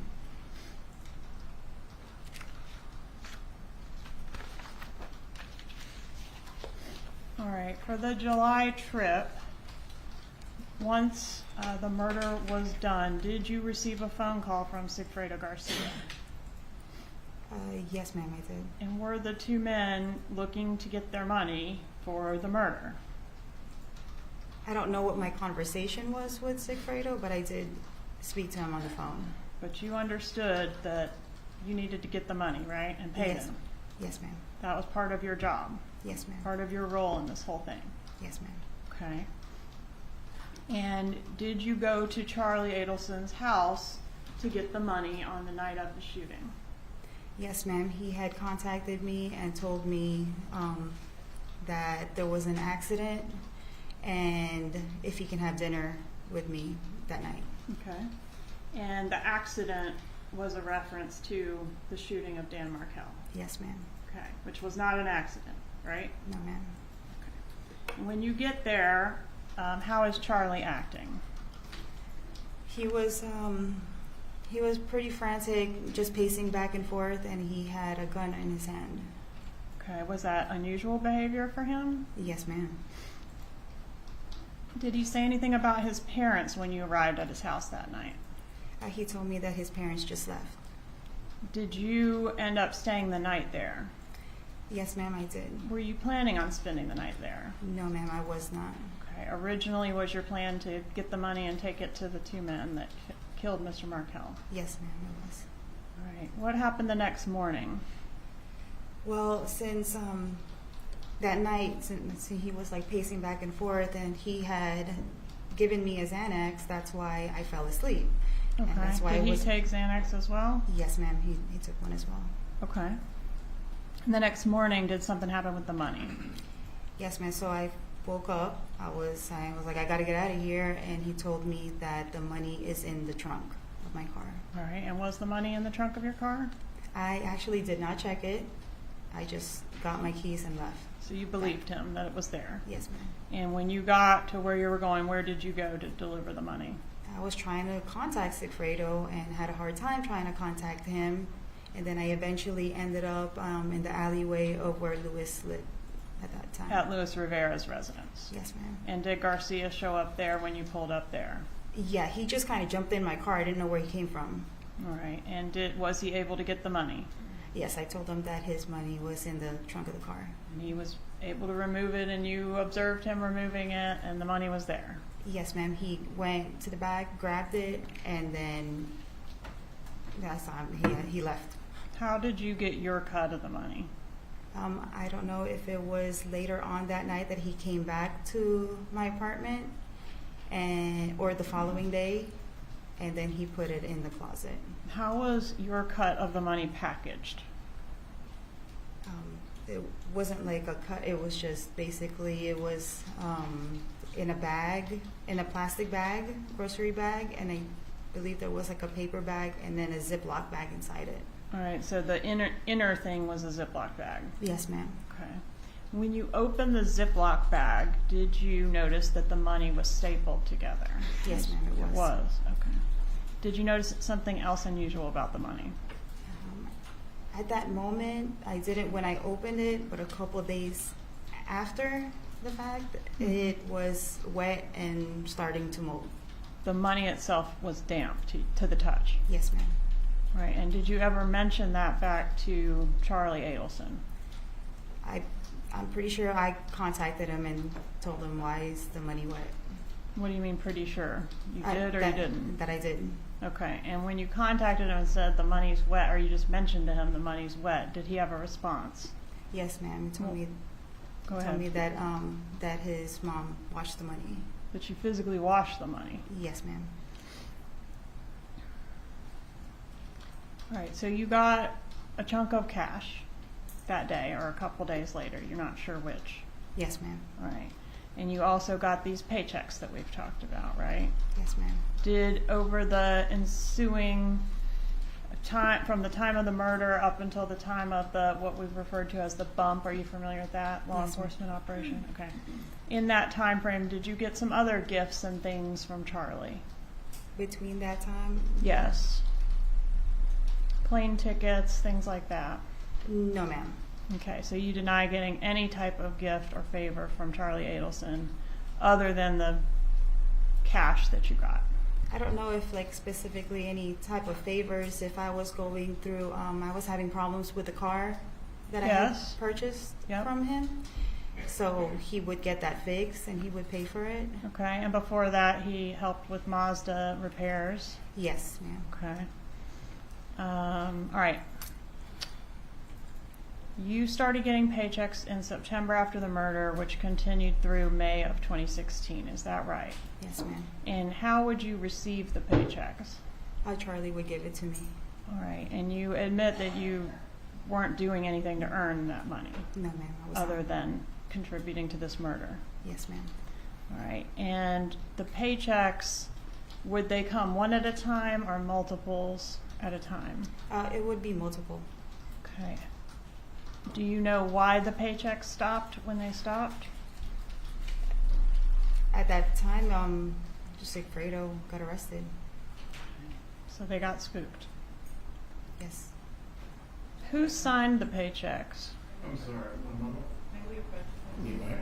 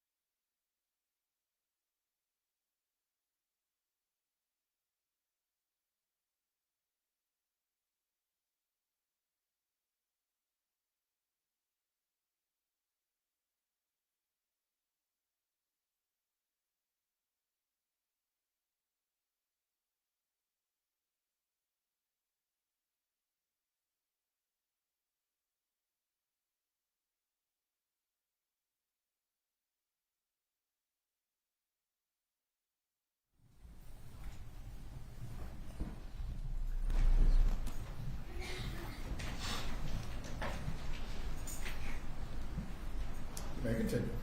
Who signed your paychecks from the Adelson Institute? Donna Adelson. How many paychecks did you receive? I can't recall. Does 44 sound right? Can't recall. If we assume 44, how many of them were signed by Donna Adelson? All of them. How many were signed by Charlie Adelson? None. Did Mr. Adelson, when he handed you the checks, give you any instructions on how they were to be deposited? Just don't deposit it all at one time. Like, space it out. All right, and did you always follow his directions on the deposits? Not always, no, ma'am. Okay, sometimes you would cash one before the pay period ended, right? Yes, ma'am.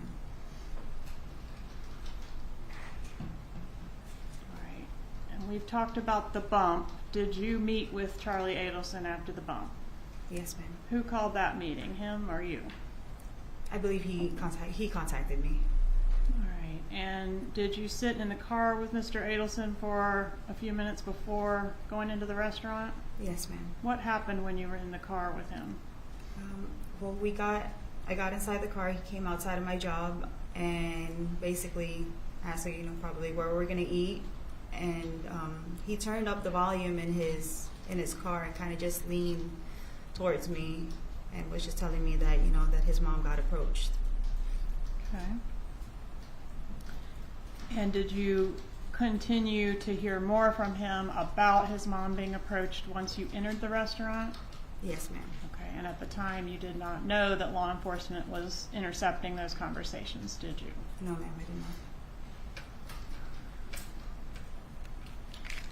Did you have any concerns that he might be trying to set you up during that meeting? No, ma'am. Okay. Did you feel that did he do anything to make you think he had suspicions that you might be trying to set him up? Yes, ma'am. And what were those? Just the way he was going through scenarios in his head. He might have, because he mentioned Tato's name, and he had a piece of paper that he looked at and then kind of talked to me about, but I didn't know what he was looking at. Who's Tato? Tato is Luis Rivera. Okay, so did he say Luis Rivera or he said Tato? He said Tato. Okay, and so did that concern you that he knew that name? Yes, it did. I just thought he was confusing it with Tuto, because Tuto is Sigfredo Garcia's nickname. Okay, and what the setup was, from the law enforcement, was that this person was posing as an associate of Luis Rivera, right? Yes, ma'am. Okay. And when Charlie tells you this information, are you thinking it could be an associate of Luis Rivera? Maybe Rivera did tell someone, and Yes. maybe this is somehow connected to Rivera. Yes, ma'am. All right. Did you tell Charlie that? Did I tell Charlie that? Did you tell Charlie, well, actually, the guy that went with Garcia to kill Dan Markel is Luis Rivera, and he goes by Tato? Did you say anything like that? No, ma'am. I just told him that Tato was incarcerated, but I never knew at that time that Tato was with Sigfredo, or that he. Right, but you're not, I guess, are you giving Charlie Adelson all the information that you have about this? No, ma'am. Okay, so you're going to handle it on your side of the conspiracy yourself, right? Yes, ma'am. So he's enlisting you to go do something. What is it you're supposed to do? To contact the phone number. Phone number on the piece of paper that was handed to his mother. Yes, ma'am. Okay. And figure out who it is and resolve it. What's going on? He didn't know if it was somebody trying to extort him or try to blackmail him, or he didn't know if it was the FBI. Okay, and he's saying one of two scenarios. One of two scenarios. Are those the two scenarios? Yes, ma'am. It's either the FBI or it is actually someone who's gotten some information about what we did. Yes, ma'am. Have you reviewed the transcript that was prepared of that restaurant recording? Yes, ma'am. And is that transcript fair and accurate? Does it accurately transcribe the conversation that was had in there? Yes, ma'am.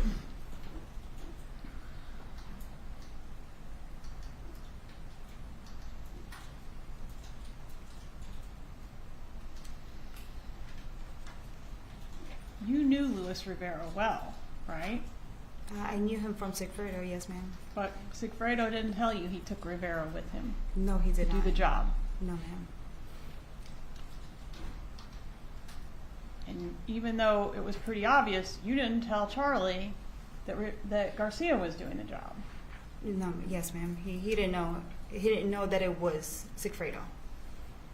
Okay.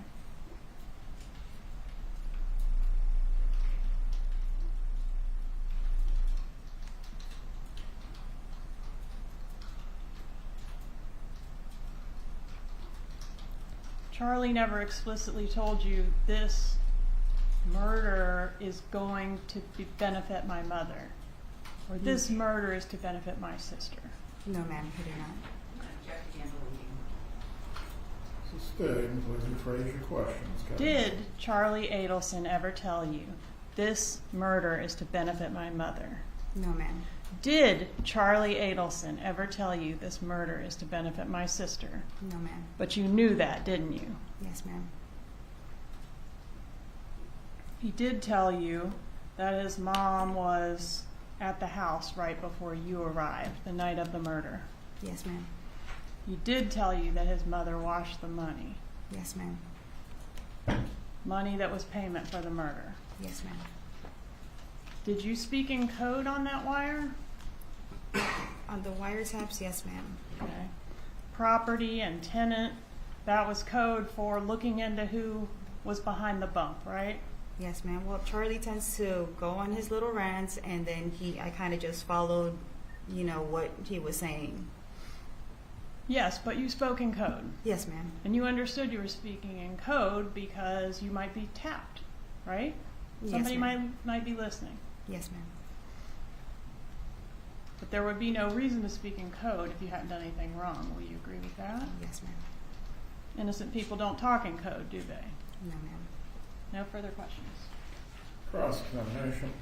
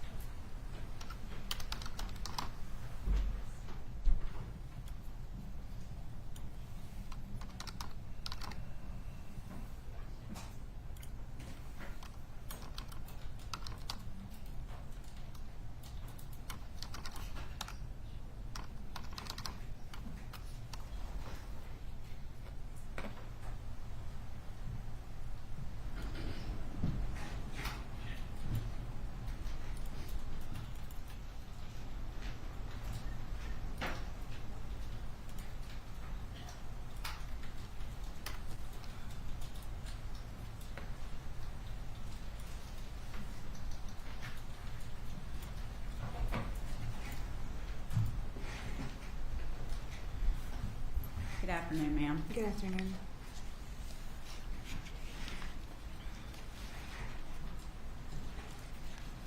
I believe when you started your testimony on direct, Ms. Kappelman asked you about previously lying under Yes, ma'am. oath. Do you recall that? Yes, ma'am. And from the first trial with Sigfredo Garcia to a trial with just you, you gave proffers to law enforcement, correct? Not between those times, but After that, before Charlie's? Yes, ma'am. Okay. So after you testified in your trial where you've admitted that you lied, you were minimizing what was going on, correct? Yes, ma'am. Then you started meeting with law enforcement in the state attorney's office, correct? Yes, ma'am. And gave them a little more information each time, right? Yes, ma'am. Each time you became, now what you're saying, a little more truthful? I'm finally coming out with the truth. Yes, ma'am. You had testified on direct that you got to Charlie's house and he had indicated that his parents had just left. Yes, ma'am. And you said that he was nervous and upset, right? Yes, ma'am. And you all both took Xanax, Well, he gave it to me. Yes, ma'am. but you said you took one, right? Of course. Yes, ma'am. And he took one, right? Yes, ma'am. And you two went to bed together, right? Yes, ma'am. Okay.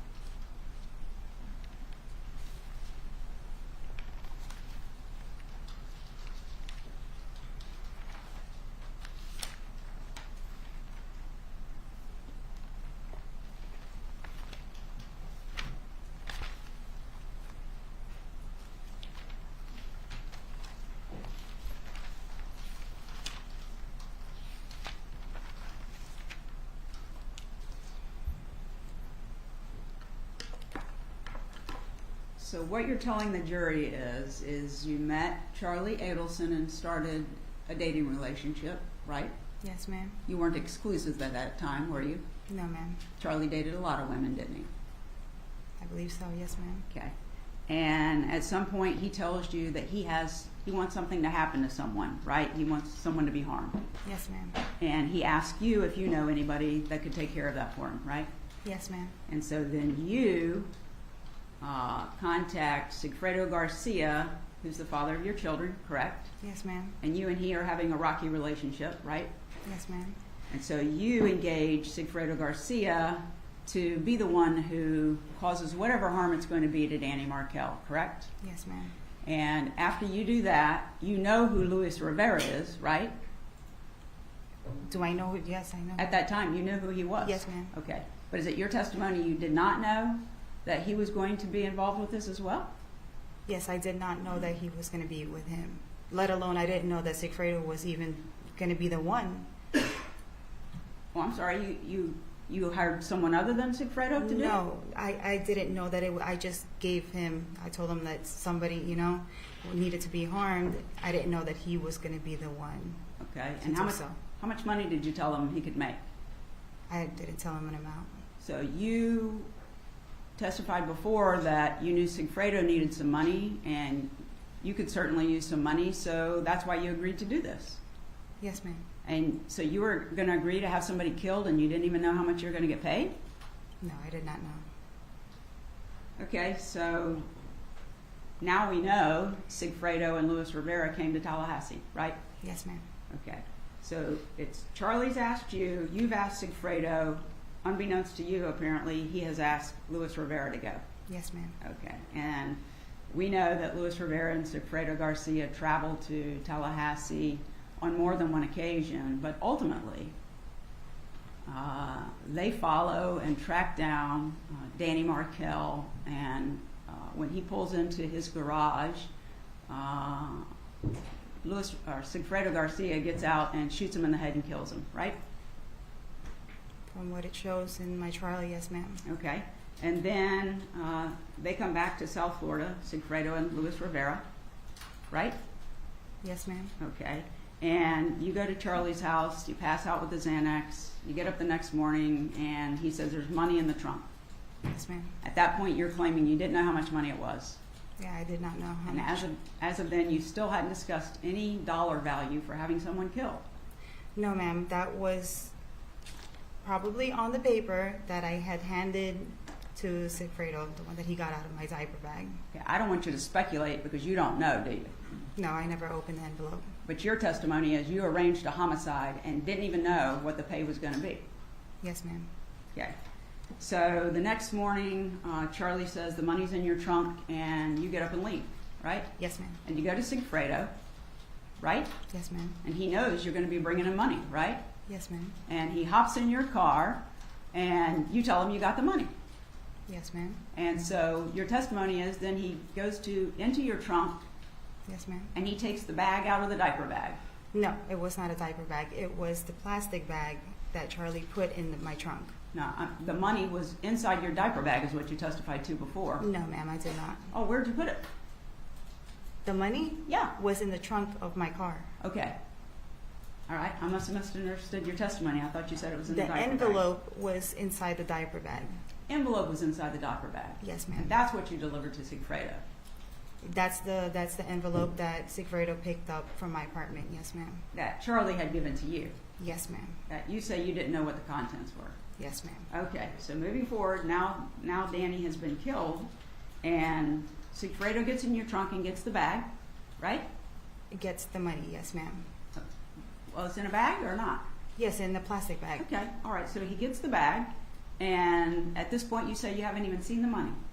Yes, ma'am. I did not. Okay. And then a day or two later, he comes back to you and gives you, I guess, what is going to be your share, correct? Yes, ma'am. And at this point, you still don't know Luis Rivera's involved?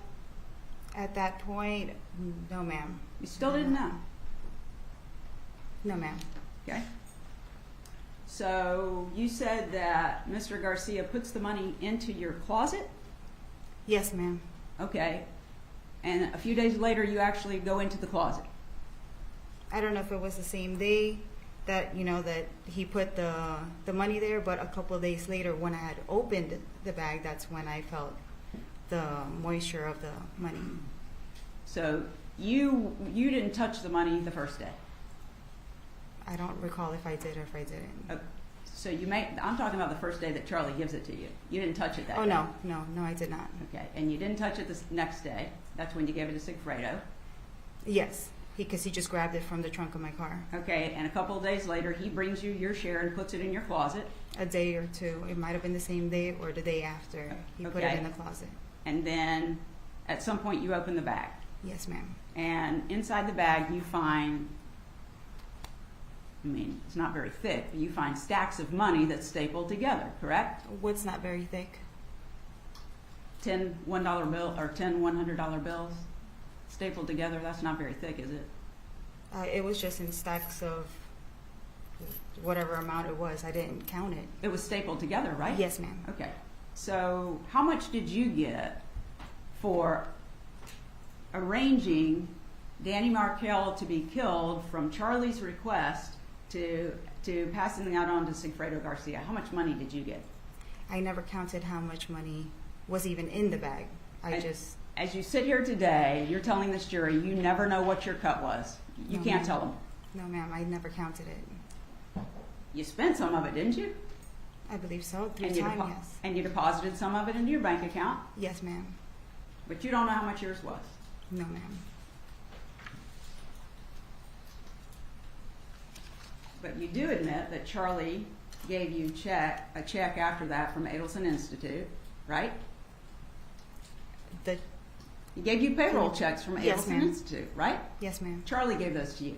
No, it was. Charlie handed me the checks. Yes, ma'am. Exactly. Yes, Okay. ma'am. And you testified that you met Ms. Donna Adelson on one occasion, right? From what I recall, yes, from the dental office when I went to get work done. She greeted you when you came for your appointment, basically. Yes, ma'am. Okay. And you had your appointment and you paid for the services, right? Yes, ma'am. Okay. And there's been testimony that Charlie, after that date,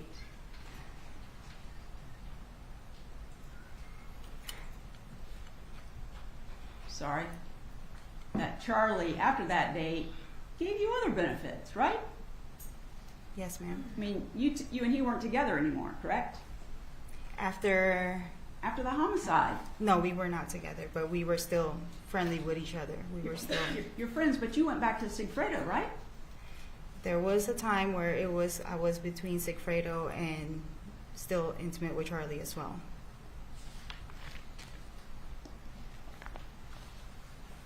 Besides the one time you had that dental appointment and you saw Mrs. Adelson, you met her, Donna Adelson. Yes, ma'am.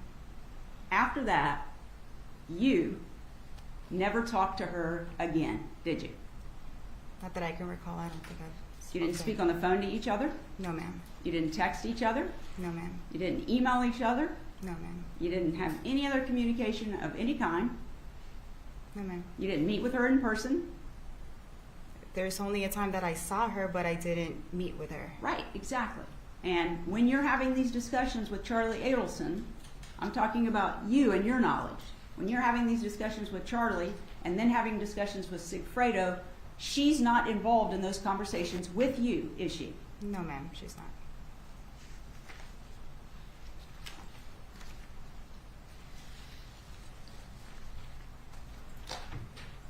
May I have just a moment?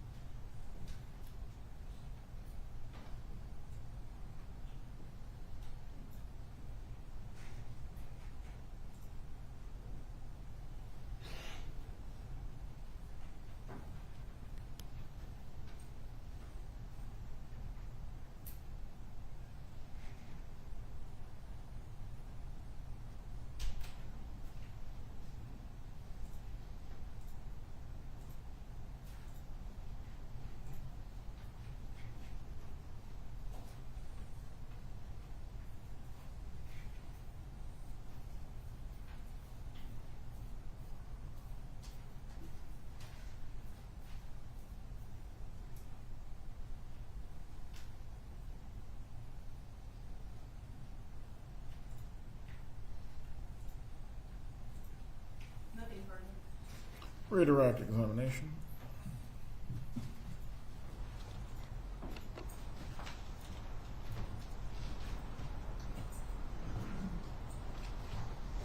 Publishing states 55.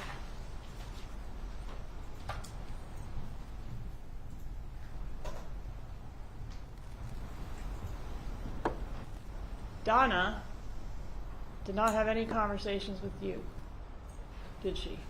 No, ma'am. There's no lying here, right? No, ma'am. Donna had conversations with Charlie. Yes, ma'am. Charlie. I'm gonna object. She wasn't participating in those conversations. Overruled, I believe the witness earlier testified concerning this very issue. You may continue your examination. Donna had conversations with Charlie, right? Yes, ma'am. Charlie had conversations with you. Yes, ma'am. Charlie was the go-between between you and Donna, wasn't he? Yes, ma'am. The same way you were the go-between between Charlie and Garcia. Yes, ma'am. No further questions. You may step down. Will the witness be recalled? You remain under the subpoena, Ms. Magbanua.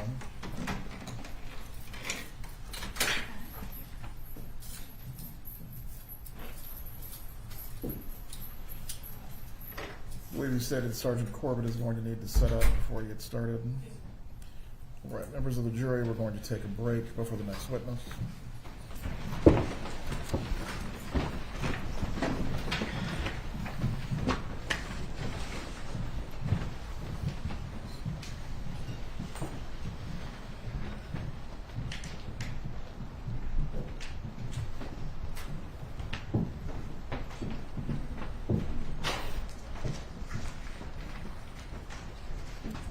Everyone can be seated.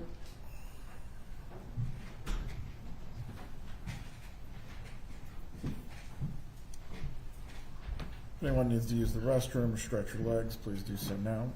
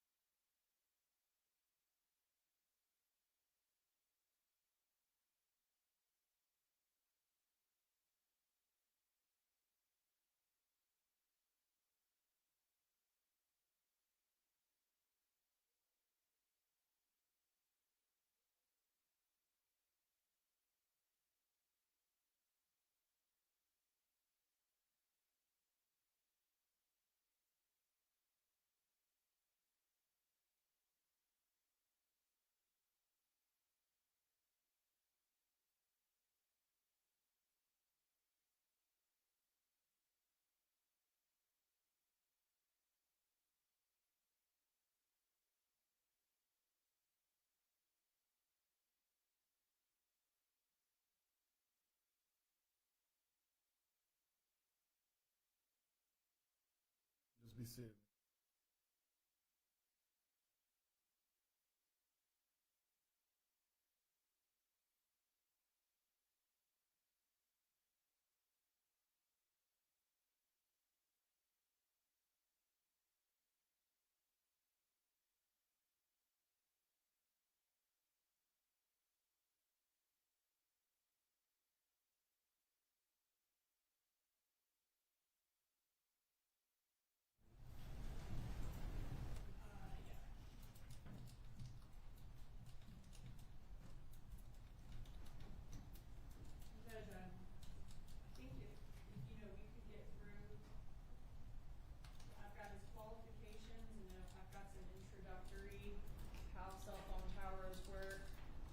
Get through maybe about 30 slides in an hour, and I could let you know when we're at that stopping point if you haven't stopped me already.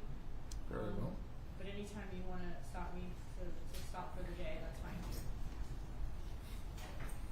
Because I think probably in all it might take 3 to 4 hours.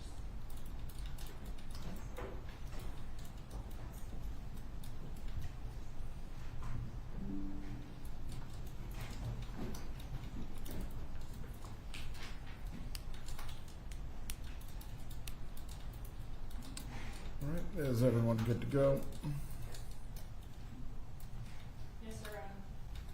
Defense and I spoke, and I'll move a summary into evidence with Sergeant Corbett, and I'll say subject to the court's ruling, and then that way we can make sure that everything that is in the summary tomorrow or that goes into evidence is subject to the court's ruling, as opposed to having to do that this minute. Is that okay? That's fine. Thank you.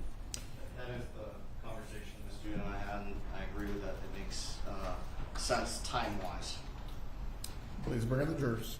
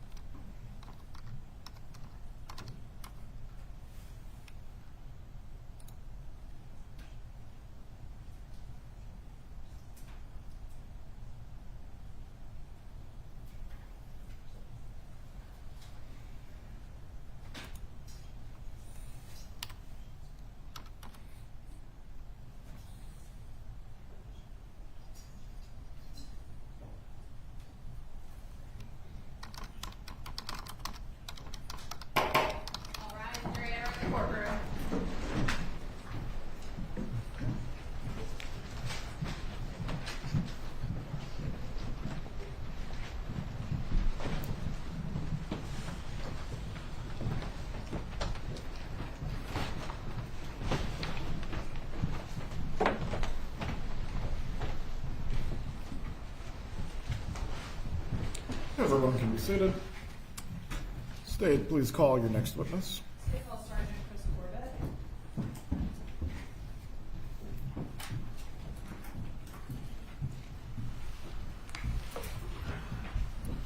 Sergeant, please raise your right hand.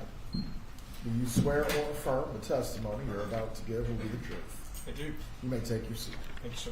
Please speak loudly and clearly. You may examine when you're ready.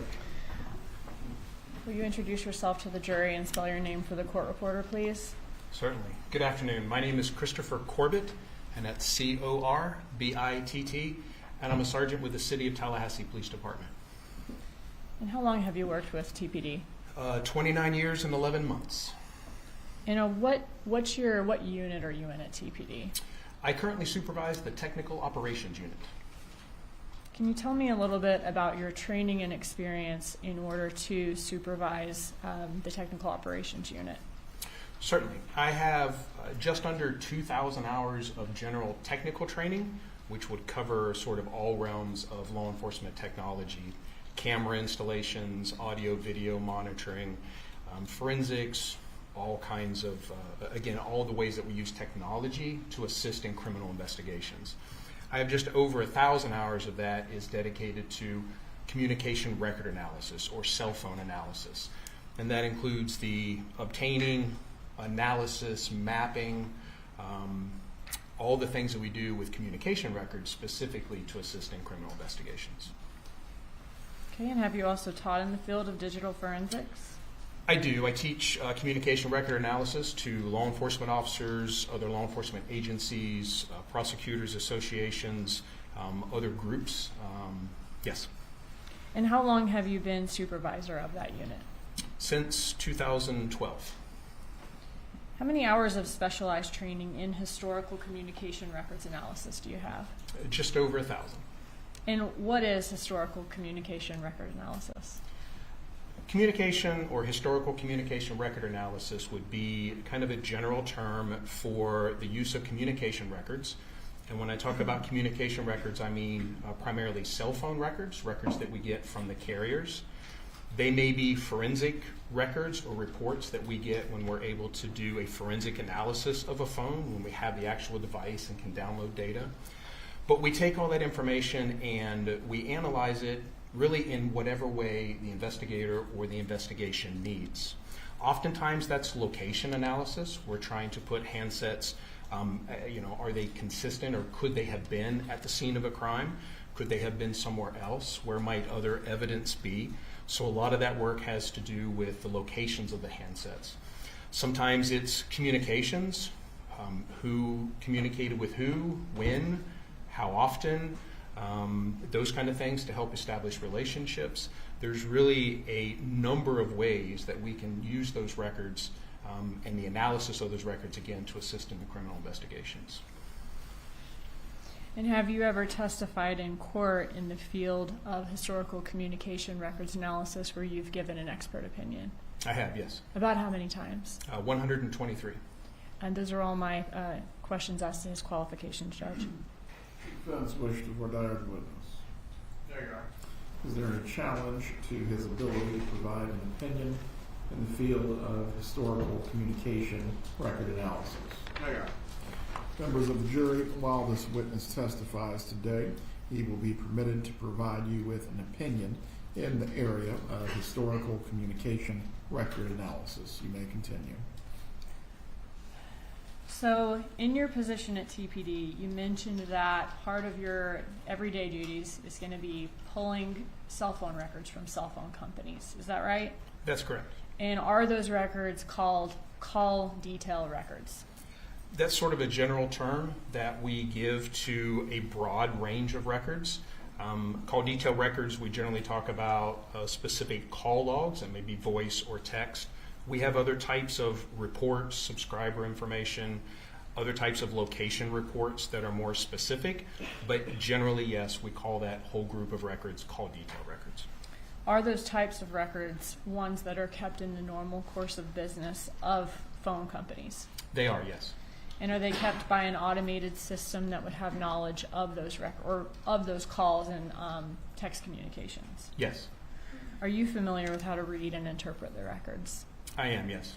And in this case, did you review phone records for State's Exhibit 91, call detail records of Luis Rivera, 92, call detail records of Sigfredo Garcia, 93, call detail records of Wendi Adelson, 94, call detail records of Donna Adelson, 95, Charlie Adelson's call detail records, 96, Harvey Adelson's call detail records, and 97, Katherine Magbanua's call detail records, and finally 98, Dan Markel's call detail records. Yes.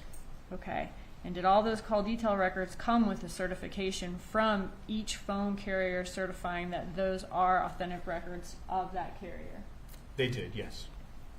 Just 1 second.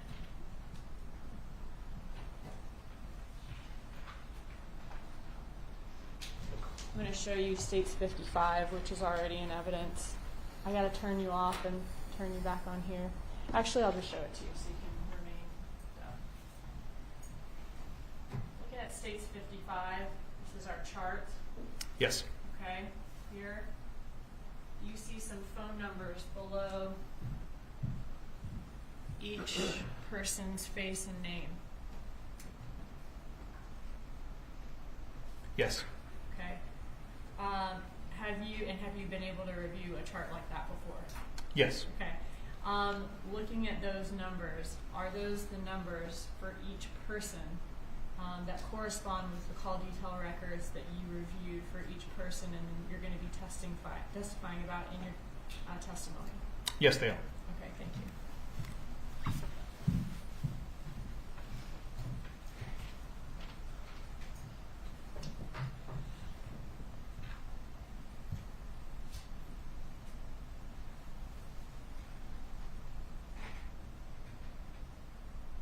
At this time, Your Honor, I would move into evidence States Exhibit 91 through 98, the certified business records. Any objection? No, Your Honor. States 91 through 98 are admitted. Thank you. In addition to all of those call detail records we just went through, did you also review traffic tickets that were received in the summer of 2014 by Sigfredo Garcia and Luis Rivera? I did, yes. Did you also review car rental agreements, 2 from Comfort Rental in Miami and 1 from Save Gas Rental in Miami? I did, yes. Did you also review surveillance video from Premier Gym, as well as from Spirion, which is a GPS company that is the company that has the GPSs on the rental cars? Yes, to be clear, the Premier was video, the GPS was latitude, longitude coordinates. Thank you. Sorry about that. And did you base your opinions in this case? Oh, and did you also receive, in addition to all those things, Cellbrights and returns from subpoenas from email addresses as well? Yes, so there were forensic analysis conducted of several handsets and, yes, an iCloud or multiple iCloud accounts. Okay, that gave you access to emails as well? And separate actual email legal demand returns. Okay. Did you base your opinions in this case on all of those records that we just discussed? Yes. Now, are many of those records voluminous? I'm talking hundreds, even thousands of pages. Yes, they are. Did you prepare, instead of having to go through each page for the jury during this presentation, did you prepare a summary in order to show the jury what the phone company's records say in correlation with the other evidence in this case about the subjects, in this case, phone activity and locations? Yes. And will you be relying on that summary for your testimony here today? I will, yes.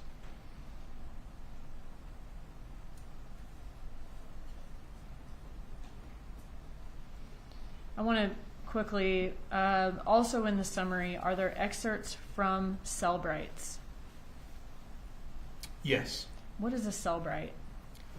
Well, a Cellbright has come to mean many things. When we do forensic examinations of computers or phones, we use a variety of different forensic tools. One of the more common ones that we use is a product from Cellbright, and often the most common report format. So once we do that forensic analysis, then it generates a report for us that allows us to visualize all of that information, location information, text message content, emails. And so that report is generally called a Cellbright report. Okay. And Judge, at this time, I would move State's Exhibit 73, which is going to be, or which is the summary of all of these records that Sergeant Corbett has put together and he'll be testifying to today, a summary that will go into evidence with the jury, subject to the court's ruling. Very well. Any objection? Subject to the court's ruling. 73 is admitted. You may continue. Okay. Now, did you also create a PowerPoint of this summary to use on the projector here in court during your testimony? Yes, actually, that's a representation of the PowerPoint. Okay.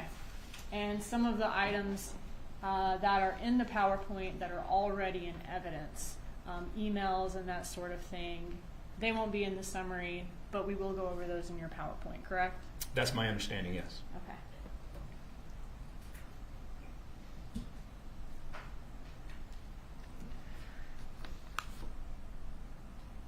All right. Judge, at this time, I ask for permission for Sergeant Corbett to use his PowerPoint to show a demonstrative of the summary exhibit. You may proceed. Thank you.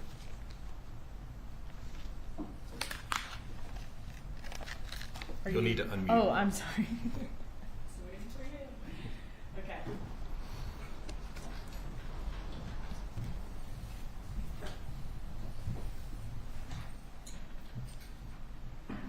All right, so you told us what call detail records from phone companies are.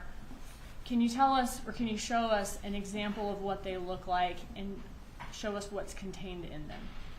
I can. So this is an example of call detail records from AT&T. And again, when we talk about call detail records, we're talking about this chronological listing of events. And those events may be voice calls, text messages, data sessions.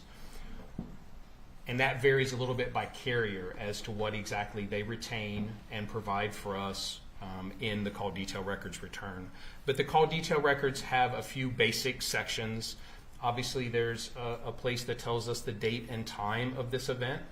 And oftentimes, those may be in other time zones. So we have to do a conversion to our local time to make sure that we're talking about the accurate time for that event. But that's one basic section. The other section tells us the phone numbers. So obviously we have the target number, or the number for which the records were obtained. And then we have the other numbers that that number is communicating with. So here we see, again, the phone numbers being communicated with.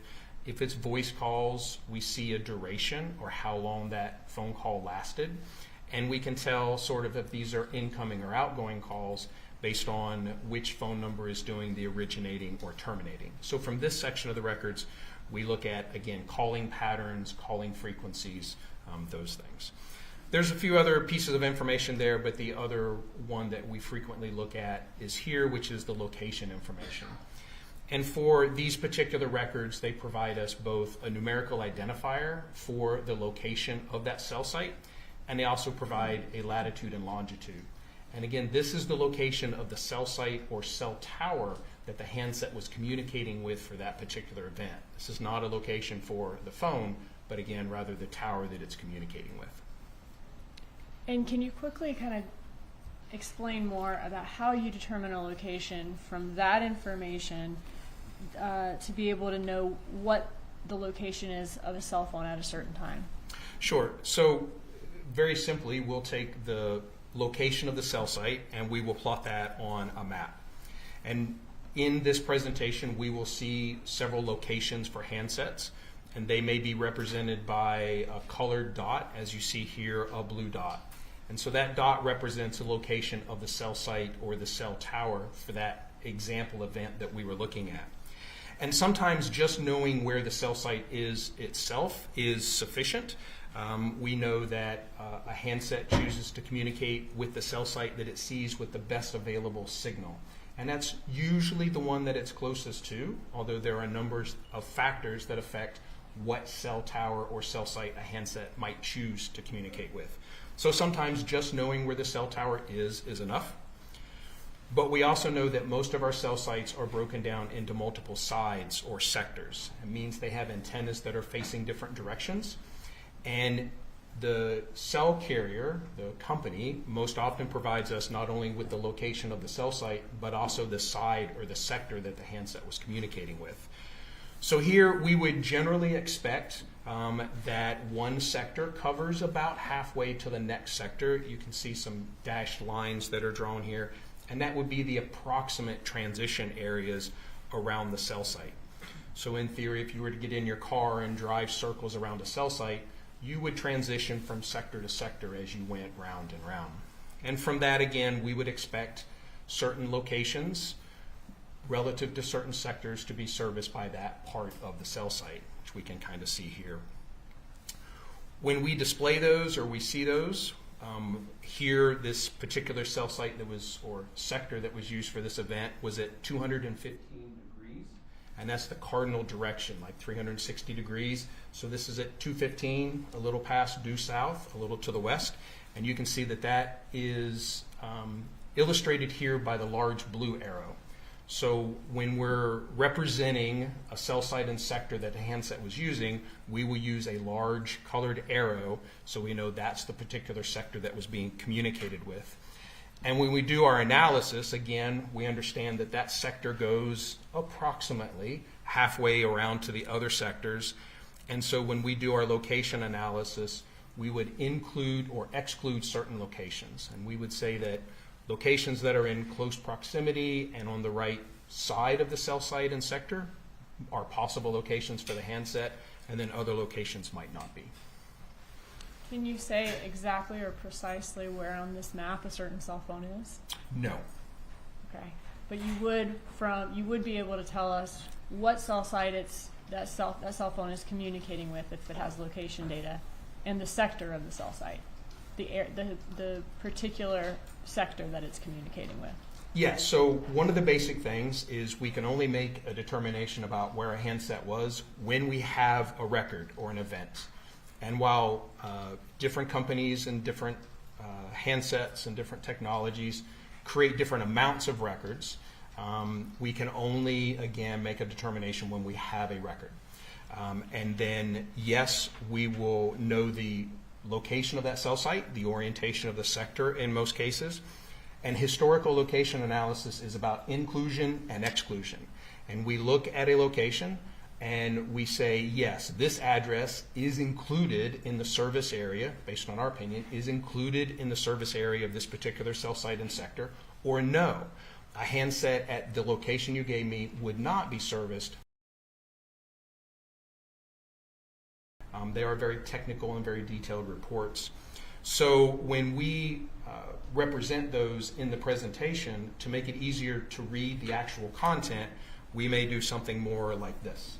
So we will provide a visual indicator of who is issuing that communication, who sent that text message, and then we will focus on the content of that. But again, it's taken from that forensic report, just put into this format so it's a little easier for us to follow.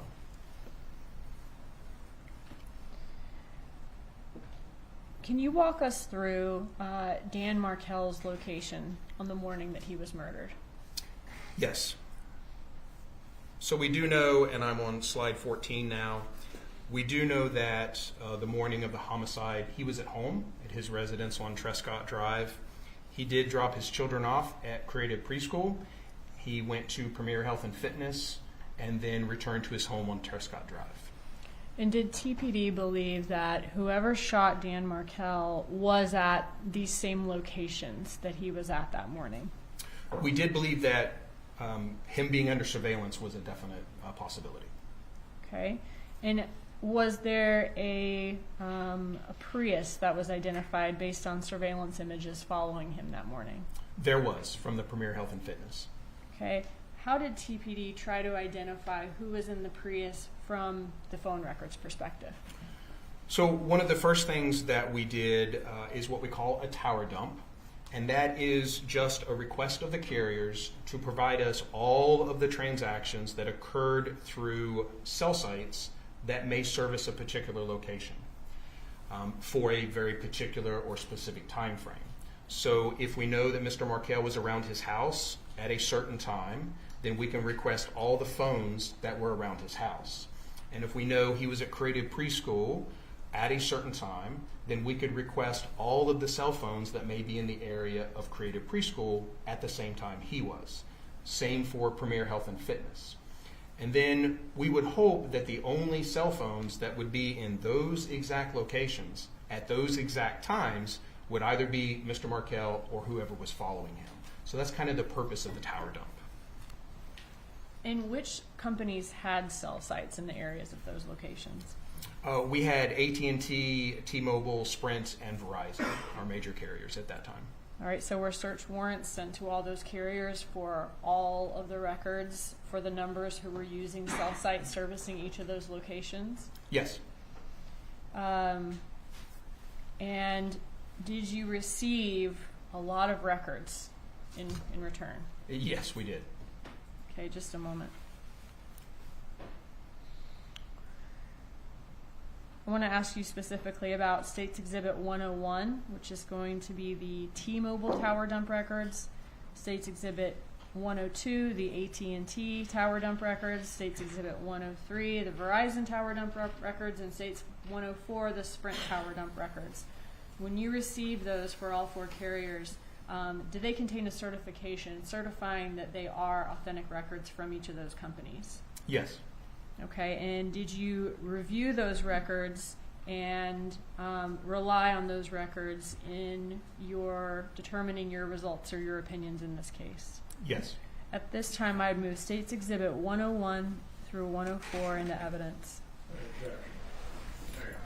States 101 through 104 is admitted. Okay, so a lot of records to go through. Is that right? That is correct, yes. Did law enforcement eventually find any one number at all of those locations where Markel was located that morning? We did not find one number common to all of those locations. Since you couldn't find a number with common events at all those locations, did you cross-reference all of the records with all of the phone records you had from the Adelson family to see if any of the numbers from the tower dump showed up in any of the Adelson family records? Yes, we did.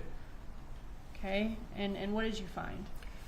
So, as I mentioned, we did not receive, or we did not find one number that was common to all of those locations. That does not necessarily mean that the other handsets were not there, but we go back to if there's no events, then there's no records and there's nothing for us to compare to. But what we did have from the tower dump were a number of reports with cell phone numbers of cell phones or handsets that were present at those specific locations and times for us to look at or compare. What we also had was a number of CDRs or communication records from various subjects in the investigation. We use analytical software to kind of help us out with this, to crunch large numbers, but we were able to actually compare all of the handsets that were here in Tallahassee around those specific locations and times with all of the records, the phones and the phones that they were communicating with for all of our subjects in the investigation. And what we did find is, and this is slide 19, we did find a common number, this 7.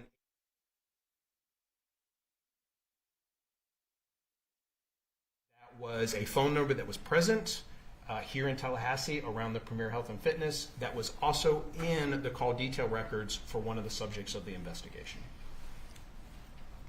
And was that subject Harvey Adelson? It was, yes. And is this Harvey Adelson? It is, yes. Okay, and this is an example of his call detail records?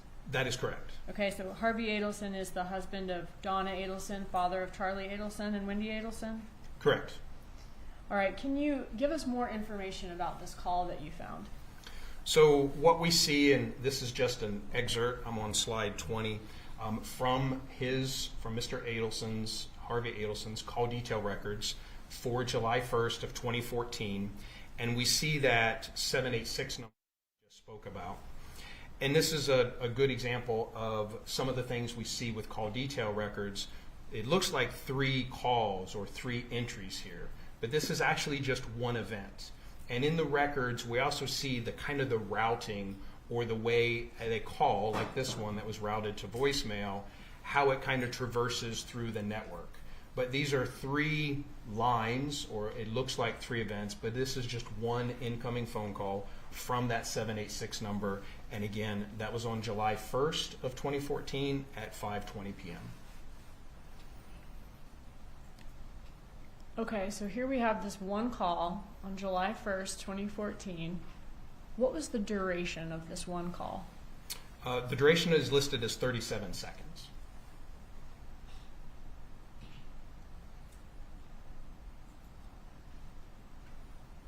And 37 seconds as in, does that include the amount of time that it's taking a phone to ring?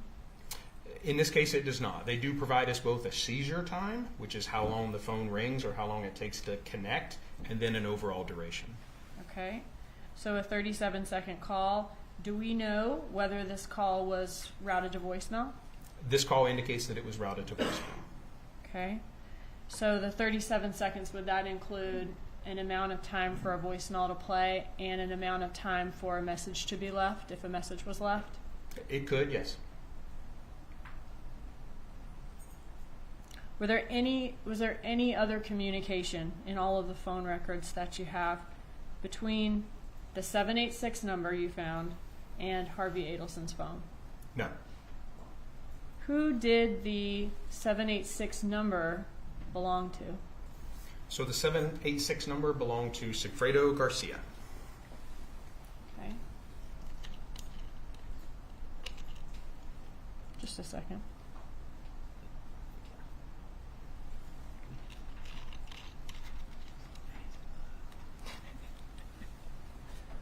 Okay. In Sigfredo Garcia, were you able to do a frequency report for his phone records? Yes. What is a frequency report? So I'm here on slide 22, and this is an example of a frequency report. And a frequency report is just going back to that analytical software that we talked about. It can tell us, or it can rank, the most frequently contacted numbers for any particular target number. So it is able to rank for us in kind of from most to least frequently contacted all of the unique numbers that Mr. Garcia's phone communicated with. Now, in a frequency report like this, it would include incoming calls, outgoing calls, text messages. Unless we go in and limit the things that we're asking for, it would include all sorts of events, even some of those routing events that we saw on Mr. Adelson's records. So we don't really look at this as an exact number. We don't say, and we see here that in Mr. Garcia's frequency report, his most frequently contacted number is a number that ends in 13. We see that it assigned a frequency of over 1,600 calls. That may not mean that they actually spoke 1,600 times, but within the records, there are over 1,600 lines or events associated with that particular phone number. Okay. And looking at this date range, you said the number ending in 1312 was his most frequent contact. Who did that number belong to? That number belonged to Miss Katherine Magbanua. Did you run a frequency report for her? Same. Again, looking at the most frequently appearing number in the records, we see that her second most frequent number, the 9223, obviously the 5986 was Mr. Garcia's number. Okay. And who did the 954254 belong to? Mr. Adelson, Charlie Adelson. So this is the son of Donna Adelson. Correct. And was Donna Adelson one of Charlie Adelson's most frequent contacts? Yes. Again, using the frequency report just to get an idea of relationships and maybe degrees of relationships, we do see that Miss Donna Adelson's number that ends in 0997 is, at that point, his fifth most frequent communicated number. Okay. And this is for this particular date range on the frequency report? That is correct. Why do we see such small numbers there? I'm sorry? We see very small numbers. Does that mean he just talks to a lot of different numbers? Maybe more numbers than we saw Katherine Magbanua might normally speak to on a daily basis? Do you mean small numbers on the frequency column? Frequency, yes, sir. So the frequency percentage column we see here is obviously the percentage of calls for that particular number versus all the numbers that this particular phone number communicates with. So if you only communicate with very few numbers, then your percentage for each of those numbers is going to be relatively large. Charlie Adelson communicated with a number of unique phone numbers, so the overall percentage is a little lower. Because again, he had a lot more unique numbers that he communicated with. Did you do a frequency, so who does the 954 Adelson, did you do a frequency report for her? Correct. And we see here, this is slide 28. We see that the 9223 of Mr. Charlie Adelson for this date range is her most frequently contacted number. Did any other number appear in the tower dump records you received from the phone carriers who was a frequent contact of Sigfredo Garcia? Yes. As I move on to slide 29, going back to Mr. Garcia's frequency report, and again comparing the numbers that the subjects of the investigation communicated with versus numbers that were physically present in Tallahassee, either around Premier or around Mr. Markel's residence or Creative Preschool, what we did find was this 305 number that was, again, present in Mr. Garcia's records. One of his more frequently contacted numbers was also physically here in Tallahassee. And who did that number belong to? That number belonged to Mr. Luis Rivera.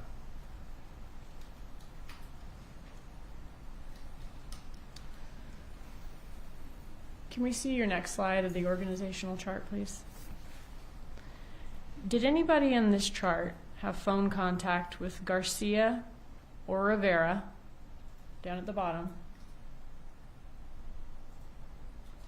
during 2014, other than the one 37-second call between Garcia and Harvey Adelson on July 1st, and obviously Katherine Magbanua?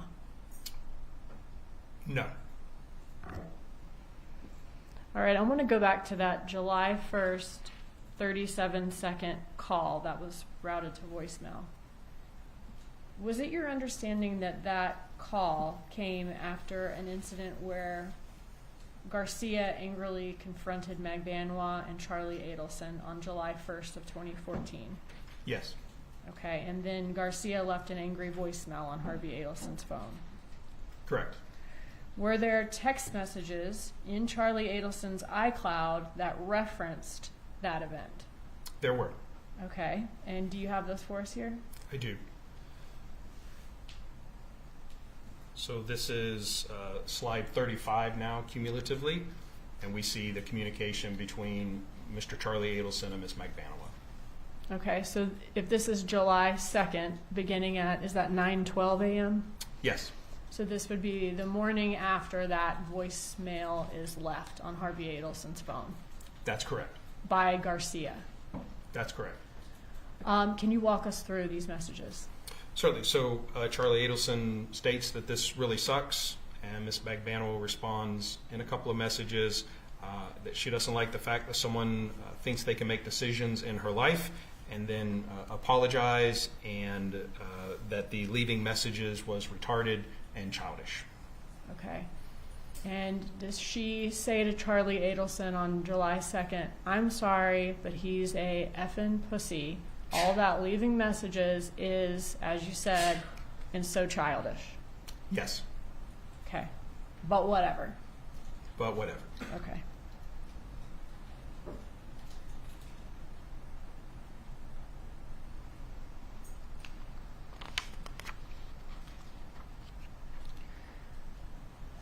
All right, can we go back to our chart? I want to ask you a little bit about the communication and emails between these parties.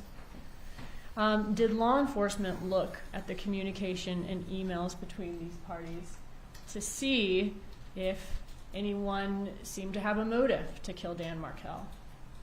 They did, yes. Okay, I want to go through just a couple of these. I think we may have 5 or 6 in here, and I want to start chronologically, if we could, from the beginning of 2013, moving up to the murder, as far as the written communication moving up to the murder, and then I'll ask you more about the locations of the parties for the trips to Tallahassee after that. Okay. Okay, so if I could first turn your attention to March 6th of 2013. Is this an email from Donna Adelson, and then the email associated with her is donnaharvey@gmail.com? That's correct. Okay. And when we're looking at some of these emails, does sometimes the name that it appears that the email is from, is sometimes that name different, even though it's from the same email address, donnaharvey@gmail.com? Yes. How does that happen? It can happen in a few different ways. That display name is what we call it, is a kind of a separate piece of information that is attached to your email address. And in this case, the email is Gmail. It provides the email service.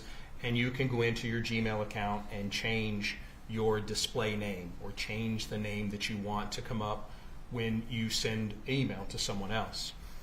Also, if you're using different email clients and you're checking your Gmail, maybe through your iPhone native mail application, you can also set a different name in there. So either changing it within Gmail or changing it within the email client that you're using, especially if you're using multiple different devices, it's possible to have different display names for that same email address. Throughout the emails that we see in the records from donnaharvey@gmail.com, is the display name sometimes Donna Adelson, as we see here? It is, yes. Is it sometimes Donna Sue? Yes. Is it sometimes Donna and Harvey? Yes. And is it sometimes Harvey Adelson? Yes. Okay, so is this an email from Donna Adelson to Wendi? Yes. Okay, and is also a way of determining who sent the email, who signed off on the email at the end? Yes, certainly the signature or content of the email itself. Okay. Looking at this specific email, in this email, does Donna Adelson call Dan Markel a name? She does, yes. And what does she call him? So I'll display that. What you see here on the screen is the actual email in the form that it was out of the return.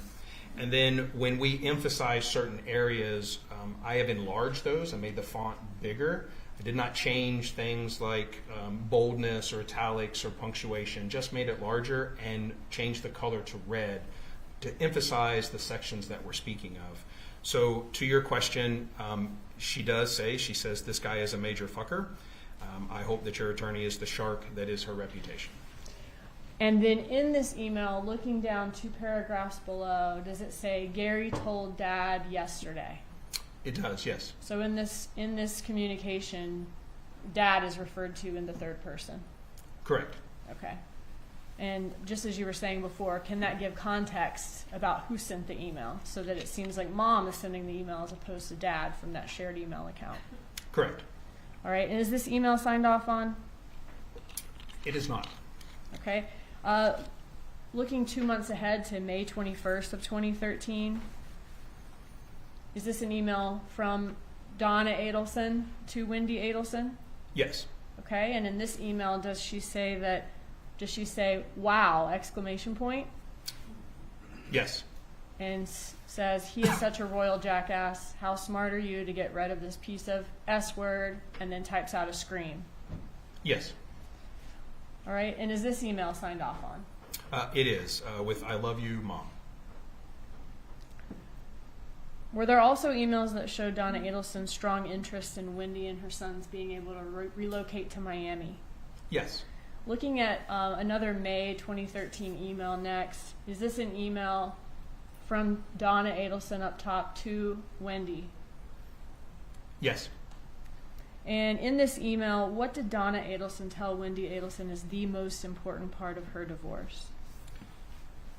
So this is slide 42 that we're on now, and we see that the most important part of your divorce is relocation. I sincerely hope your attorney understands that that is your non-negotiable. In the next slide, does Donna Adelson give Wendi Adelson some ideas of what she should tell the judge about how this is negatively affecting the lives of Donna, Harvey, and Charlie? Yes, she does.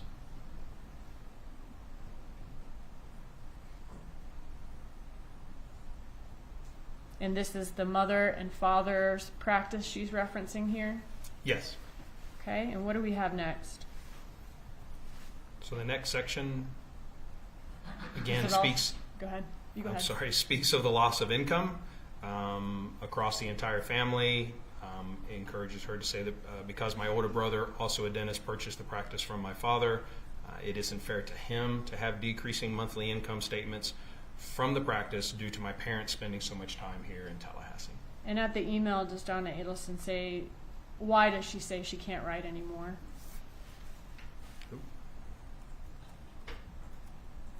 Sorry, we skipped ahead a few there. So slide 45, she indicates that she's too angry to write anymore and signs off, "Love you, Mom." Looking at the next month in June, on June 25th of 2013, I want to ask you about an email there.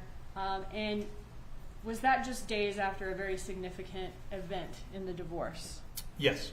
Was Wendi Adelson relocation denied with prejudice just about 5 days before this email was sent? It was, yes. The request to relocate with the children to South Florida, yes, was denied. All right, and what does Donna Adelson say to Wendi Adelson in this email? So this one's from Donna Sue up top? Correct.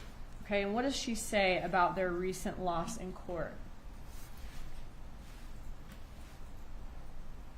She encourages Wendi to never, never give up, and that it is time for action, time to take control of your life and not let Jibbers, which is a nickname for Mr. Markel, think that he's just won anything by having you remain in Tallahassee. And I think we've seen some of these, so let's go just quickly through the rest and go through the next one. In the next, does she appear to give Wendi Adelson a bit of a pep talk about what she should do next?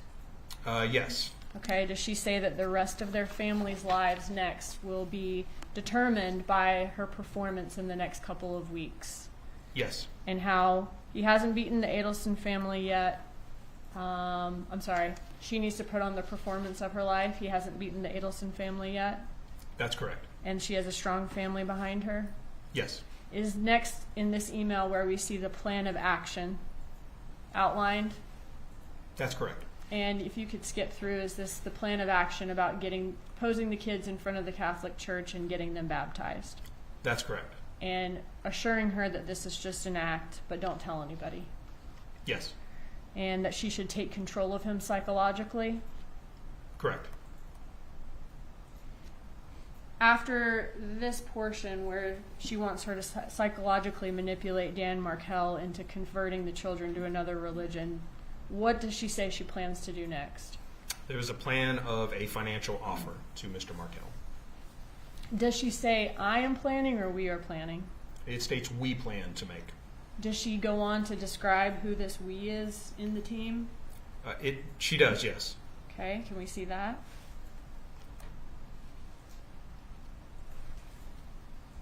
And does she then detail how she, Harvey, and Charlie's lives have been affected by Wendi not being able to relocate? Correct. She says, it's time for you to show us you can put the performance of your life on for the next few weeks. What was a few weeks later? The final divorce hearing. Was that on July 31st and August 1st? Yes. Now, a day or two after this, does Donna Adelson then write another email about the relocation? Yes. In this email, if you can, okay, so this one's from Donna and Harvey, I'm sorry? Yes. Okay. And if you can skip through to where she's discussing the extreme links. Okay, if we could see the next one. In this email, does she describe situations where people have to go to extreme lengths to accomplish their goals, like American soldiers in Nazi uniforms? Yes.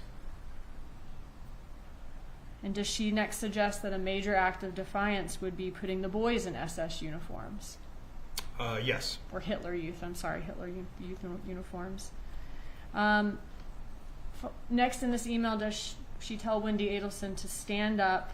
It's all part of an act, and we are willing to help you. She does, yes. And this is where she says that it'll put a scare into this jackass? Yes. Next, does Donna Adelson say in all capitals that Wendi needs to see the big picture? She does, yes. Okay. So you didn't add those were just in there? That's correct. And that her life in Tallahassee is not a pretty picture? Correct. And then finally in this email, does she give details of the financial offer again, the $1 million email? Yes.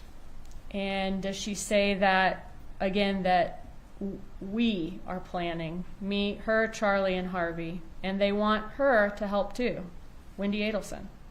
That's correct. And finally, does she say that they are a team and they cannot do this without her help? She does. All right, and then how does this email signed off? Written with hope and love, Mom and Dad. All right. Okay, this is the final email I'm going to show you today, or at all in your presentation. October 12th of 2013. So we've fast forwarded a couple of months now. Looking at this email, what can you tell us about the email chain here as far as who sent the first email, who sent the second email, and who sent the final email? So what we see here, again, emphasizing kind of on the content about what's being sent, but if we look at the email chain, we can see originally this is an email from Mr. Markel to Wendi Adelson, where Wendi Adelson has forwarded it to the Donna Harvey Gmail account, and then the Donna Sue has forwarded it to Charlie Adelson. So in Dan Markel's email sent October 10th, the subject is general principles. That's correct. And in that email, does he reference that he wants a right of first refusal, an RFR? That's correct. What does that mean in this situation, according to him? In this situation, if what he wanted was that if Wendi was unavailable to take care of the children, that he be given the first right of refusal before Wendi solicited her parents or anyone else to watch the children. Okay, and then Wendi forwarded that on to the Donna Harvey at Gmail? That's correct. And then did Donna Sue then forward that email on to Charlie Adelson? Yes. And what did Donna Sue say to Charlie Adelson about the contents of everything that she'd forwarded to him? That Mr. Markel was absolutely crazy and impossible, emphasized. So this effer is sending this to your sister on a regular basis. He is absolutely crazy. She defines RFR, and she says impossible in all caps and exclamation points. Yes. All right, so the date of this email, is this October 12th of 2013? Yes. So she's sending this to Charlie Adelson, this information about how impossible Dan Markel's being, what he's doing to Charlie Adelson's sister, about 2 weeks before Halloween of 2013? Yes, a little 2.5 weeks. Okay. Judge, I've got a few text messages next, and then we're going to go into all of the location information. So I could go probably another 15 to 20 minutes and get through the text, or we could stop now, whatever the court prefers. Just finish with the text. Yes, sir. Was there also phone communication that showed Donna Adelson's venting to Charlie Adelson about Wendi Adelson's custody battle? Yes. Now, around the same date as this last email we saw, October of 2013, in this text message, does Donna Adelson say, "Horrible evening for your sister and for us. Dad finally had to walk outside to lower his blood pressure. Just awful. I can't even explain." That's correct. Who is she sending that to? To Charlie Adelson. And what does he say? So this is slide 66. As we continue into slide 67 with the rest, she indicates, Donna Adelson indicates that she's on the way back to Wendi's house with only one of the children, and Charlie responds, "I bet, let's talk this week." Okay, so she doesn't go into any more detail here, but she's describing how stressed Wendi is, and that's causing Dad a lot of stress, and it's just awful for her too. That's correct. And this would have been at that same time, or around the same time as the last email, about 2 weeks before Halloween? Correct. All right, so let's go to October 30th of 2013, so the day before Halloween of 2013. Here is does Donna Adelson say that she just got a text from Wendi casually mentioning that she's moving ahead with the purchase of a house that she liked. I guess she wants to do it before a certain date when she goes to England. And what does Charlie Adelson say? That she had never told me. She never told me, meaning Wendi had not told her. How does the conversation go after that? Is Charlie for this or against this? Against it. He's asking Donna Adelson why Wendi would do it, and ask, of course, if Mr. Markel has given permission, all of those things. Okay, and what's next? Is he afraid that Dan Markel will hold this against Wendi Adelson? Like basically like, well, now you've purchased a home here. He would, yes. And use it as leverage. Correct. What's next? And he says he'll try her again, but basically Wendi never gets back to him, basically. Correct. All right, what's next? So we see, again, this is October 30th. We're on slide 72 now, that Charlie Adelson sends a message to Wendi stating that he would call her in 10 minutes. Okay, what's next? He, again, later responds that he must talk to her to please call him, and she responds that she's in court. She can call after 4. Going through the text, does it seem like eventually they talk? Yes. Okay. Can you...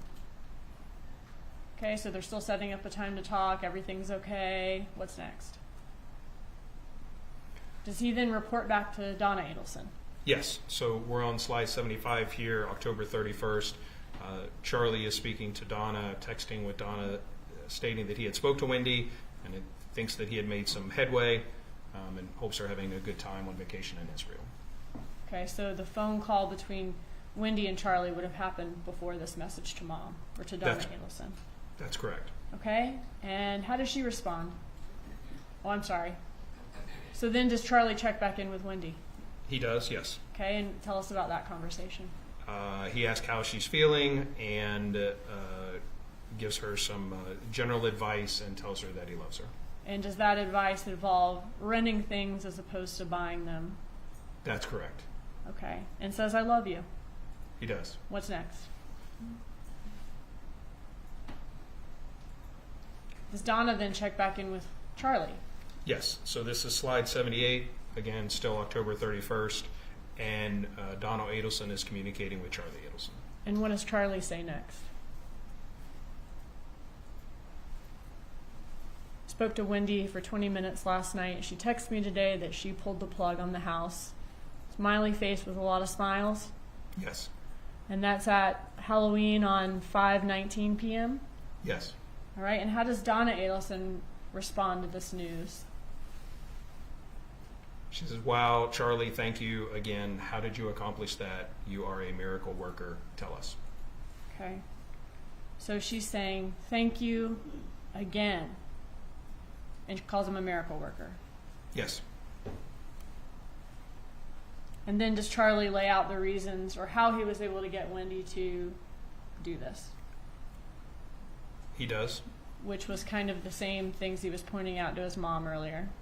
That's correct. And says Dan would hold it against her and it would be the second dumbest mistake of her life. Correct. Without specifically saying what the first is, I guess. Correct. What's next? He's telling her how long it took to talk to Wendi about it. Yes, and we're on slide 82. Again, this is November 1st of 2013, and he continues the conversation. All right. What happened next, or what's our next text message? Do we have one from February of 2014? Yes. Okay, here does Donna say that Wendi is totally stressed out. Yesterday was a rough one. She'll probably have to go through another depot. Outrageous. Her attorney is abusing the system. I'm sorry. Her attorney will claim he is abusing the system by filing all these motions.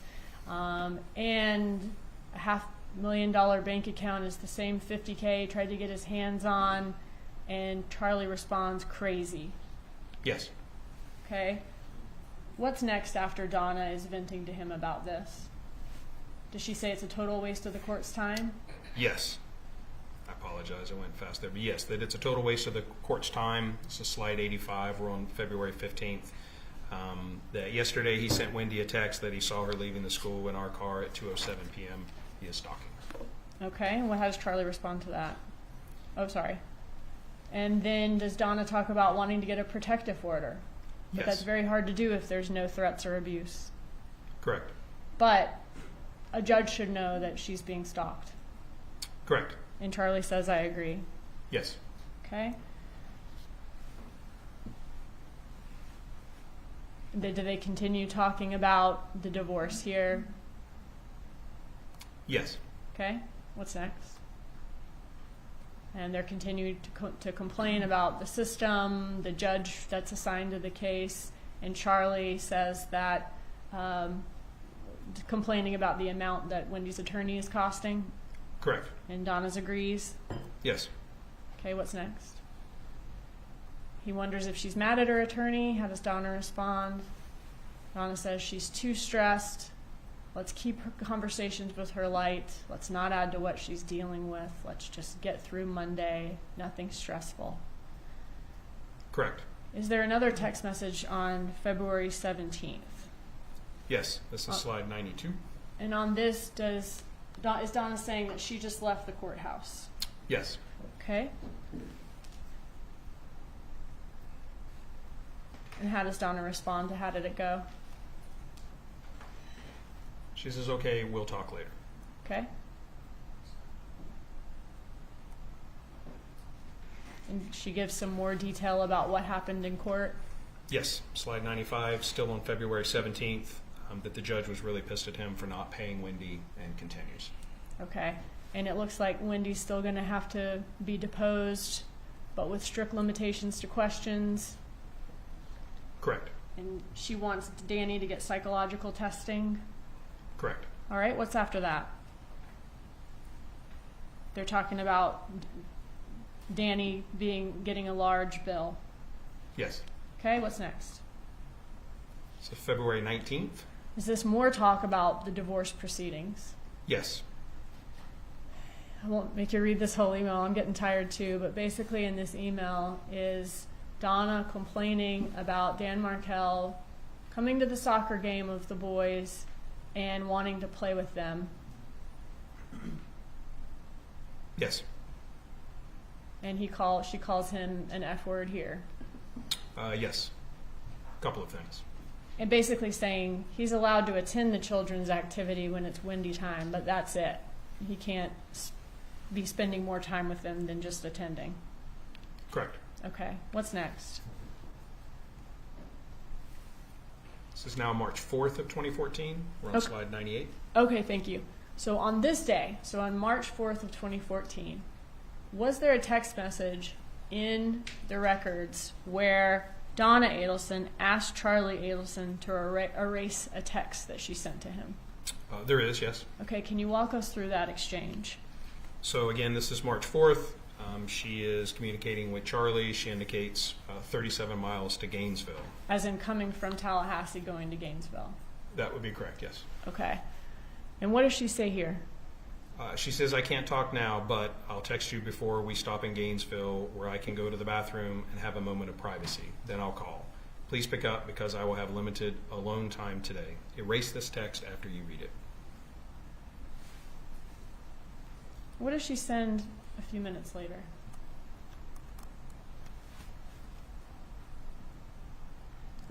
She says, we'll stop in about 5 minutes and I can speak to you privately about Dad's birthday gift when I'm out of the car. I have some good ideas. What was the time difference between those two texts? This text was at 10:42 a.m. and this is at 11:08 a.m. Okay. So 20 minutes before, she's texting saying, we'll have a private conversation and erase this after you read it. Then she sends a text 20 minutes later saying, I can speak to you privately, and says what it's about, Dad's birthday gift. Correct. Does she tell him to delete that text where she said the subject of the private conversation? There's no request to delete that text. And how does Charlie respond? He says, great. And then is there some communication after that where they're setting up this phone call? Yes. Okay, can you show us that? She's saying, don't call yet. Correct. Okay. She needs 5 more minutes until she can get to the bathroom for the Yes. private call. Okay, what's This next? is 11:10 a.m. All right, moving on to May 30th. In this text is Donna telling Charlie that she had a tough conversation with Wendi. Yes. All right. And this text message then is on the second to last day of May of 2014? Correct. All right. And through Luis Rivera was it learned that there was not only a July trip to Tallahassee, but also a trip in June, at the beginning of June, where these killers came to Tallahassee? That's correct. All right. Judge, this might be a good stopping point for now. Very well. Thank you. Members of the jury, we will resume with the testimony of Sergeant Corbett tomorrow morning when the trial resumes. Once again, I'm going to instruct you, as I have before, do not discuss this case with each other or anyone else. Do not watch any of the news coverage or seek out any information about this matter. We will resume with the trial tomorrow. Please report at 8:45, then we will attempt to get started by 9. Have a good evening.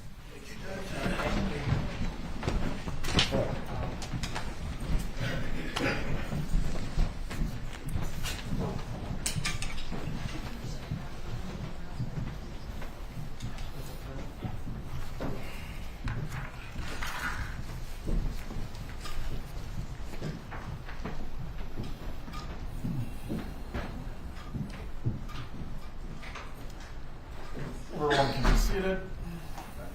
Go ahead. Is there anything that we need to address before the examinations continue tomorrow morning? Judge, just have not had a chance to go through in full what my expert sent me, the changes. I might want to address it in the morning. I just haven't had a chance to go through it yet. We have this evening at this point. Thank you. Any other matters that we need to address? We'll be in recess. Please report by 8:40 tomorrow, and we'll wait the jurors to resume. Sorry, Your Honor, you said 8:40? 8:40. Thank you, Your Honor. Have a good night, Sergeant.